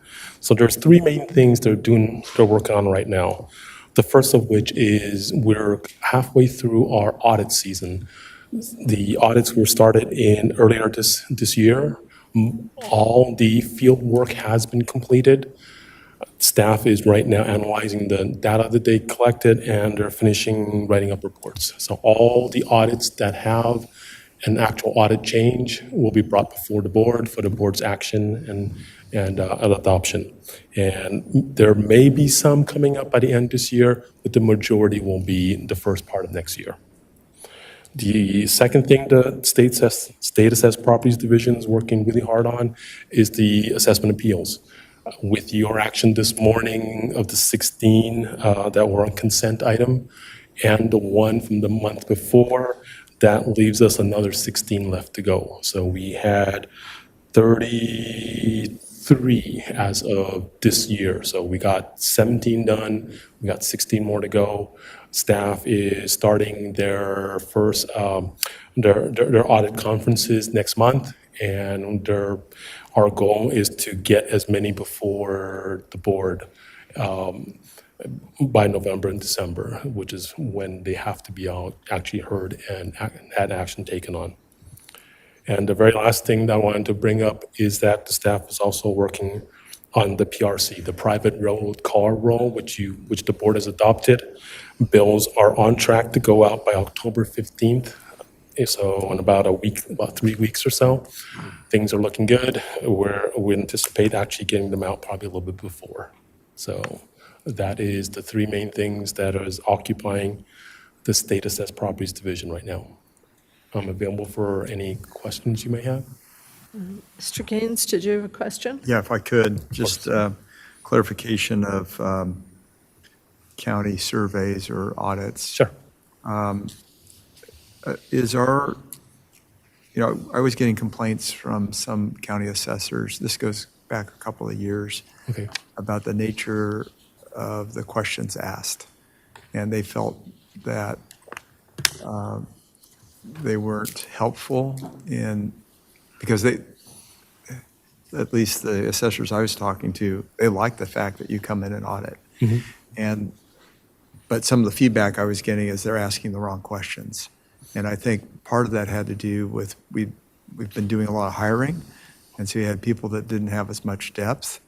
And I think at this stage they have more depth. Do you have any sense that we're getting better quality audits, or are you getting feedback from county assessors saying, "Hey, I like the questions they're asking. It's helping me improve how I operate as a county assessor"? I personally, I would really think so. I would like to think so, and I think I have heard some feedback. You are absolutely right. You nailed it on the head. We had a time when we had one, high vacancy rates, and two, some they had a lot of potential, but just not a whole lot of experience just yet. So we hired a lot of folks that did not come from the assessor's offices and probably did not know the process. We spent a lot of time training, mentoring, and having them shadow more experienced folks as they go into counties, ask the relevant questions, look for the relevant things, and how to interact and get the information needed in order to do a full and comprehensive survey of the county that, one, gives them a good feedback as to how they're doing, two, provide some real solid information to all stakeholders, including the constituents of that county that elected that assessor. So I think we've made it took a long time. We invested heavily into our crew, our training, our mentoring, and we've actually set up dedicated folks that actually did recruiting. So we attacked it on a two-prong front. One, we trained the folks that we had, and two, we targeted folks. Folks that had the skills that we wanted. Yes. So there's two ways of getting fish. You can cast a net, or you can go spear fishing, and we did both. Yeah, and this all happened under rebuilding of the BOE. So Absolutely. I understand Yeah. the challenges that occurred in the early years, but Yeah. that's encouraging that you're getting feedback, that good questions and good surveys are being conducted. So thank you. Thank you. Okay, any other questions on the state assessed properties? Okay, seeing none, thank you very much for the reports. Thank you. This area. And we will go on now to item 16, our Legislative Research and Statistics Division Chief's Report by Mr. Angelo.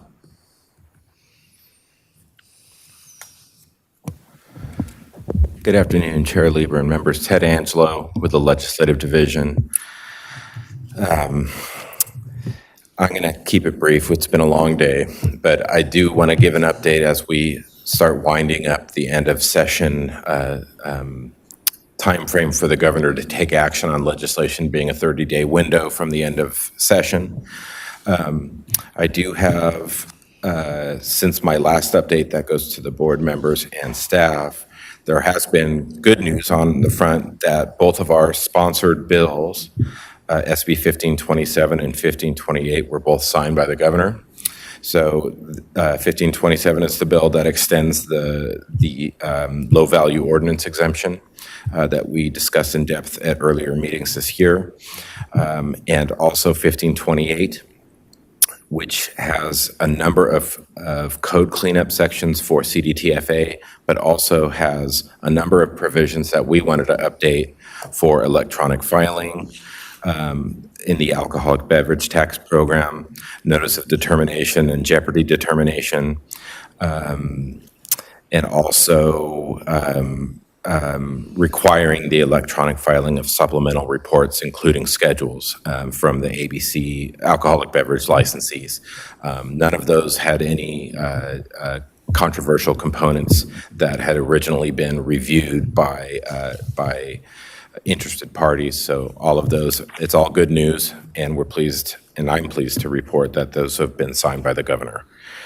A couple of bills that are still pending, and I've reported on last month, AB 1868 by Assemblymember Friedman for affordable housing assessments.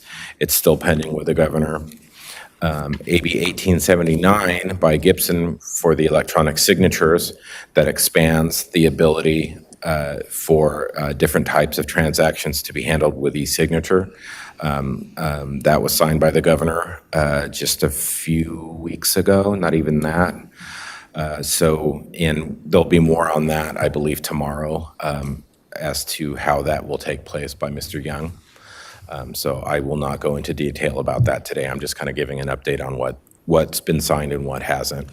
The FTB membership bill that we discussed, and I didn't really go into this one too much, but I just wanted to report that that was vetoed by the governor.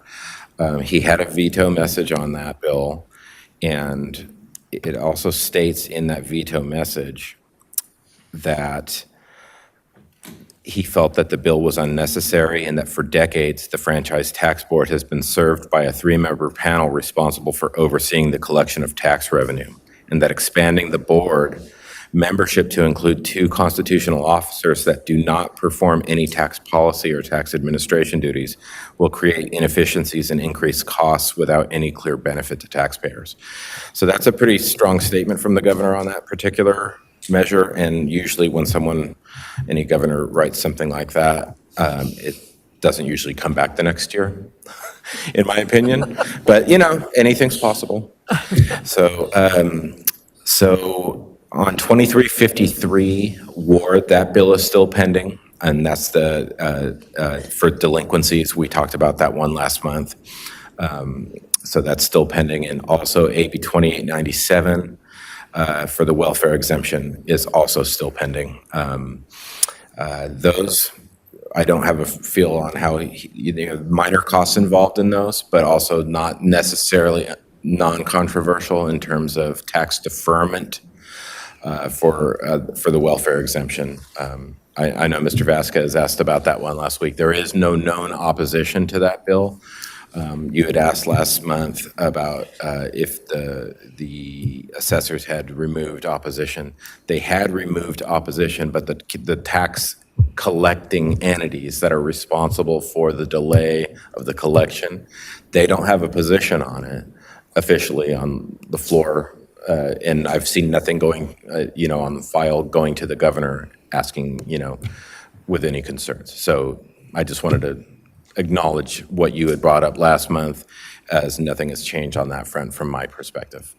Things happened earlier on in the session where the assessors were taken out of a potential previous version of the bill where they had more responsibility into the process. And once they were removed, they kind of went silent on it and didn't take a position. So I think that's it. I don't have any other specific bills. There's a few others that we were watching, but that we have not gone over them in great detail. They're part of my weekly updates. But 1820 by Chiavo for housing development projects, applications, fees, and exactions was signed by the governor just a few days ago. The property tax postponement fund, I said on my last report, was vetoed by the governor, and it had been vetoed a couple of times prior to that. The adaptive reuse bill is still pending by Haney, AB 3068, and the property tax refund bill by Assemblymember Chen is pending as well, AB 3134. And the federal waiver for income eligibility by Assemblymember Durazo, SB 1500, was just signed on the 21st, I believe. So that's it, unless you have any questions. Okay, Mr. Schaefer, and then Mr. Vasquez. Yeah, I had a couple of questions, Mr. Angelo, on refund bills that are still pending. That's affecting the pocketbooks of a lot of taxpayers who might be looking for refunds. Is there any way we can hurry these up to get a resolution? I think we are the spokesman for these taxpayers who are waiting for some action. Do you have a specific bill? No, I don't. You just referred to taxpayer refund bills. Okay. Yeah, there's a bill for delinquencies where they are not going to charge for delinquent payment when there is an application on file for a welfare exemption. So basically what happens in that instance is they typically pay up front now, and then once the exemption is approved, they get the money back. So it's almost like a float system where they pay it, and then once it's approved, they get it back. Right now, the statute, if passed, if signed by the governor, would allow them to not be responsible for that fee up front or any penalties that would be associated with that. However, if it's not accepted, if the application is not accepted, they would owe all the fees and interest that they would have owed up front. So it's kind of like a back-end system. So it's relatively revenue neutral, but there is some chance of a revenue loss because of the float that would have been made but refunded at a later date. So it's pretty technical, but it's also one that is not, while there's no support in opposition, I mean, there is support, but there's no opposition on it. There's still, some concerns with changing the format of the way it currently is. What happened to the bill that wanted to bring our salaries in line with the reduced duties of the BOE? Is that still alive, or what happened to it? That wasn't this session, was it? That was not a bill. That was just an Yeah. action by the, and it did not go through. Thank you. But we can talk offline if there was something that I missed on that, but there wasn't a bill this session on that. Thank you. Okay, Mr. Vasquez. Thank you, Madam Chair. And thank you, Mr. Angela, for your updates. I had a couple of questions. One, it looks like AB 2238, the low bill, was vetoed by the governor. Right. Apparently, he said that it was unnecessary. And I know we worked kind of hard on some of these amendments. And I was just wondering if there might be an appetite down the road, or maybe do a little bit of research for next session.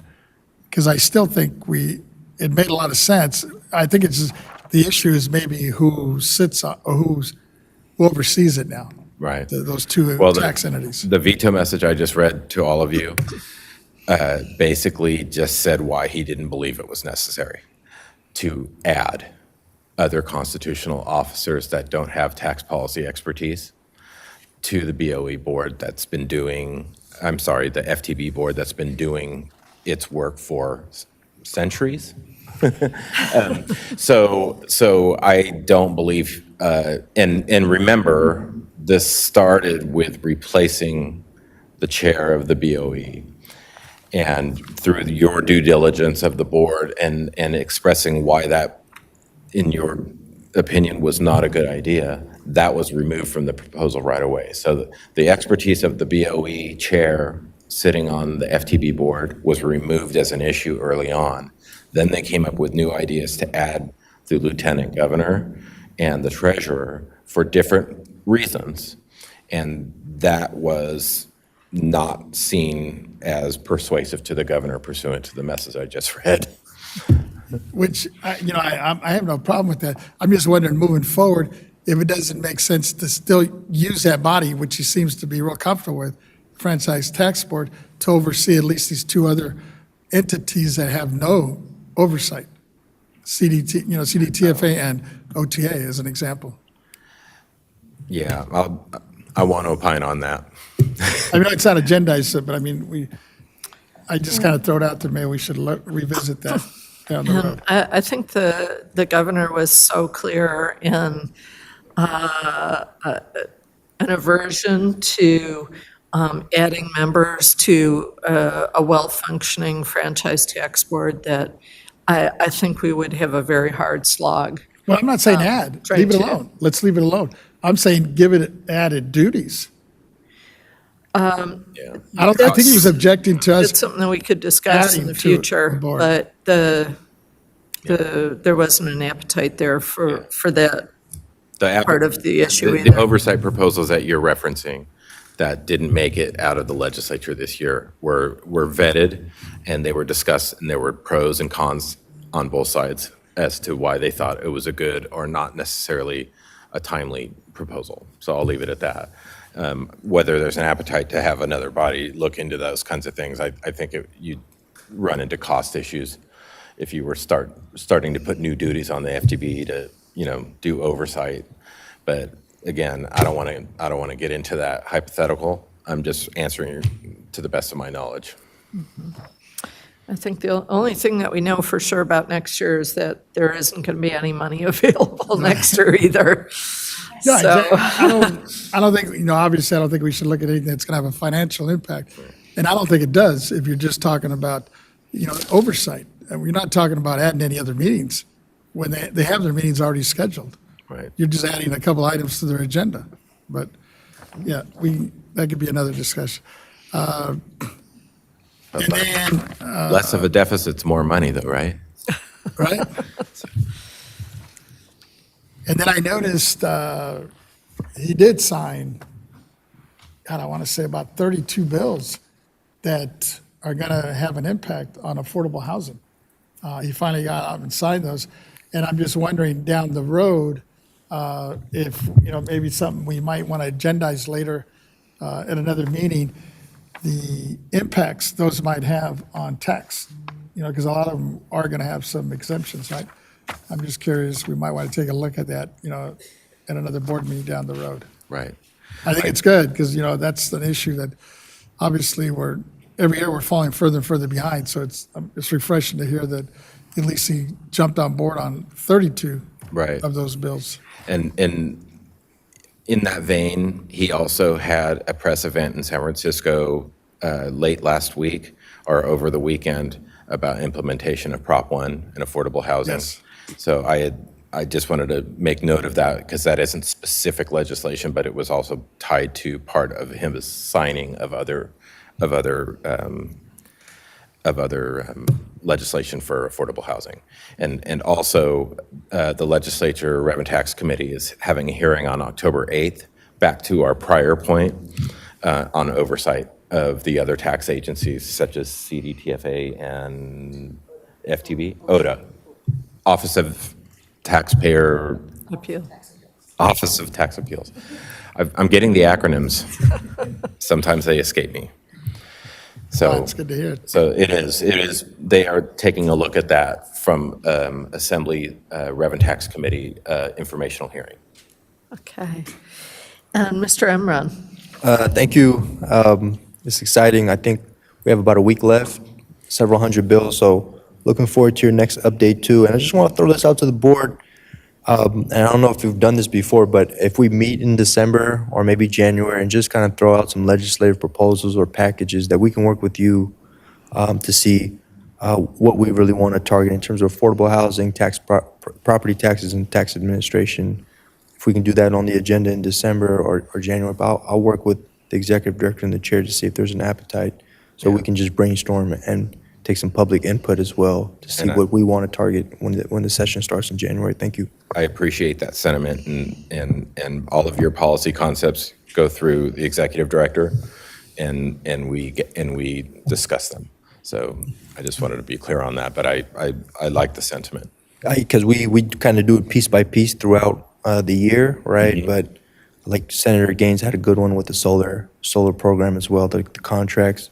Of course, the affordable housing that Mr. Vasquez and Chair Lieber work on diligently too. So if there's a time that we can all come together, agendize, and just kind of really hash it out, that'd be great. Thank you.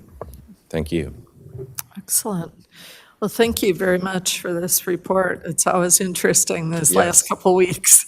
Yes, and then we have, the November elections coming up, so we're going to have a lot of new legislators coming in, and like Mr. Gaines has mentioned, meet and greets for you guys. Yeah. Thank It's you. going to be a fresh two-year session, which is a great time to get things done, too.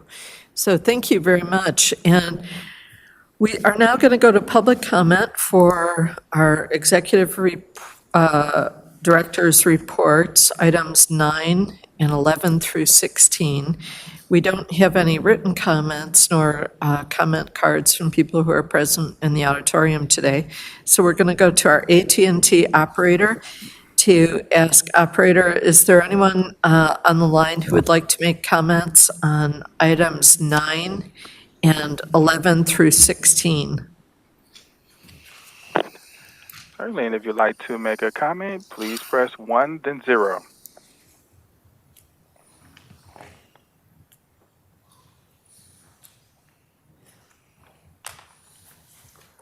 And there are no comments in queue. Okay, thank you, moderator. And our last item for today is our closing remarks and then recessing the meeting until tomorrow. Members, do you have any brief final remarks for today? Mr. Vasquez. Yes. In closing, I know we're not officially, are we officially adjourning though? No, we're No. not. We're just recessing till tomorrow.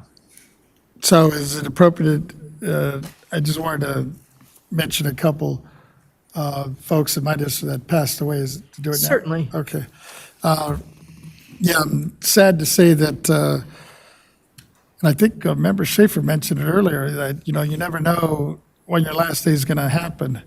And unfortunately, we had a young man in my district, Anthony Flores, who happened to be the grandson of the late Pete Moraga Sr. from KMEX, passed away in his sleep.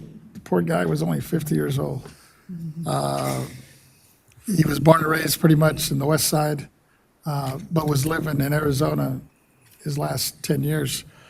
And then another, actually classmate that I went to school with in Venice, Robert Bousquet, who we also lost.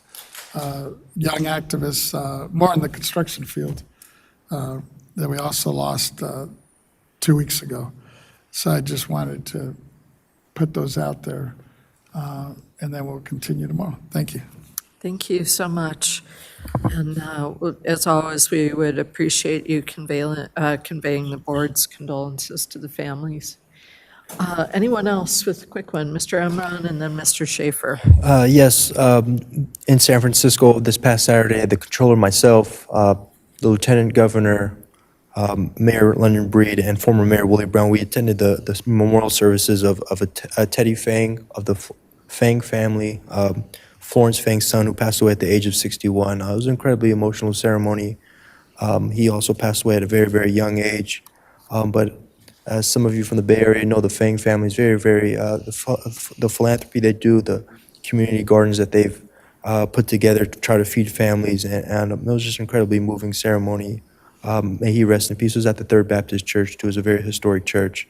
But just a reminder of how short life is and the things and legacy that we want to put forward. So I'm looking forward to tomorrow as well, packing this auditorium and welcoming our assessors. Thank you.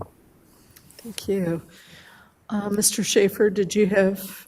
I just wanted to mention the 46-year-old, 15-year veteran of San Diego PD was Lawrence Orso, O-R-S-O, and at age 46, he just had a medical emergency. Nobody really knows why, and passed out.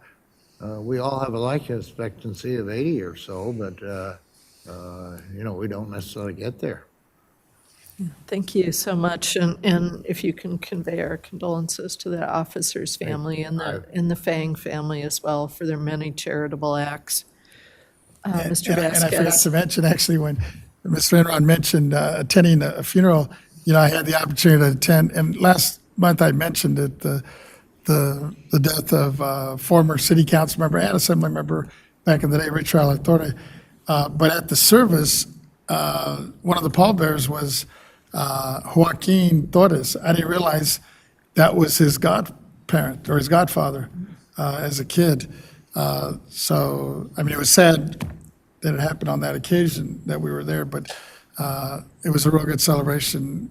Good chance to see a lot of old activists, both from the Assembly and the Senate, that showed up for this beautiful service.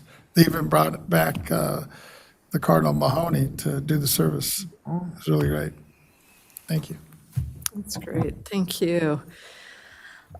Well, we are now ready to recess until tomorrow morning, and we will continue tomorrow, Wednesday, September 25th, 2024, at 10 a.m. with a coffee and breakfast reception. Preceding that time, there's going to be some great things, so come ready for coffee and some baked goods, some fruit treats, and cuties. So make sure you got some good deep pockets on for those cuties tomorrow. And then we'll have our meeting with the assessors, and then lunch will be here as well. So we'll stand recessed at 4:20 p.m.